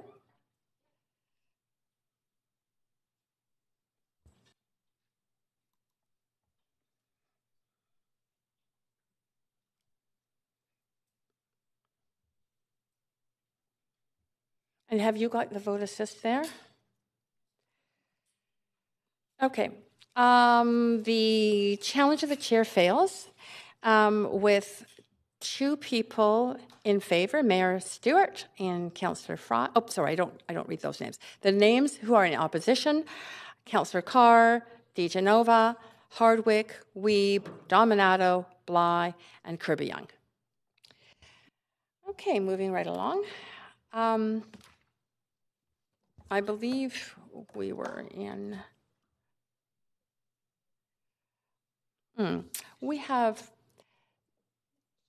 We're still in the question queue. Great. Okay, so these are questions. Questions to Councillor Kirby-Young. And again, 1 minute for questions. Councillor Bly. Yes, thank you. I forgot where I was for a second there. Okay, so questions. Oh, right. I was wondering if in researching this motion, you considered the adopt a catch basin equivalent to adopt a sidewalk. So, the hope would be that we're able to leverage community and residents. I know there's a couple folks on our street that cannot do their own sidewalks, so neighbors volunteer to help them out and do it for them. I just wonder if there's an opportunity there to take that route and model rather than a more expensive option, which is just sort of level the playing field between cyclists and pedestrians, because the cyclist routes can't be necessarily shoveled by the general public. So I'm just curious if you looked at that. Yeah, thanks for the question, Councillor Bai. Two questions. One, I think the city has the Snow Angels program, so we have sort of a similar public one, if you will, and I think that the city does a lot of communication around, help get out there and help a neighbor and clear your sidewalk and move forward in that way. Talking about on public sidewalks. No, not so much for the public ones. I think people have difficulty clearing them on their own. I think we certainly could to fill the gap. I'm talking about just trying to identify. I'm not talking about blanketing and doing all the city. I'm realistic in terms of resources. I'm talking about some of the space that is public space, such as you mentioned, like the public walkways next to bike lanes, which is intuitive. I'm not prescribing what they are. I'm just suggesting that as an example. And then I think some of the other kind of priority pedestrian areas as well. So I'm saying let's look at those. If we can expand the other program, great. I'm not sure how much success we'll have. I think we have some issues with people just clearing what they have now, but it's worth a shot. Okay, thanks. Great. Thank you, Councillor Bly. Councillor DeGenova. No, I wasn't on. Oh, well, you were, but that may have been a different cue. Councillor Fry? I think I had my questions and got called out of order. Right. Councillor Wiebe? Yeah, under the City of Vancouver Street and Traffic Bylaw, Section 73, all sidewalks need to be cleared by 10 a.m. So I'm wondering, what is the priority that you want to see? Do you want to see an earlier time, or what is the differential between what we currently have on all sidewalks in Vancouver and what you're hoping to see? Well, if you have thoughts on that, I'd love to hear them, but I wasn't getting prescriptive about time. I'm just trying to get some of the priority areas cleared that we heard, so I didn't delve into that level of detail. I was looking for recommendations to come back from staff. But every street in Vancouver has to be cleared by 10 a.m. is currently the bylaw. It is, you're talking for the private areas? No, I'm talking about every street. Oh, for the streets? Then, yeah, I mean, I think... Every street sidewalk in Vancouver needs to be cleared by 10 a.m. in the morning. So I'm just wondering... Which is the private property owners, just to be clear? This is for every sidewalk. On private property. Private, public, whatever it is. But we're not doing it. That's sort of the issue, is that we're not clearing the non-property owner. We have gaps. That's the point of the motion. So the point of the motion is enforcement of the bylaw we currently have? The point of the motion is to identify some gaps of key areas that are not being done and figure out what those are so that we have people that are safe in the city. And we know right now that we don't. Okay. Great. That's it for your time, Councillor Wiebe. Okay, we are now finished. There's no more people on the speakers list. On the questioning list. So we are now going to move to speakers from the public. And I see we do have Colleen McGuinness, who is here to speak to this matter as chair of the Seniors Advisory Committee. Thank you so much, Ms. McGuinness, for your consistent appearance in these council chambers, speaking on behalf of our advisory committees and others. So, thank you very much. I'm actually here today. First of all, greetings to everyone. I'm here representing the Seniors Committee, but I've also been asked if I would represent the Persons with Disability Committee. They couldn't be here today, but we share an interest in accessibility. I usually come with a rocket that I want to deliver. Today, I really want to say thank you, because there are a number of times when accessibility is a concern, and your discussion this morning about curb cuts was really important, because that is a feature that's tied into this as well in terms of making the city more accessible. I was going to do a long speech about why this is so important that we have clean sidewalks, but I think most of you understand that we have short periods of time in this city where weather causes us to fall into disarray, and those snow days are very troublesome. And so both committees are supportive of the idea that there would be an effort made by the existing city crews to clean existing city sidewalks that are not adjacent to private or commercial properties. I think the recent snowfall showed that clearing bike lanes is fine, but the adjacent sidewalks are where the pedestrians need to go. I look at the seawall and people trying to get to Granville Island to maybe buy groceries or get to a bus. The equipment is out and is doing work. If it can go north, it can go south. That's what we're looking for. This is not a major concern for most days of the year, but when we have snowfall, we had a meeting recently of a group, and people couldn't get there because they couldn't get their wheelchairs up the sidewalks that had snow on them. So, yes, the requirement is that streets be cleaned by 10 a.m., but the truth is that they're not. And oftentimes, the areas that are not cleaned are adjacent to city parks. I myself walked along Nelson a couple of years ago, going onto the roadway because the sidewalks were uncleared and adjacent to a park, so commercial people aren't going to do anything about it. Just a nuance on this is that in the fall, wet leaves are equally dangerous for people who are frail and who have mobility issues. So we just put that out as a point to note. The other thing is that if you're going to ask staff to identify priority areas, we would very happily volunteer some members of the seniors and the disabled committees to assist in the determination of what those priority streets might be. Because we think that we have perhaps a little more personal knowledge of some, incline is maybe a higher priority than flat. We would like to offer our services. We've been trying for many years, as I say, to get traction on this issue, and we're very grateful to Councillor Kirby-Yung for making this a policy matter. So thank you. Great. Thank you so much. And you do have questions? Okay. Councillor Kirby-Yung. Hi, Ms. McGuinness. Thanks very much, first of all, for being here. Appreciate it. And for bringing feedback from both committees. That's good for council to hear. You've been discussing this for some time. Is that correct? This isn't a new concern? This is, every time we've had snow, we have shared photographs of cleared bike lanes and not cleared adjacent sidewalks.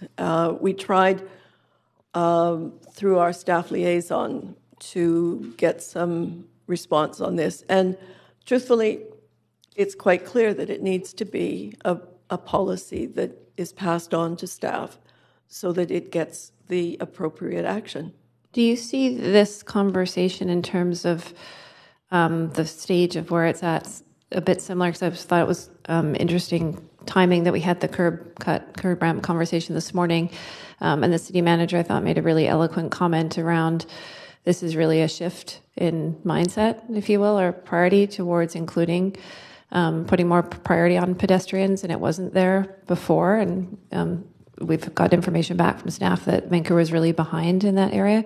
Do you see this being a similar analogy, a similar type of conversation around trying to shift Absolutely. the protocol to including pedestrians? You people are a totally different group of councillors with different priorities. Pedestrians have been, the greenest city, transportation 2040, all those kinds of things do talk about walking. But walking for able-bodied people in all kinds of weather is quite different than the difficulty and the potential isolation that takes place when somebody is older, perhaps frail, perhaps already walks with a cane or some kind of mobility device. They are not going out. They are missing doctor's appointments. If they are of a certain generation and they're keen to go out regardless, they run the risk of visiting the hospital with a broken wrist or a hip. So anything that we can do to make certain priority areas more accessible and safe is really important. And you people are in a position to do that.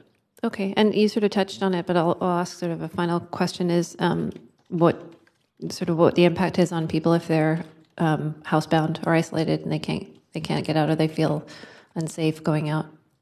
Well, I'm a prairie girl, and so when Winnipeg has a snowstorm, Winnipeg knows how to handle it. And they have, as we have snow angels, we have all sorts of other things. They have a group of people who get out and pick up people who need to get to doctor's appointments or get to hospitals or have doctors go to help deliver a baby. They manage that. We don't manage that at all, and so people stay home. They, as I say, they miss appointments, and if you're in the queue for some advanced medical test, you could be in the queue for another 6 or 8 months if that's the case. Thank you. I think that might be my time. Yep. Okay. To be honest, thank you. The time seems to be going on, but you're right. Thank you very much. Thank you. I appreciate your knowledge or your attention to that. And that is for your questions, but thank you so much for staying and for the presentation and also for all the work that you do on our committees.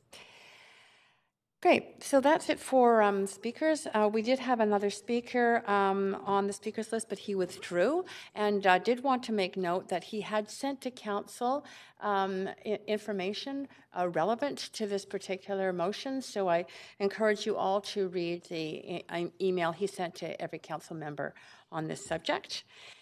And we are now at the point of debate on this issue. Everybody clear? No debate? Up, Councillor Bly. Yeah, thank you very much. I just wanted to speak in support of the motion. I think it's, I mean, we had a recent snowstorm, and I think what I heard and noticed, and certainly in my neighborhood, is the inconsistency. It happened to be that Central Greenway and East Van by Trout Lake, the pedestrian sidewalk was shoveled or plowed before, and the bike path was not at all, actually, for over a day. So I just thought that was interesting. And then when we had the advance notice of motion, I started to pay attention to what that inconsistency means for people, that they cannot reliably count on being able to get from A to B. And being somebody with very elderly grandparents that live in the downtown core, they just don't leave the house during snowstorms because it is that treacherous for them. And that's probably their age. So I'm not sure shoveling their sidewalks would make that much of a difference. But that being said, I appreciate that this is something to look at. I mean, I like to live in a world where there's more awareness and helpfulness around in society, and we sort of lean into that. But I get now the more we build out our network of pedestrian and cycle paths, the more of an issue that this is going to become, coupled with the fact that severe weather events are increasing, and we're seeing bigger snowfalls, not as common as our East Coast neighbors, of course, but we are seeing them here. So this is something that we ought to look at. And I'm hopeful that staff will come back with options that are similar to adopting the catch basin. I think that's a really successful program. We have 45,000 catch basins that need adopting, and it's super successful. So maybe there's some balance there that we can manage the cost associated with this initiative and some community participation as well. So I'm not sure what that looks like. Either way, I do hope we elevate this conversation always away from cyclists versus pedestrians and have people working together, because we know that that's a legacy contentious issue that I certainly would hope we don't follow that path as this new council. So yeah, I will support it and look forward to hearing back from staff. Great, thank you, Councillor Bly. Councillor Boyle. Thanks, and I want to echo some of that. I also really appreciate the intent of this motion, and I want to echo that I hope this isn't a fight between cyclists and pedestrians. I will say I consider myself a pretty hardcore cyclist, and I stop biking at 0 degrees. That's my line, having had a spill on ice while pregnant. So I am also happy to see us prioritizing pedestrians, and I really appreciate the connection to the climate emergency and the goal of supporting more people in walking, particularly those who are more vulnerable in those scenarios. And of course, as comes up and should come up on many of our items, I'm very concerned about the budget implications. We all know we have a tight budget, and we have many items that come forward wrangling for those dollars. And I'm concerned about how this fits in, and throwing priorities. I mean, this is the process, but throwing priorities in ahead of the budget and then wrestling out what we fund there. I have read and reread the language of this motion, wrestling with supporting the idea of it and wanting to figure out how we do it in terms of a reallocation without it adding significantly to costs, and balancing, as we hear from everyone, that it's a few days a year. It's critical access for people whose lives are really constrained in those few days. And unless we're talking about doing this with a tax increase, I think we need to be pretty realistic about fiscal responsibility in terms of these types of decisions. So I'm interested in hearing where those high pedestrian areas could be. I also keep trying to think about what are the main stretches that aren't private ownership, because what I think of immediately is our main commercial nodes. So I'm interested to see where those stretches are, and then how we might be able to reallocate our existing resources to make sure that we're supporting them. And again, just concerned happy to support this as it is and concerned about the budget implications going forward. Hearing and knowing that that will be a tough decision again, and that we need to be mitigating climate change impacts and funding on the mitigation side, so we're not seeing more and more extreme weather incidents going forward. Thanks. Thank you, Councillor Boyle. Councillor Wiebe. Yeah, I put an amendment forward. Okay, I'm going to just move us to Amendment Q, and I'll put you on that. Go ahead to speak to it, Councillor Wiebe. Yeah, I'm really appreciative of this, and obviously it's something that affects our city greatly. One of the components talked about was the BIAs, and we've just approved the street cleaning, which involves a lot of social procurement, and I think that this is a great opportunity for us to work with those organizations to ensure that when we do have acute snow removal, that we can call on our social procurement workforce to join our city workforce, because I know we do deploy different departments, everyone, to ensure that we go through these. And I think this is another opportunity to ensure we have the most boots on the ground to clean the streets as quickly as possible. I know that this is an important topic for me because my mom is fortunate that she has the funding to get a hotel, but if it's a snowstorm, she can't get in and out of her house. And so she will book a hotel somewhere that she can go to work. So it is critical because it does change your mobility for people. And so for me, I understand the need, and I'm looking at different ways for us to work together because I know this is something the city really wants to get behind. Thank you, Councillor Wiebe. Speaking to the amendment, Councillor Kirby-Yung. Thank you. Speaking to the amendment, I wholeheartedly support it, and I appreciate very much, Councillor Wiebe, bringing it forward and sharing kind of the personal experience. I think of programs like the street cleaning grants that we just approved. I feel like that was just yesterday. Seems longer ago, but organizations like Mission Impossible and others that have provided, I think, really valuable work experience for people and vulnerable people. And this might be something I think is along the lines of, I'm assuming what Councillor Wiebe is thinking about, that could provide sort of double benefit and sort of social benefit in terms of supporting vulnerable residents as well as providing some employment. So I'd be really interested to see what might come back on this. Thanks. Great, thanks, Councillor Kirby-Yung. Councillor Boyle. Thanks. I can appreciate the intention of this, but as per a previous discussion, I have concerns about how we contract, how this might be contracting out of work simply because we could pay some people less to do it, and it's precarious. And I would rather that we look at how we reallocate existing staff during snowstorms to make it happen and support living wage jobs. So I'll be voting against this amendment. Okay, and we have some others now. Councillor Bly. Yeah, I mean, I am going to speak in support of this. I think this morning I spoke to Agility around our curb cuts. And truth is, I have a very dear friend who was living in his vehicle up until 6 months ago and is now found housing, but is still pretty unaffordable. And he texted me over the snowstorm and said, just so you know, I have a shovel if anybody needs help. It's undeniable. People are entrepreneurial. They need to take some choice back into their own hands. There's no way as a government I ever want to get in the way of that. So I like this and I will be supporting it. Great. Thank you, Councillor Bly. Councillor Dominato. Thanks, Madam Chair. Also appreciate Councillor Wiebe bringing this amendment forward, and I think it's a fantastic idea to consider that. As we've noticed, we're exploring this effort, but in the context of our budget, but also in terms of the social benefit. We have had great success with the Kettle Society's supported employment initiative, and I think if there's an opportunity to partner and collaborate and to do that through social procurement as part of this work, I wholeheartedly support it. So I appreciate that it was brought forward. Thank you. Okay, thank you. Excuse me. Can I jump in? Yes, actually, go ahead. Thank you. Law has chimed in with a nuance here that I just wanted to raise.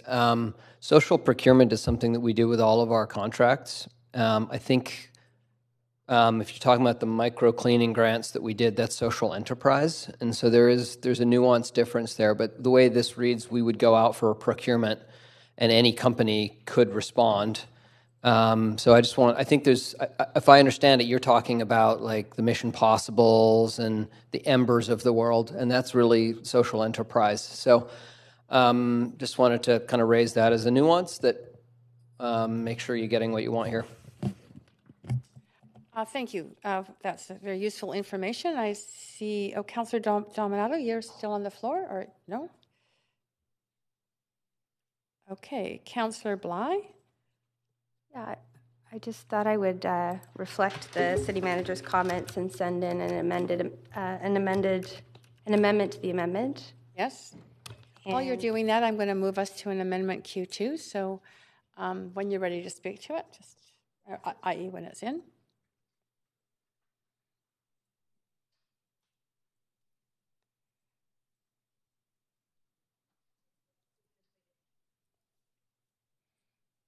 Just a second.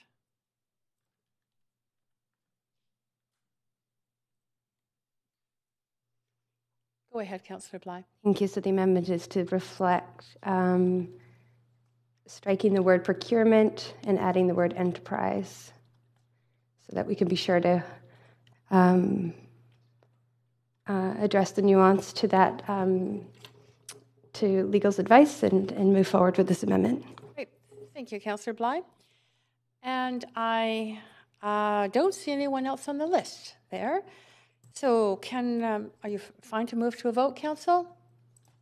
Looks good. Madam Clerk, if you could just get us into a vote for the amendment to the amendment. This would be the right.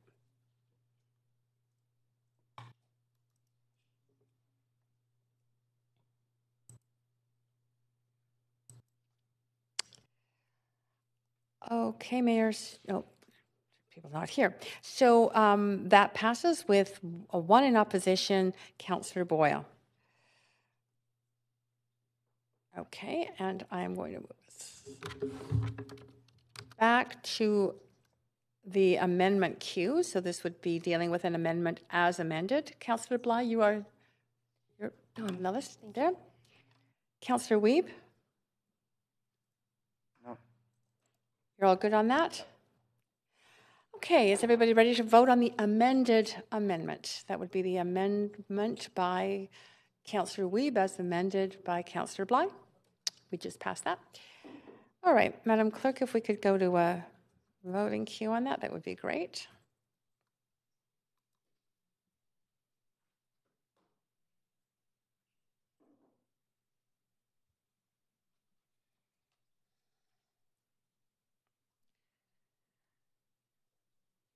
Okay, and that vote passes 6-2.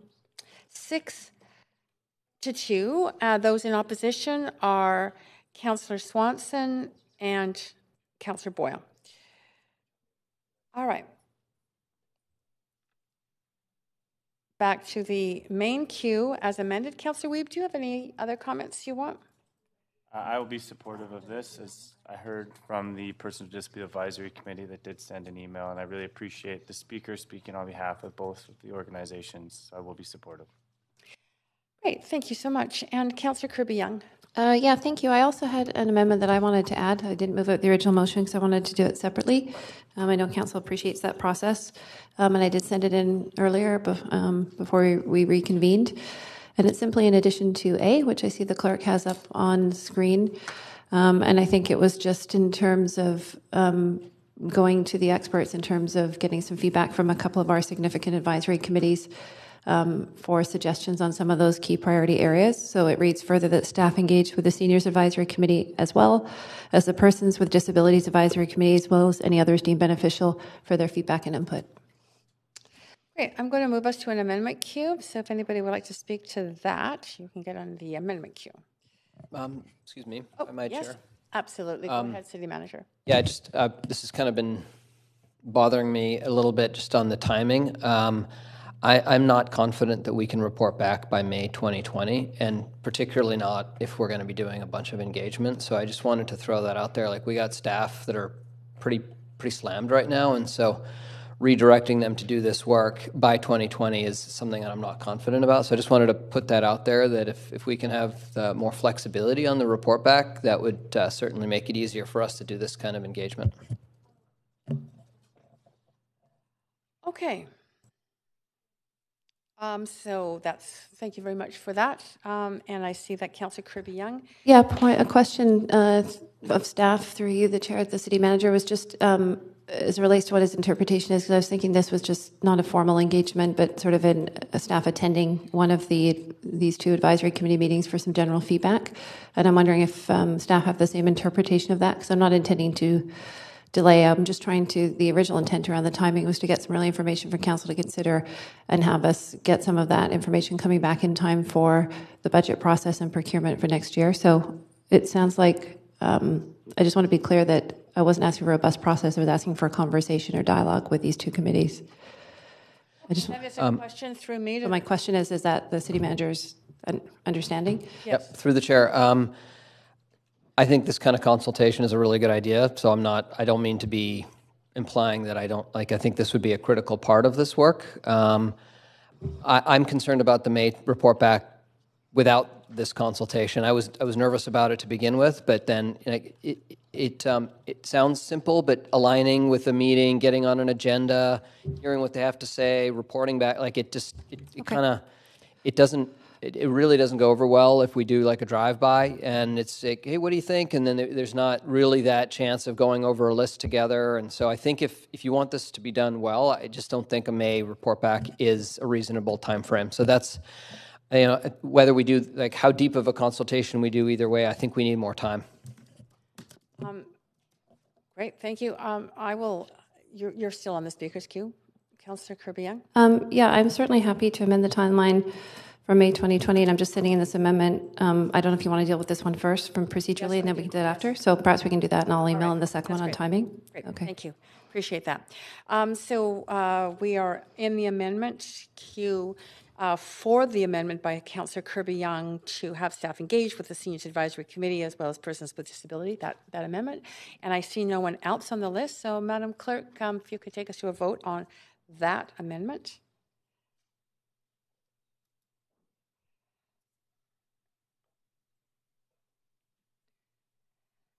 Councillor Bly?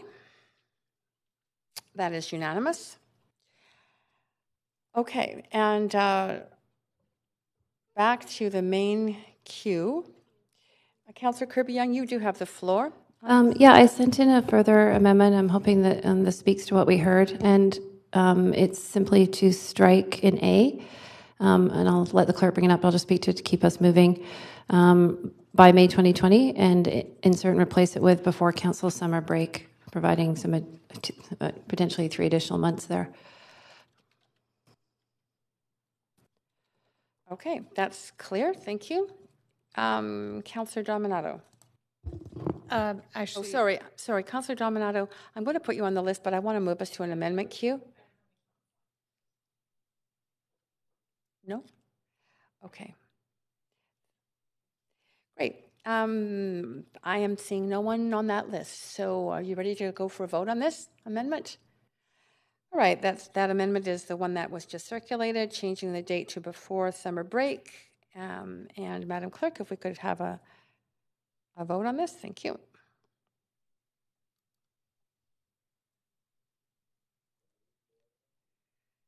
Councillor Hardwick, yeah. Great, that is unanimous. You, Council, and now we are on the main queue, and that Councillor Dominato, you are on that queue. Yeah, I don't know if there's any more amendments. I was just going to speak very briefly to the motion. That's what this main queue is. Okay, fantastic. As amended. No, I'd just like to say thank you to Councillor Kirby-Yung for bringing forward the motion. I look forward to staff reviewing this and considering what options we might undertake around pedestrian pathways and sidewalks. I think I'm also very pragmatic. I don't think I don't have any ideal views that this will be all sidewalks in the city. I think the focus on priority areas and having had a couple of years, I have a broken foot a few years ago, and it was in the middle of a snow, when we had a snowstorm here, and I remember being so deeply concerned about falling again. I had crutches, and so I appreciate the concerns, and I've been very able-bodied throughout my life, but I also appreciate the concerns I raised with, seniors, people with disabilities, and so I think exploring means to make our sidewalks safer for people. And I appreciate Councillor Reeves' addition, so I'm very supportive of the motion. Thank you. Thank you, Councillor Dominato. And councillors, I don't see any of you on the list. Councillor Kirby-Young, go ahead. Thank you. I'll just provide a couple of quick closing comments. And I appreciate the discussion by council, which is what I was attempting to sort of engender here. And I just want to state, and I said this in quite a bit in media interviews, is that I want to make sure it's not mischaracterized. This has nothing to do with the type of modes, one versus another, bikes or otherwise. This was about including pedestrians and someone that was sort of not accounted for in the protocol. And that's really the spirit of it. So I wanted to be very clear about that. And I think that everybody has a story, and I appreciate councillors around the table sharing theirs, whether it's, Councillor Boyle shared a personal moment, and Councillor Wiebe in terms of his family, and I think everybody has those. And it really does come down to compassion. And sometimes people say, well, is it worth it to do it for the few days that we have? But it has a huge impact on people's lives, both from a safety point of view, from a social perspective. And, we do invest. We have 100 pieces of snow equipment, I believe, if I remember that correctly, in the city's inventory. And we have specialized equipment for roads, and we have specialized equipment for bike lanes, and we do that because we think it's a core service that the city should deliver during that time. So I don't see this as being different. This is really about evolving the thinking there. So appreciate the conversation and the dialogue, and I'm looking forward to seeing what creative options come back, including the, I think, very thoughtful amendment by Councillor Wiebe in terms of looking at social procurement, which might be really appropriate given sort of the intermittent timing around these types of events. Thank you. Thanks so much. And so I see no one else on the list. Madam City Clerk, I wonder if you could take us to a vote, please. This is on the motion as amended.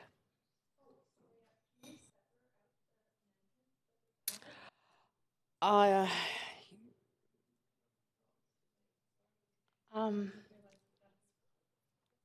once I've called the vote, I'm so sorry. Okay. All right, then we are moving to the vote, Council.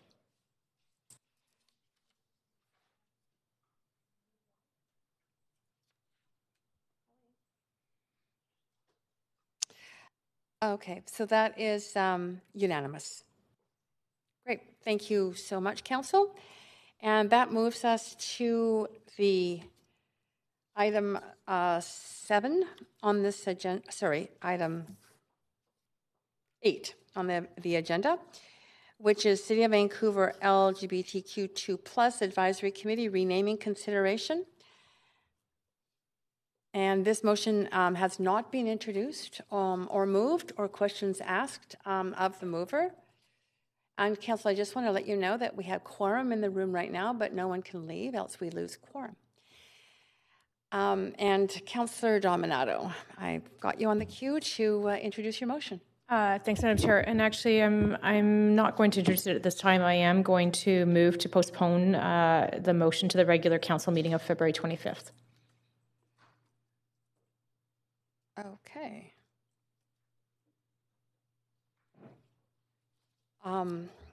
Just 1 second. I just have to check one thing about that.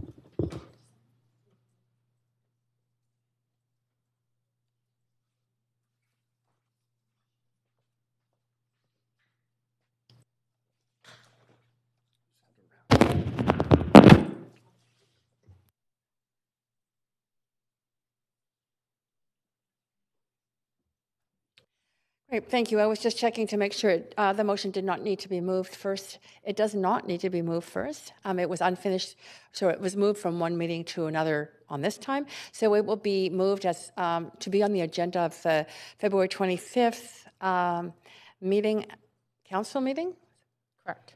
As unfinished business. Thank you, Madam Chair. And we need a vote. Can I stay on the queue, Madam Chair? Sorry. Yeah, you still are on the queue. Fantastic.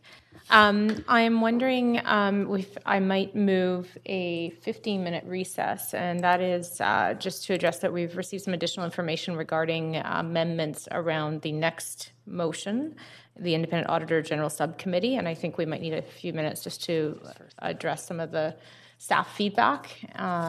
We need to vote on the first item, and then I will not clear you from the queue. Thank you. So, Council, we have a motion to refer this item 8 to the February 25th Council meeting. And I'm not seeing anyone on the list to speak, so I'm just wanting to make sure. I think this is by a show of hands. No, you want to do it on the screen? Okay. So we will move to a vote on screen for this.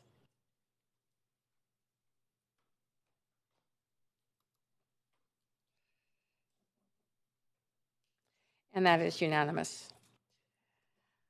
Great. Councillor Dominato, you are still on the list, so you may continue.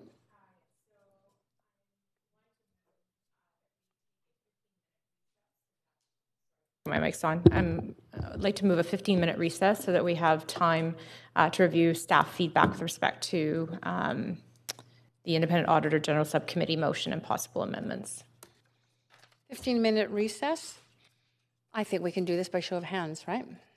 So all those in favor? Anyone opposed? One, but it carries. So 15-minute recess, Council, to review the information about the amendments and staff feedback to the next motion, Independent Auditor General Subcommittee.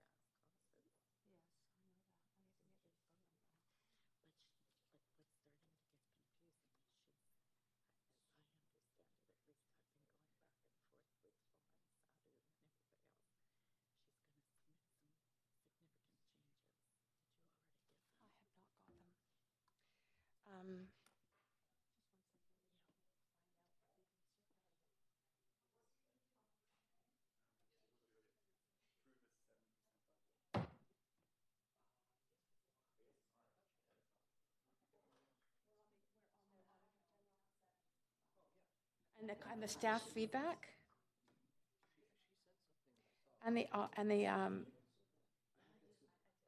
But what about the staff feedback to that? That's one thing that was asked for. Is it this break for staff feedback? No? Okay, I need somebody to find this out. Order.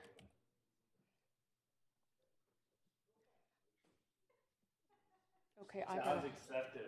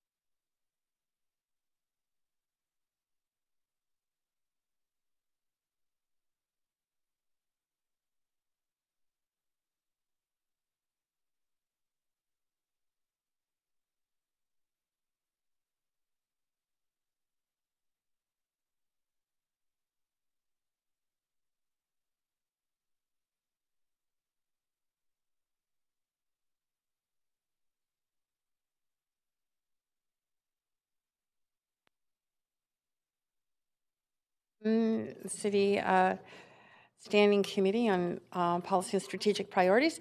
We are on the last item at this point in the committee, which is our fourth motion. And that is the Independent Auditor General Subcommittee. This was referred from yesterday's council meeting. It is yet to be introduced by Councillor Hardwick. So, Councillor Hardwick, if you could introduce your motion. You have 2 minutes to introduce your motion. And, Councillor, you would then have 1 minute to ask questions of the mover. Go ahead, Councillor Hardwick. I'll just get your mic on for you. I guess I can sit. I don't need to stand. You do not need to stand. So, thanks, everybody. I'm glad everybody's back. Sort of like to run through the chronology of events here. On October 23rd, 2019, Council approved a motion to establish an independent Auditor General office for the City of Vancouver, unanimously, although Councillor Wiebe was absent. It was a unanimous vote. The motion called for the formation of a subcommittee of Council to direct the establishment and implementation of an independent Auditor General.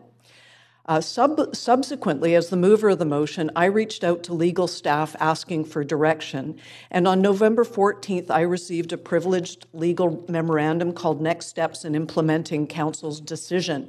And there were 3 recommendations, including 1, a formal delegated authority route, 2, a formal but no authority route, and 3, the informal working group route. And at this stage, my evaluation is that the steps that need to be taken do not require decision-making capability. What the steps are required are to obtain our outside legal opinions and to contract the Canadian Audit and Accountability Foundation to produce a report and recommendations. Once these 2 steps are completed, then recommendations can be made to Council about next steps, which would include future governance, including the formal formation of a subcommittee with full terms of reference and decision-making capabilities. Therefore, the motion that I have submitted to the clerk is, as amended, is a motion for an informal working group. My understanding from staff is that the informal working group does not preclude the formation of a full subcommittee after the report recommendations are obtained. To do otherwise, I would argue, would be putting the cart before the horse, so to speak. So I had originally recommended that this report... Councillor Hardwick, you are out of time. ...be completed by Q1, but I've changed that to Q2, and I appreciate Council supporting the next step, knowing that the research will lead to further steps forward. Thanks very much. Okay, thank you. Okay, we will go through questions to the motion, and so I'll go through those, and but then there are some procedural issues that we need to address because the content of the motion is different from the recommendation. So I'll deal with that after questions. So first of all, Councillor Swanson, for 1 minute. Yeah, is the motion that you want us to be dealing with the one that you sent about 10 minutes ago? Sorry, we're just... Yes, I've got some extra paper copies, which I can hand out as well. There's just one small change.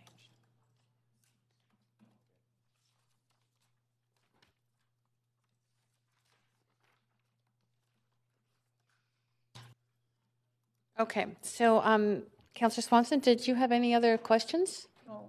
Great. Councillor Boyle.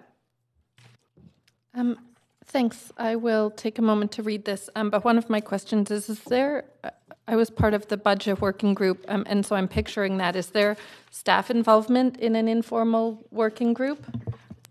And I know that there was in the Budget Committee. I'm not suggesting that there needs to be, in particular because of the independent nature of this activity. I would think that the next step, after we have the recommendations that come back from the CAF and after we understand from our outside legal counsel what form this entity needs to take, that's the time that we would be seeking staff support for the next steps from that point forward. Okay, that's all my questions for now. I'm going to read. Thank you, Councillor Boyle. And Councillor Boyle, okay, yeah, go ahead. That's fine. Thank you. Councillor Kerber-Young. Thank you. Thank you, Councillor Hardwick, for your continued work on this, moving it forward tangibly with next steps. Two quick questions. The first one is, do you see this as a moment in time? Essentially, we're trying to get this process set up, and there will be sort of a next step that will require a different level of council engagement moving forward. This is simply an interim step, is that right? Just to get to some parameters around how this office should actually be established. Precisely, that is correct. We don't know what we don't know until we have the advice. So it is a short-term kind of bridge strategy. Yeah, I had originally said that this would be completed by the end of Q1, which would be March 31st. No problem. And then one other quick question is, any member of council, as I read this and I'm scanning through these latest updates, is free to participate as they see fit. Is that correct? As far as I'm concerned, under the informal working group, under the committee, we'd received advice to keep that number to 5. Can you point to where that is contained in the resolution? I didn't see it, but I was scanning through quickly. It's not. The informal group doesn't have restrictions because it's not going to have decision-making capabilities. We wouldn't have to worry, for example, about quorum or making any, that is outside the scope of what the informal working group is intended to do. Okay. That is your time, Councillor Kerber-Young. Councillor DeGenova. This is questions to Councillor Hardwick, correct? Yes, it is. Okay. 1 minute. Councillor Hardwick, as you know, if more than 5 of us meet, even in an informal setting, then decisions can be made. So it's frowned upon for us to do that and talk about anything that may come to council. Have you thought about maybe asking everyone for a show of hands here today? And if they want to participate in the working group, then you could amend the language to include their names? I would be happy to do so. Okay. I do not wish to participate just because I have enough work, so I'm letting you know that here in my question time. I'm just also wondering what commitment of staff would be. Is there any requirement of staff? Not at this juncture, other than going through the procurement aspects of accepting the. We have a proposal. Just very quickly, how many times would this group meet? I can't imagine that it would be more than count them on one hand. Okay, thanks. Thank you, Councillor DeGenova. Councillor Boyle. Thanks. I do have one other question, which is I note that we had feedback from the province with some questions about whether this office would be able to do the work that was proposed that it do. And so I'm curious to hear how the committee or report might be able to respond to that. Well, exactly. We need the input both from the independent legal counsel, the opinion, and by the way, in that case, just so you know, we received advice from the CAF, from the Office of the Auditor General for Local Government in British Columbia, Gordon Ruth, and also from other Auditor Generals across the country on legal firms here that could do this work for us. We submitted that to legal. Of the 5 firms that we suggested, only one was discounted because of a conflict. So we're assuming that that's moving forward to determine the legal direction, and then with the CAAF, then they will make, together with the legal, that will help us with the determination of next steps. And I think the province doesn't have the answer either, but this is something that will come out of this undertaking. And is that legal cost part of the $50,000, or that's an additional cost? No, that was additional, and actually the $50,000 was a procurement threshold, and we actually have a proposal for less than that from the CAAF. But the legal part was covered in the original motion that was passed on October 23rd, 2019. Great, thanks. Okay, that's it for time there. Okay, Council, there's no other questions at this point. So this motion can be moved in order to then be debated. A little name on the, okay. Oh, sorry. I thought it was still on there. Thank you very much. It's my pleasure to move this motion, which is really for establishing, again, a working group as opposed to a committee at this stage. We may come back, as I've said before, to a committee in a couple of months' time, but for now, the working group is the appropriate. So I'm so moving. So, Councillor Hardwick, you cannot do that. You have to move the original motion. We have a rule in the books that any amendments to councillors' motions have to take place after the motion has been moved and in transparency on the floor of council. So you have to move your the original motion you submitted. Okay, so moved. Okay. In order for that motion to be in order, there has to be a rescinding of the motion that you are moving from, which is the one of October 24th, because that called for the establishment of a committee under section 6.1. So in order for this motion to be legal and dealt with at this table, the previous motion has to be rescinded. Anyone can move to rescind that original motion, but it does require a 2/3 vote. Then I have a question. Through me, you can ask a question, or either to me, but probably to staff. My understanding is that that we may indeed come back to a subcommittee being constituted as was anticipated in that motion, that this is an interim step. I'm not suggesting that we won't want a formal subcommittee under 161 subsequent to this initial research. So my reading of the November 14th memorandum from legal was that the informal working group route would not in any way detract from the original motion. Okay, I have a different advice coming forward from the clerk's office, and through legal. So I have to clarify that, whether or not we can move forward with this motion and not have to rescind, because I've been given advice about that. So you can all stay in your seats, but I'm going to take a few minutes to clarify that.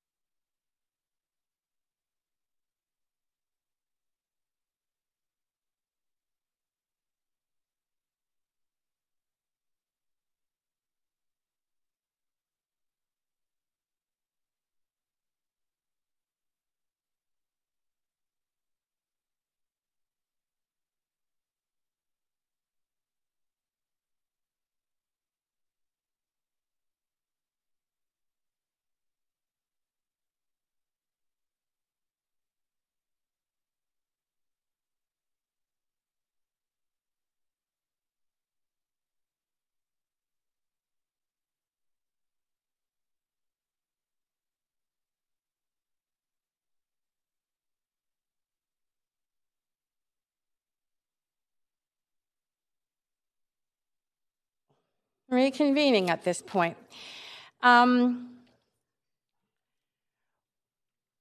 Great, everybody in their places? We do not need to go through a rescission vote if the following language is added to this motion. And that is just to add in Part A, where it reads that Council authorized the creation of an informal working group. Somebody needs to take this language down. You have to add in the following words: in advance of a subcommittee being formed and not intended to constitute a committee, blah, blah, blah. In advance of a subcommittee being formed and.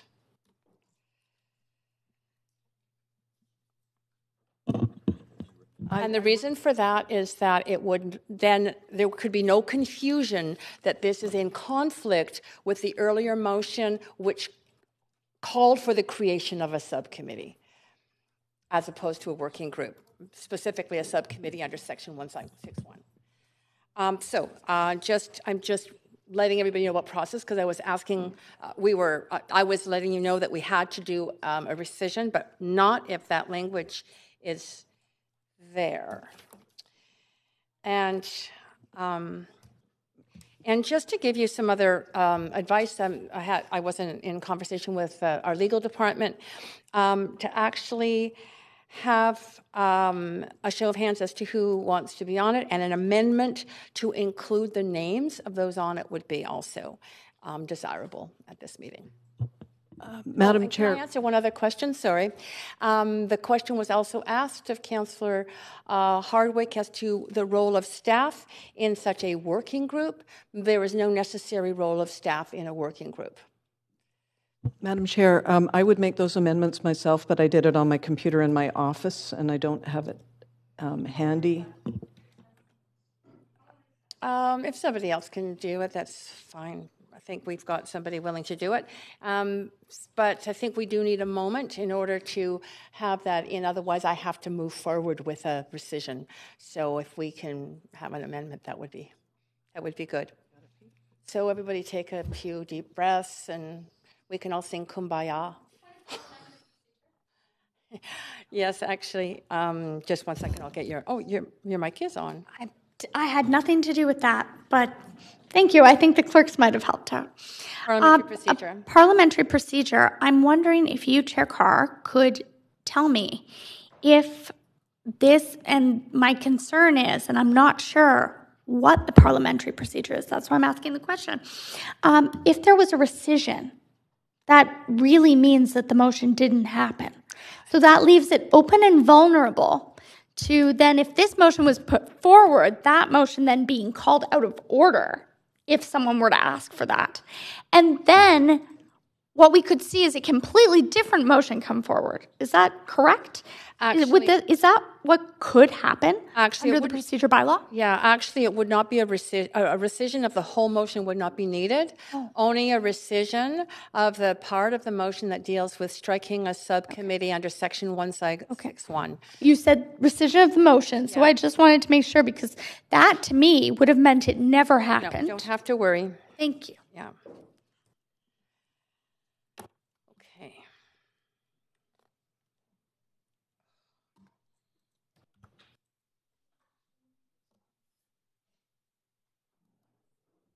We are just waiting to make sure that we get something coming in here.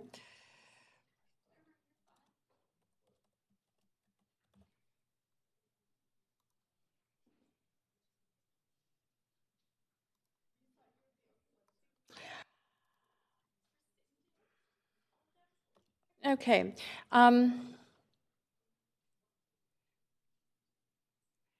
We have, I believe, Councillor Hardwick. We're happy to move over to the next person on the queue, which is Councillor Dominato.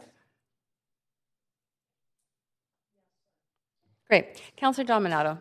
Thanks, Madam Chair, and thank you for the clarification. So I did submit an amendment pursuant to your guidance that I hope meets the spirit of what you shared with Council. And that's been circulated to the clerks. Thank you, Councillor Dominato. And I will move us to a amendment queue.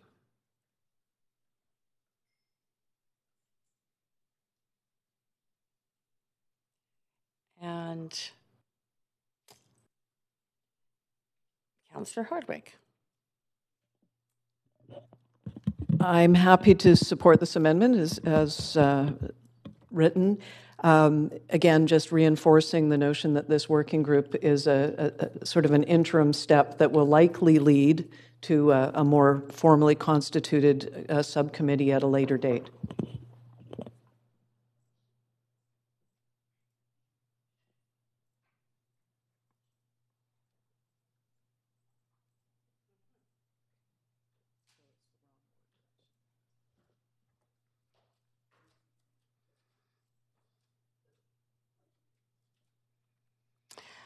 Okay, that's great. So just to be clear with everyone, the motion that we are working with is the one tabled by Councillor Hardwick, and that motion would be the one that is on public record. And so this phrase is in order.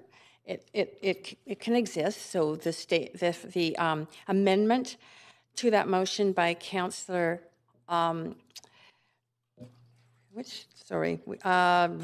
Councillor Dominato is in order, but I just am making sure everyone knows that the amendments that were part of the red highlighted copy that was originally going to be tabled have to be tabled.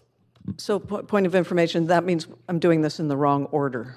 No, because then I would have had to go to a rescission vote just on the basis of the motion. And so now we have language that is fine. It can stand, but the other changes need to be tabled. So I just want to make sure everybody's clear about that. This particular amendment is absolutely in order, but I believe that everybody is questioning then what happens to the other amendments in the version that was circulated by Councillor Hardwick with changes to it that she wished to table but couldn't table because they conflicted with the original motion. So let's deal with this one, but then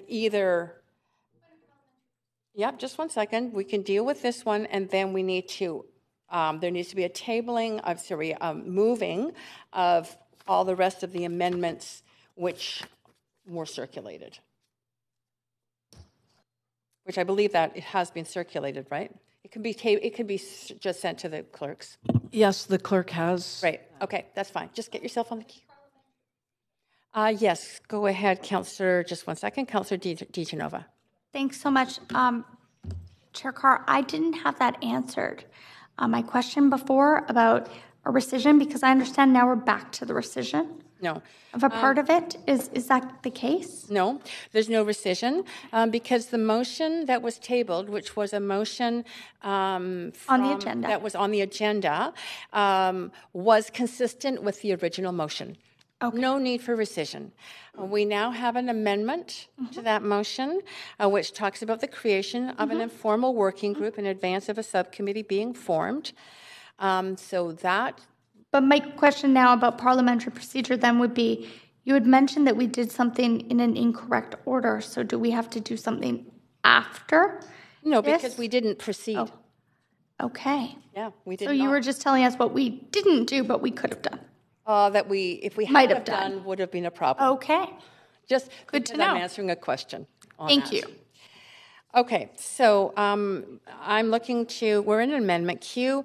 Councillor Hardwick, do you want to speak to this amendment by Councillor Dominato? I support the amendment by Councillor Dominato. Great. Councillor DiGenova?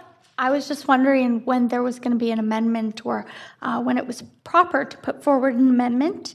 This is a point of information. Stating that I did not wish to serve on the committee. I only wish to serve on committees where I feel that I can participate fully, and I I'm a, go 100% or not at all kind of a person when it comes to that sort of thing. So I do try and make sure that I can attend my committee meetings. Sometimes even our liaison committee meetings, we have meetings here, or they overlap with other civic events, but I will not be able to serve on this. And you mentioned that law had suggested that language be included. So I'm not sure when that's a good time. I'm asking right now if each of us send in if we want to, if we don't. How would you like us to go about doing that, Chair Carr? That's a really good question to ask in terms of a point of parliamentary procedure. And my suggestion is that it may be easier if people indicate by email to the whole group if they are interested in serving on this working group that may be established if we vote in favor and support of the amendment by Councillor Dominato. That way people can see the names, right? I'm supportive of the amendment. Great. Just wanted to make sure that wasn't last chance. Absolutely. Thank you. Councillor Dominato? I have nothing further now. Thank you. Great. So, Madam Clerk, if you can just move us to a vote on the language as submitted by in the amendment by Councillor Dominato, that would be great.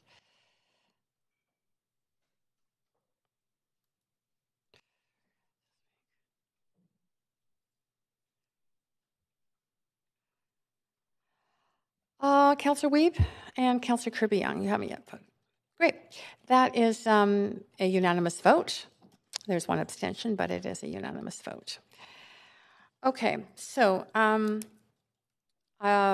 Councillor Hardwick. Yes, I had put in some other amendments, starting with B, that the terms of reference for the informal working group be as follows. Councillor Hardwick, I'm going to try and be helpful here. Please. If you could start with the amendments that are all highlighted in the draft that you circulated, because they're not on the floor yet.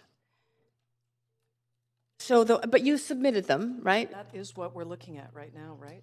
Yes. But they start with A because there's some striking out in A. There's also language that's highlighted in red, not intended to constitute a committee, called the Municipal Auditor General Informal Working Group. I thought A we just dealt with the amendment from Councillor. Well, the striking out of, there's still some strikeout that needs to happen in A. Oh, she did a strikeout and replace for that whole paragraph? For A. Ah, thank you. Okay. Great. So we can start with B. Right? So, yes, I believe so. Okay. All right. Go ahead, starting with B. So, again, these were contemplated originally under one of the various scenarios that were provided by legal, but one is the same as there's really no change other than changing it from subcommittee to informal working group under B. The one, there are no changes. If we scroll down, please. There's just changes again in 2 that take out the reference to the Auditor General Subcommittee pursuant to Section 161. That has been removed, or it should be, if this is the right version, removed. And then C is the one that, or 3 rather, changes it from the end of March to the end of Q2 2020. That's correct. 4 is that aside from reporting back to council and making recommendations, again, replacing the word subcommittee with informal working group. And then finally, down at the last bit is approved by the city solicitor and executed by the city manager, and removing the reference again to the Auditor General Subcommittee. Great. Okay, that's great. Thank you, Councillor. In essence, removing any reference to the subcommittee and replacing it with the informal working group. Great. And pushing the date. Good. Yeah, we are in an amendment queue, so anyone wishing to speak to that amendment? All right, everybody clear about that? Are you prepared, Council, to vote on this? You're all good? All right, Madam Clerk, you can, thank you, I appreciate those people nodding their heads. If we could have the vote on this, that would be good. You're voting on all the amendments forwarded by Councillor Hardwick.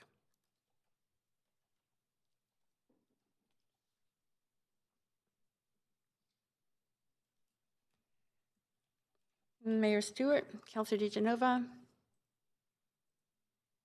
Okay, that passes unanimously. There were 2 abstentions, but they count as in favor. So that's, yeah, great.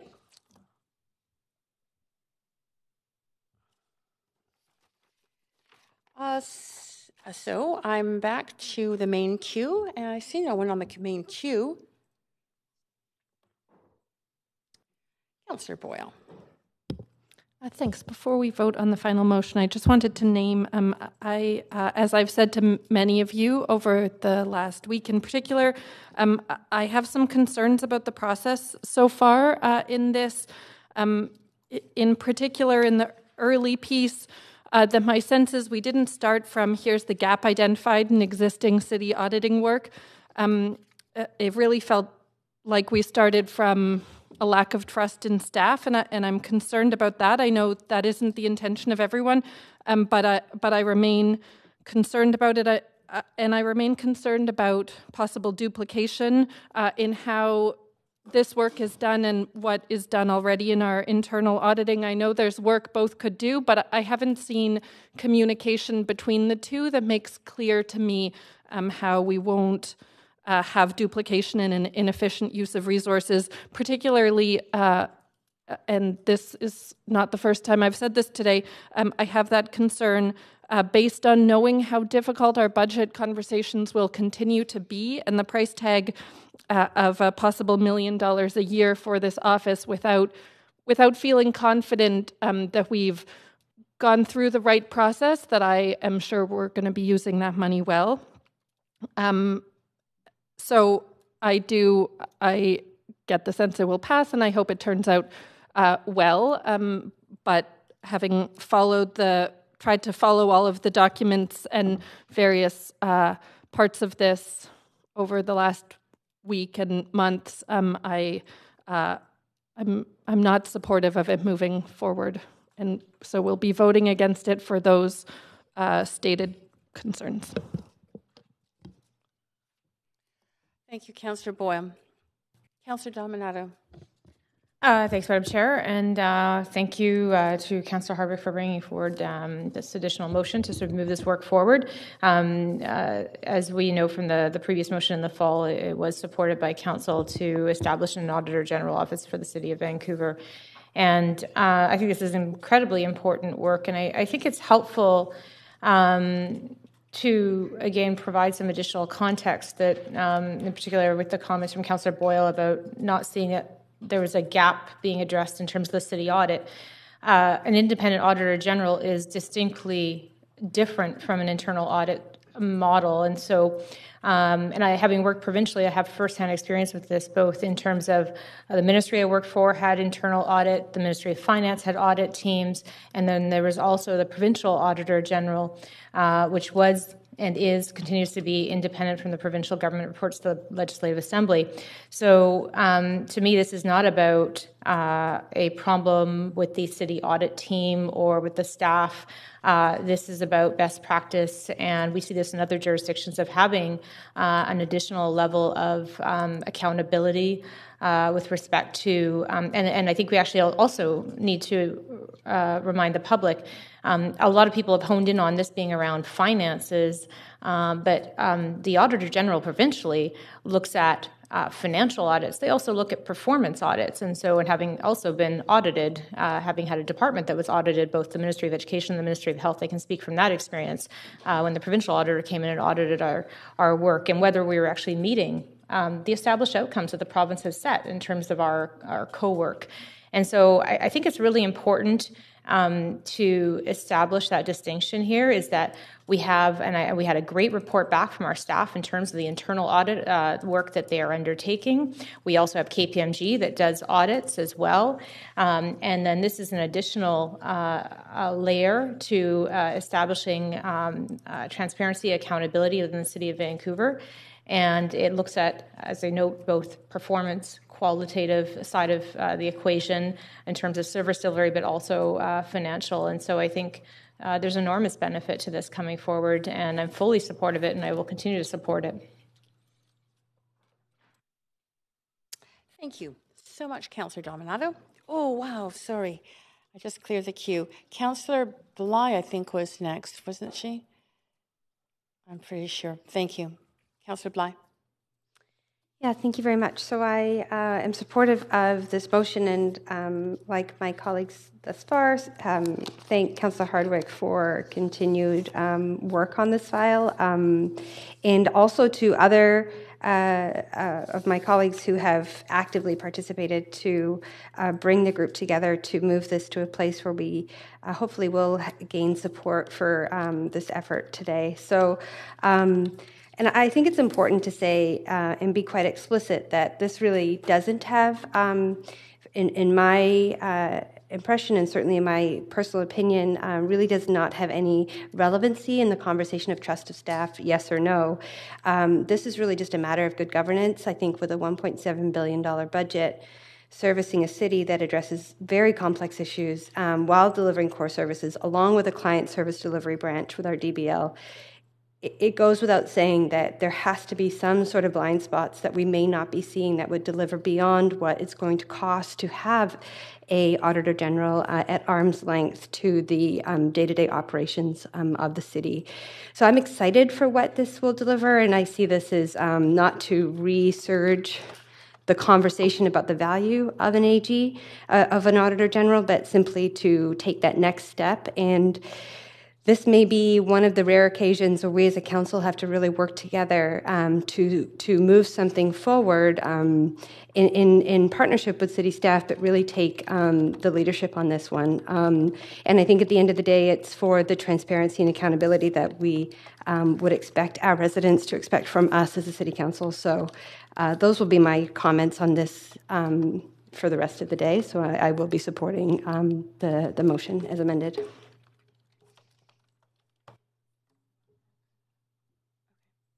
Thank you, Councillor Bly. Councillor Kirby-Young. Thank you, Madam Chair. Yeah, I'm very excited to see this next step moving forward. I think I asked the question earlier, if just to make sure that we're framing this for everybody that might be following along on this scintillating discussion at home, that this is an interim step, really in terms of getting some of the framework so that this can get up and running. And I think it was a really positive step that Council took in a unanimous vote on this one, as we have on some of the really key, I think, directional changes moving forward. This is, I think, about best practice. When we saw a lot of the research that was done supporting the original motion, all the major cities do have, with a rare exception, an external Auditor General.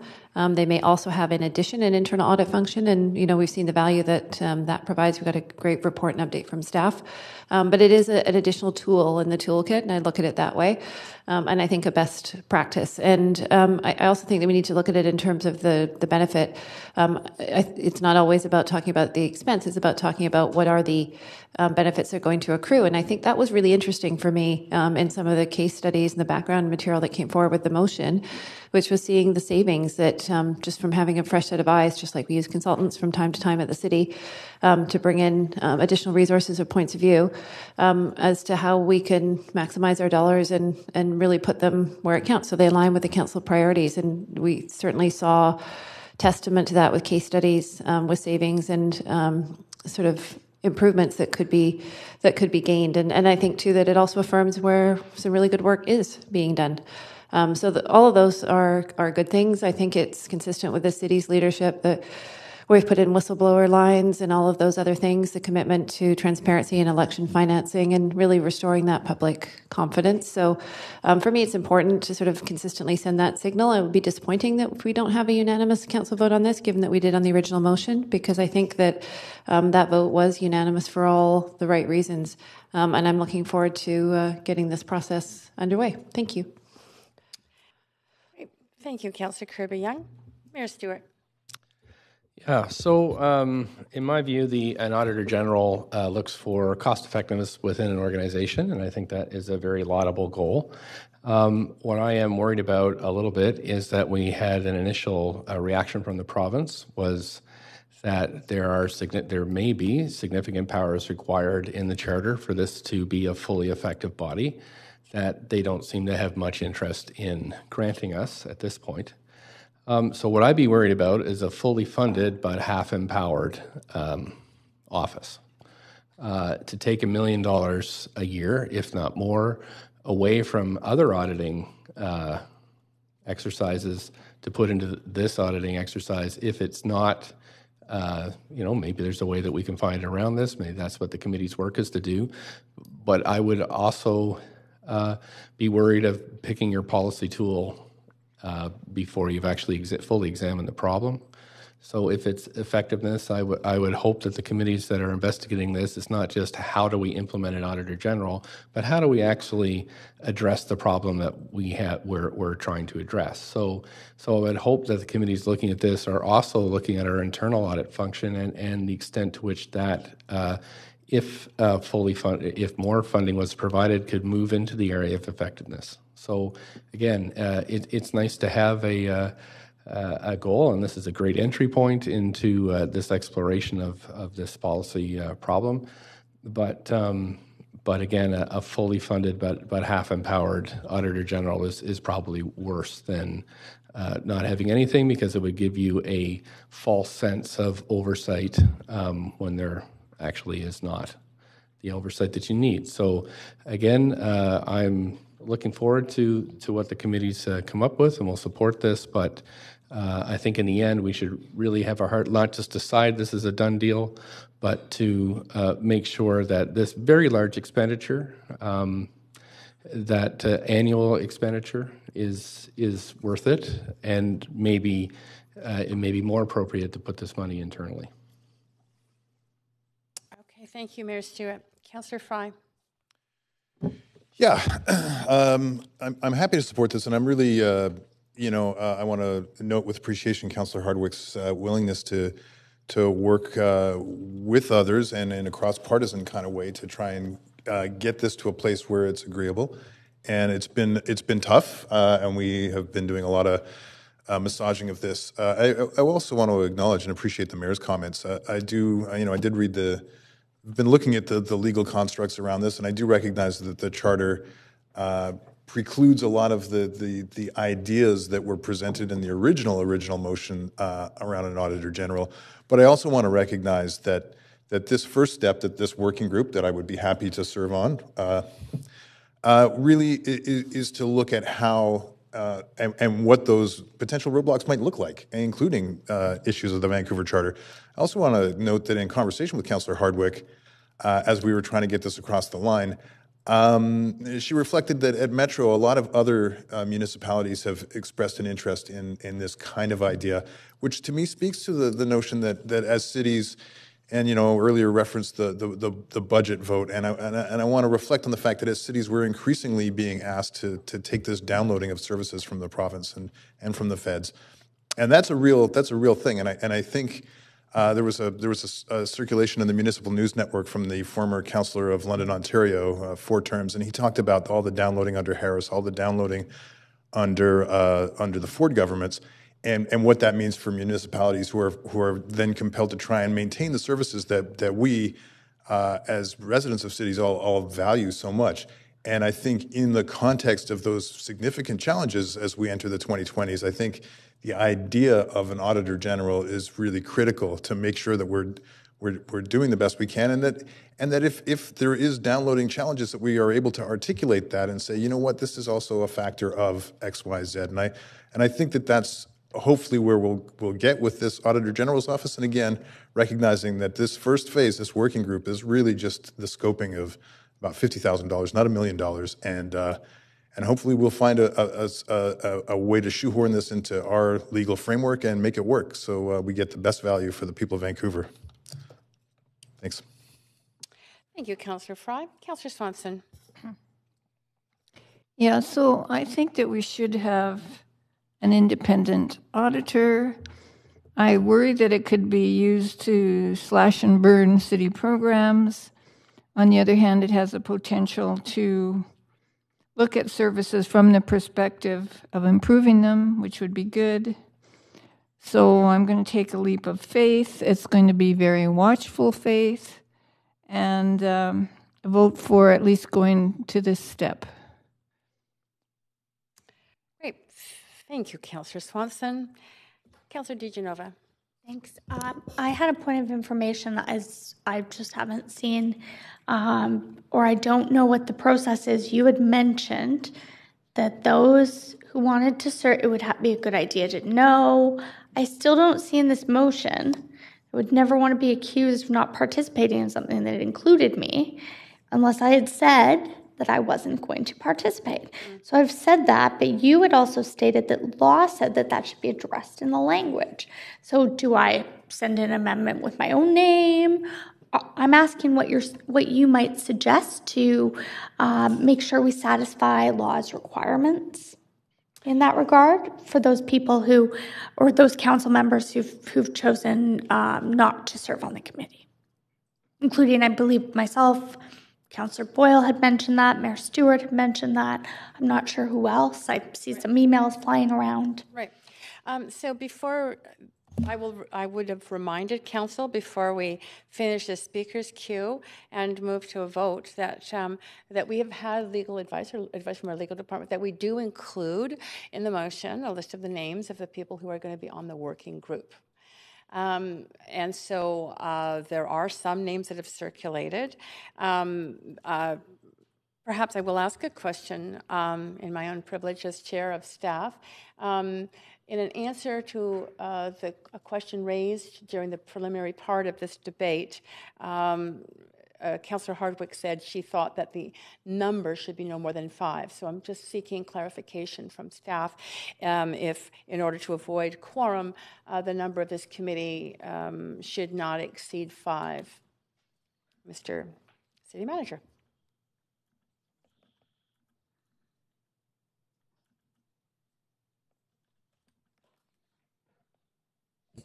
Thanks. I think, from law's perspective, 5 or less is safer, and that would be the recommendation. There's not like a hard and fast rule, but I think, as we've indicated, there's gray area here, and that would be the recommendation. Okay. Okay, people should probably keep that in mind. That's if there's a limited number. I will withdraw my name from the committee or the possibility of being appointed to the committee. I would like to say, though, that I would favor seeing some balance to the committee in terms of representation of council, and just throw that out as my thought on the subject. Councillor DiGenova, are you finished? Yep. I'm finished. You are? Okay, thank you. Councillor Fry. Yeah, I guess as a point of information through you, Chair, to the city manager, could a working group have multiple members, and so long as quorum is not achieved, it would be as sort of a first come, first serve kind of basis. So if you're not there, you're not there. No, he didn't. Different question. I understand the question to be the committee has X number of members that exceed 5. The first 5 that show up at a meeting form the committee for that meeting. That's how. Thank you for translating my clumsy question. Mr. City Manager. I could have just turned around, I guess. But. Just waiting on law here. Oh. I think that would work. Well, law thinks that would work. They are very fast, aren't they? Thank you, law. Okay. So that does That makes a difference. Thank you for that question, for clarification. So we're moving. Councillor Fry, are you done then? Oh, that's good. Thanks for that clarification. All right, Councillor Dominato. Thanks, Madam Chair. And I think it's just a follow-up to that in terms of a point of information. It's around, in reading a number of the memos and so on that were circulated, my recollection is that what's proposed is a working group, and the working group isn't empowered to make any decisions. And so I don't personally, I guess the question is it hard? What I heard the city manager say is it's not hard and fast that it has to be limited to 5 people because it is not empowered to make decisions. It is effectively a working group that has no power or authority to make decisions on behalf of council. Is that what I understood? Is that we could go ahead and have a larger working group than 5? What the city manager said was the advice of law is that they would advise that it not constitute more than 5 members in order to avoid the possibility of a decision being made that would be a legal decision if there were a quorum, which is 6 or more. That's their advice. They did not say no, and from what I heard, I also heard a suggestion that potentially there could be a larger number on the working group, but that once it's just below quorum, that for a meeting that take place. But I'm going to turn to the city manager, who was standing up for more clarification. No, yeah, I think you got it. I think if you want to probe more, I'd recommend we go in camera. But beyond that, I think you've summarized it. If you want to get into the nuance, it's probably a better discussion for an in-camera conversation. Okay. Thank you. No, I think I got my answer from the chair. Thank you. Great, thank you. Okay, are you good, Councillor Dominato? Yes, thanks, Madam Chair. Councillor Kirby-Young. I actually had a similar question. I was going to ask that if they don't have any power-making ability, but I'm sending a couple of proposed format amendments for council's consideration. Great. We would need some change to enable this to happen with names. Thank you, Councillor Kirby-Young. You want to retain the floor until we all have them? You have to wait till you get... Oh, they're already up. Councillor Kirby-Young, your amendment has been circulated. It's a little bit of an unusual procedure as we're discussing the process and how to format them. I just attempted to help it along and capture all of the names that I had seen express interest, either verbally or by email so far. So I was just essentially playing secretary there to capture the names, and I thought that might help enable the discussion. Yeah. Great. Thank you. I'll just add myself to the queue to respond to that suggestion. Just 1 second. You are on the queue. Councillor Kirby-Young, that's good for you? Yeah, I'll leave it for now so council can provide comments. And this is an option at this point, so I guess when we get to some discussion, we would end up having this moved as an amendment. Correct? That's your intent?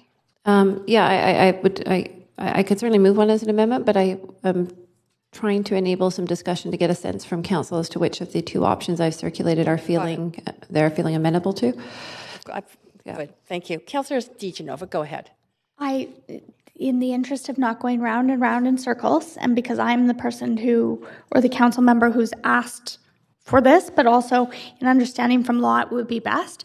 I thought it would be best if I just moved forward with something. So I hope that that's okay with Councillor Kirby-Young. So I'm just I wouldn't feel comfortable with it saying no more than 5 councillors, because I understand that might not go into the minutes saying that I have chosen to exclude myself from the process, and instead sometimes, as some of us have experienced, people will note that we are not somewhere, and it doesn't mean that we're not doing something else that has to do with civic business or something else. So I've stated my reasons. I think I'd just be more comfortable with those names. But again, that being said, it doesn't mean that we can't amend this at a later time to add other people to the committee. So I think that it's just more clear, and I'm not sure about the others who have chosen not to have their names on there, but I think it's very clear that I'm not on the committee. Thus, I would not be showing up to the meetings or expected to be showing up to the meetings, and it would not be impugned as to why I wasn't at the meetings. So for that reason, I want to give credit to Councillor Kirby-Yung because I literally copied one of the two options, so we didn't go round and round and round on this. But I understand that that's 1, 2, 3, 4, 5. That's 6 names, So, Councillor Carr, I know that you yourself had said that if it was 6, you'd take yourself off. So, would it be helpful if I amended my own amendment to do that? You next. Okay, but you're chairing, so I guess you'd relinquish the chair. Or? Oh, Sorry. that's true. So sorry. Just trying to be helpful. I can. Would you like me to do that? Okay. I will.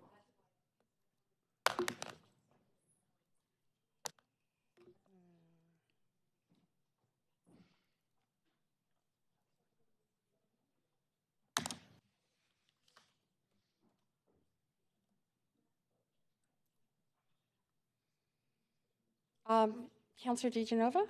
Yes. So you are tabling an amendment? I was tabling an amendment, but we haven't moved to an amendment queue. No, we haven't. So I thought I'd sent it in. I can check. Yeah, just 1 second. I'm going to check with clerks.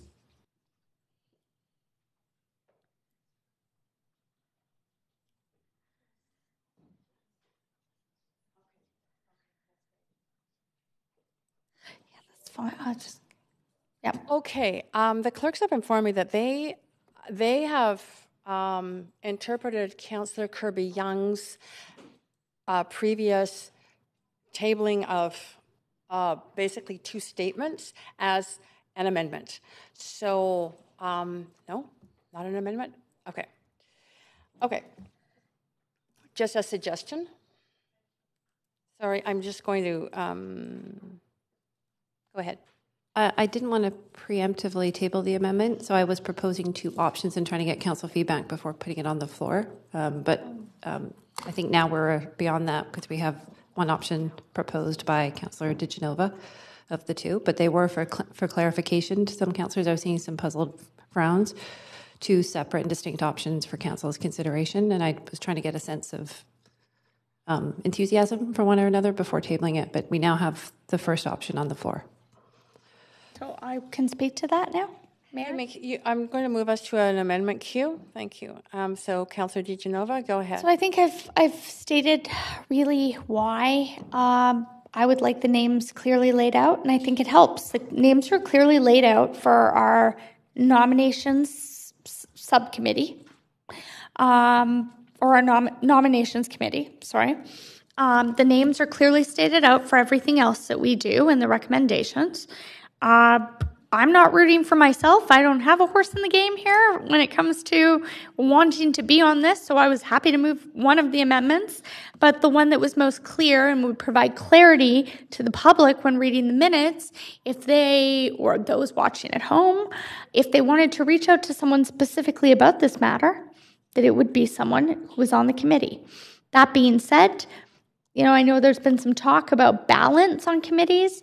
I understand that not all, political representation that's around the council table or in council chambers here is necessarily on the nominations committee. So if we wanted to achieve that here, then I'm just saying I would plan on adding, the possibility of making that recommendation to council and motion for that to be the case with the nominations committee as well. Because I think that we could align that way. I don't really, it doesn't matter to me. I just think the rules should kind of be the same or mirror each other. And I really appreciate that it states who is on the nominations committee. So that's why I put this forward. That being said, if it doesn't pass, I'm not going to be heartbroken. So I'd suggest, Councillor Boyle is on the queue. Okay, you're good? Yep. Thank you, Councillor DiGenova. Councillor Boyle. Thanks. I circulated an amendment to the amendment. Are we not so far deep. Am I able to do that? You are absolutely able. I'm going to move us to an amendment Q2. Thank you, Councillor Boyle. I mean, sorry, yes, you, but somehow I've got Councillor Bly on my list.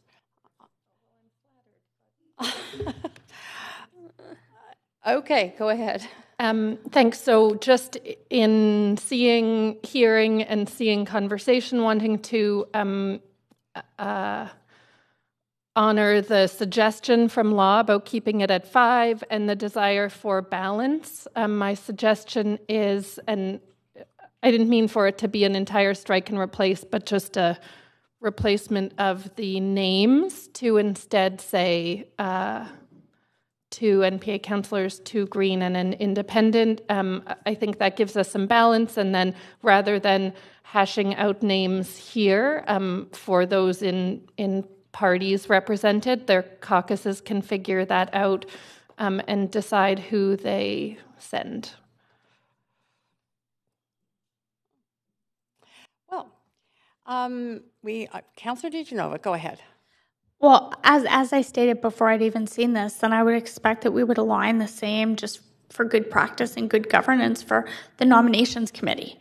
So I know that's particularly hard to send just people from caucuses because obviously there's some research and background that goes into that, but I don't see why this would be any different than that in a sense, just like any other committee. We did have a budget committee for a while here, and I think that it's important that we consider that. So while I appreciate the spirit of Councillor Boyle's amendment, I also just feel that it's I'm not even sure that there's an independent councillor that wants to attend. So without knowing that for certain, I won't be voting for this. But I do appreciate the amendment, Councillor Boyle. Council, before we proceed with any further speakers, I need a motion to extend this meeting to complete the business. So move. Great. All those in favor? Any opposed? That's great. Thank you very much. Thank you, Councillor DiGenova. On to Councillor Boyle. Thanks. I just want to name, I don't think we need to make this bigger than it is. I'm just trying to weave a thread to find a way that we form this committee and wrap this up. Thank you, Councillor Boyle. Councillor Kirby-Young. Quick point of information through the chair. My understanding that the recommendation from staff was that it include the names of specific councillors. Is that not correct? It was from legal. From staff through legal? I can ask if, you know what, I'm going to, that conversation, the city manager was not in that conversation. Would you? Maybe he knows the answer. Or do we need to take a 2-minute recess to? Yeah, I think a 2-minute recess would be important. Okay, let's do that. Okay. Oh, I'd like to move that. Do you need a vote, Councillor Carr?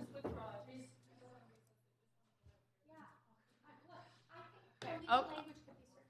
Okay, just a second. There's no kind of open discussion on the floor, although I did say it was a recess.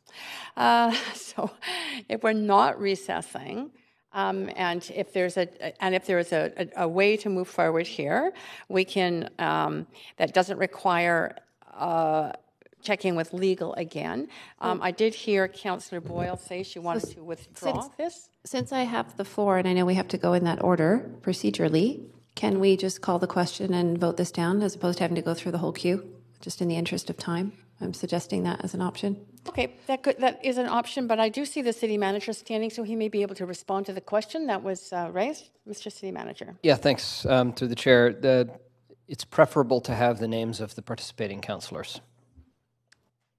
So I'd like to suggest we call the question and encourage council to just vote against this amendment so we don't have to go through the queue, just in the interest of everybody wanting to expedite the conclusion of this meeting. The question has been called, but that takes us, no, it doesn't take a seconder in committee. You can't have one after you call it.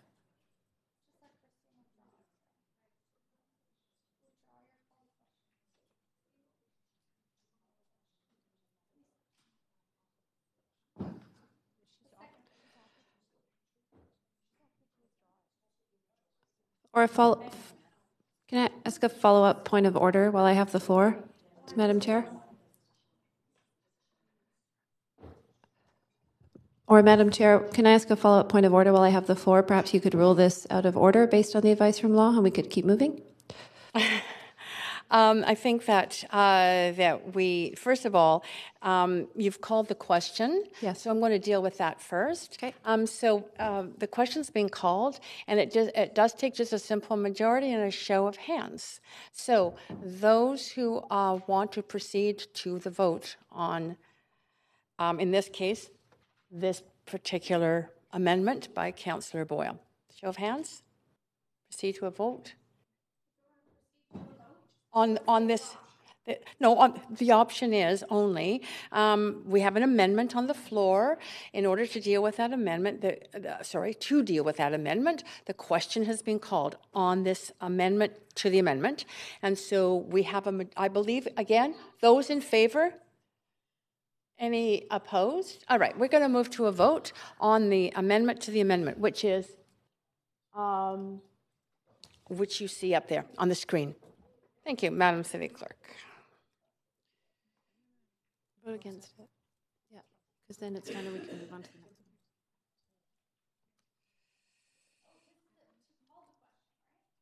one. No, that was a show of hands. This vote is on this amendment to the amendment, the one that you see on the screen.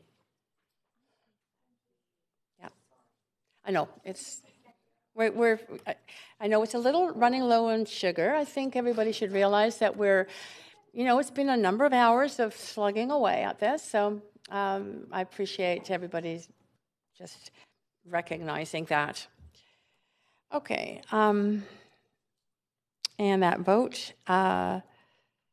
Okay, so the amendment to the amendment fails. 2 to 7, those in opposition. Councillors Card, DeGenova, Hardwick, Wiebe, Dominato, Bly, and Kirby-Young. Okay, so we are now moving back to the amendment. And Councillor Kirby-Young, you have the floor. Oops, so you're absolutely right. Councillor Boyle, you have the floor. I don't need to speak. You're fine? Okay, Councillor DeGenova. Chair Carr. Yes. I understand that you cannot do this yourself because you are in the chair. You had signaled that you would not participate if there should not be more than a certain number. I understand that that was the recommendation of legal, and to make sure that this doesn't become incorrect and that we follow the same process that we do in other settings, especially informally. What concerns me is there's not going to be any legal staff at this. So if there's no legal staff at this, informal meetings that aren't necessarily minuted could get us into legal hot water. So I would prefer that, maybe there could be these meetings are open to other people to attend as they want, but these are the members of the committee, which I would be comfortable with, but that would preclude one more person from leaving that committee. I think 1, 2, 3, 4, 5, 6 right now. So I'm not sure what the right language would be. This is a point of information for you as to how perhaps we could remove your name from the committee if you've offered to do so, or a person's name from the committee, but they could still attend the committee if they wanted to, and that is not me. But for anyone who didn't make it on the list of 5, and since there are 6, that's what I would suggest. Like Councillor Fry said, people can come and observe, just as we do with the Civic Asset Naming Committee. Maybe there could even be a subcommittee of the subcommittee. I also will not be on that. But I'm trying to look for options that keeps us legally in line and follows the pattern of good governance. So I'm just going to ask you to please ask law that question, and I'd like to know their exact response. If they feel that having meetings without legal staff there or without staff, when we have briefings, there's staff there. It's overseen a certain way, certain things we can talk about, certain things we can't talk about. So for that reason, unless there's another suggestion. That's what I would need, and then I would move to amendment, but I don't want to strike anyone's name without having that information. Right. Mr. City Manager, did you get that question? Which I believe was a two-part question. One part being, does legal feel that there has to be legal advisors or somebody from the legal department attending these meetings? And another part of the question was, if there's more than 5. If there are, yeah. What is legal's advice regarding? I believe this has been answered, but perhaps it could be answered again. Yep, I got it. I think, thanks for repeating it. No, we don't need and don't recommend that legal staff be there. This is really intended not to be a meeting of council. You're not taking minutes. Like all of those things. You're not making decisions. You're not furthering the business of council, and you get that you're on really shaky ground if that starts to happen in this environment. So that would be number one. Number two is our recommendation is that you have 5 or less members there. Again, if you want to get into a lot more detail on the risks of having more, and then we need to go in camera. But that's law's recommendations at this point. Right. Thank you. I don't want to. Thank you. Just one second. You asked another question, and I'm going to answer that question.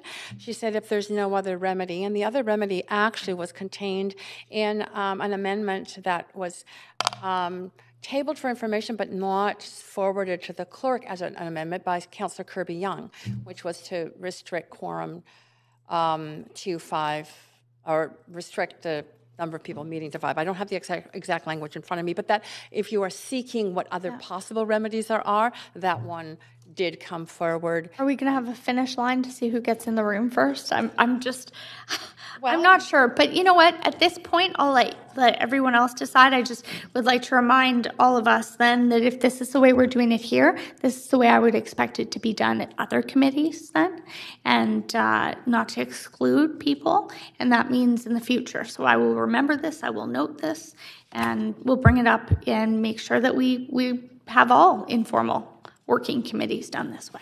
Thank you. Thank you, Councillor DiGenova. Councillor Dominato. Thanks, Madam Chair. I'm just checking in that we're still debating the current amendment on the floor. We are. That is the current amendment on the floor. We are in Amendment Q1, so it can be amended. Okay, thank you, Madam Chair. No, I just wanted to comment on it briefly. I think we had some advice around naming the participating councillors, which I'm fine with. I don't have concerns about the number simply because it's not an empowered committee. And we're entrusted to do the public's work to support and serve the public, and I would expect that, and I think everyone holds to themselves to this in this council, is that if we are serving on a working group and it's not empowered to make decisions, that we will not make decisions, and just as the city manager indicated. So I'm not concerned about the number per se, and I simply want to see us advance the work. And I was just rereading the terms of reference in the motion around is basically information gathering, compiling the recommendations from the CAAF, compiling that information and providing a report to council. So I personally, and I think it's also cross-partisan based right now in terms of the representation. So I'm personally fine with it. I think it's balanced, but I just wanted to add my voice. Great. Thank you, Councillor Dominato. I see no one else on the queue to speak to this amendment, so that amendment is up on the screen. So, Madam City Clerk, if you could move us to a vote on this.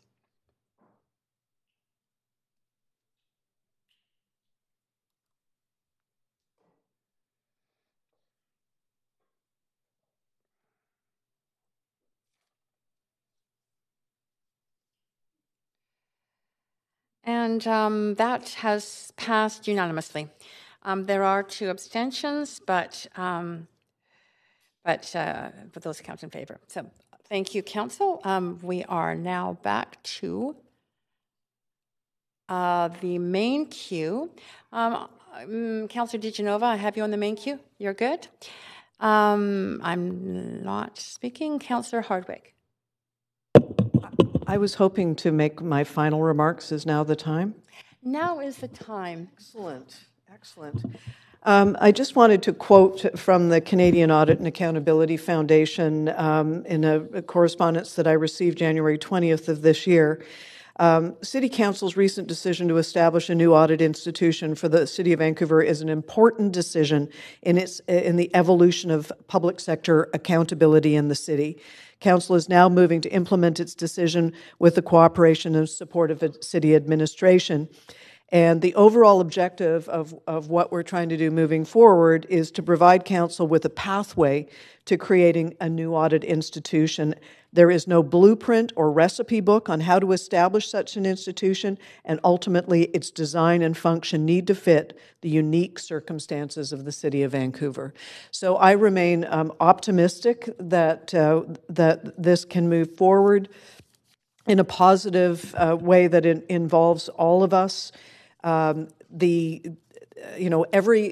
been stated, every major Canadian city already has an Auditor General in place, and there are a spectrum of different applications for this role, as distinct from independent audit and from external auditors, such as the city has. The independent Auditor General holds a very special and very specific role, and I'm hoping that, notwithstanding having a limited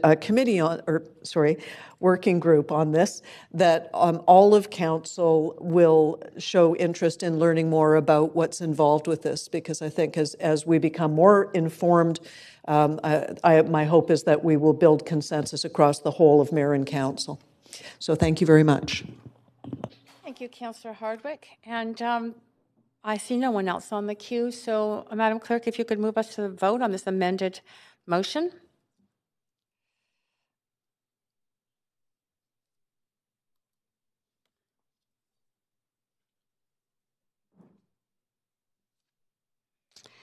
And that motion passes with one in opposition, Councillor Boyle. One abstention, but that is counts as a yes vote. Okay. Now, Council, just before we end this meeting, I have been informed that there is a housekeeping motion that Councillor Hardwick wishes to move forward in terms of changing one of the whereases and a date or something like that. It was just something that we noted, had everybody had missed it in all our back and forth, that in the whereases under number 1, it says October 23rd, 2018, and it ought to be 2019. So it was a typo, clearly, and I just wanted to change it from 2018 to 2019. That is a motion that you have to put forward. May I do that without sending something in writing? As we're talking, just send it. I mean, just use the language you just used. That would be helpful. And that's, yeah. Oh, she did. You already did. All right. Excellent. I did on an earlier version. I don't know, it slipped by everybody, but all right. we caught it in the end. And that's the only change? Yes. Okay. Council, we have one change on the floor of Council. I've seen no one wanting to speak to that. So, Madam Clerk, can you take us to the vote on that change?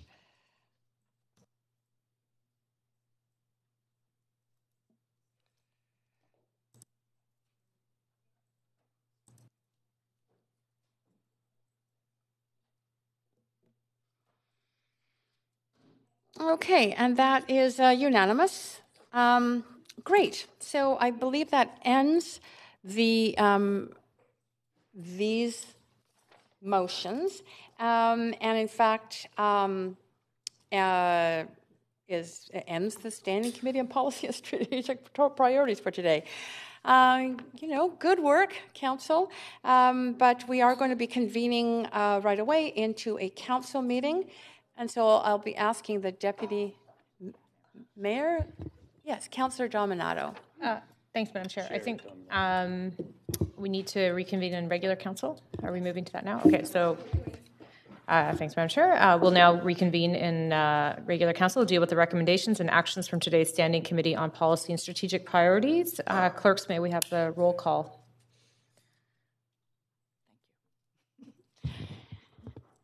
Yes. Councillor Carr. Mayor Stewart is absent. Councillor DiGenova. Present. Councillor Fry. Councillor Swanson. Councillor Hardwick. Councillor Wiebe. Present. Okay. Councillor Boyle, not in the chamber. Councillor Dominato in the chair. Councillor Bly. And Councillor Kirby-Yung. Meeting has quorum. Thanks, Madam Clerk. I see Councillor DiGenova on the queue. And maybe, point of information. Okay, on a point of information, if you could advance her. Need my microphone. Thanks so much. As has been stated very many times, the final deadline for motions to move forward for LMLGA and UBCM, I just wanted to ask through you, Chair Dominato, to the city manager if there was any further action that we need to take to make sure those motions are prepared appropriately and submitted. Thank you, Councillor DiGenova. Through you to the city manager, could you address that question? Is there any further action required with respect to proposed LMLGA or UBCM motions? That were passed? Previously passed, or? That were passed during the council and committee meetings on February the 11th and February the 12th, which is today and yesterday. I understand that it's urgent business otherwise for UBCM or LMLGA motions. Just wanted to make sure that they would be prepared accordingly and there was no other action that council needed to take to make sure that they were submitted correctly to LMLGA or UBCM. Through the chair, we will process it from here on out, and there's no further action. But I understand there are a number of other motions for LMLGA in the next council round, so there will be another tranche of those coming through, but they're processed by the staff. Understand. I just wanted to make sure those that were passed now would be in the queue for that as well. Thank you very much. Thanks. Thank you, Councillor DiGenova. And perhaps on that note, perhaps the liaisons to the LMLGA and the UBCM could circulate an email just with the deadlines for submissions to those organizations for those conventions. Is there anything further, Councillor DiGenova? No. Okay. Thank you. Okay. With that, we need a motion to adopt the committee's recommendations from today. Thank you, Councillor DiGenova. A seconder? Councillor Hardwick. All those in favor? Carries unanimously. Thank you, Councillor DiGenova. Seconder, Councillor Kirby-Yung. All those in favor? Thank you. Have a wonderful evening.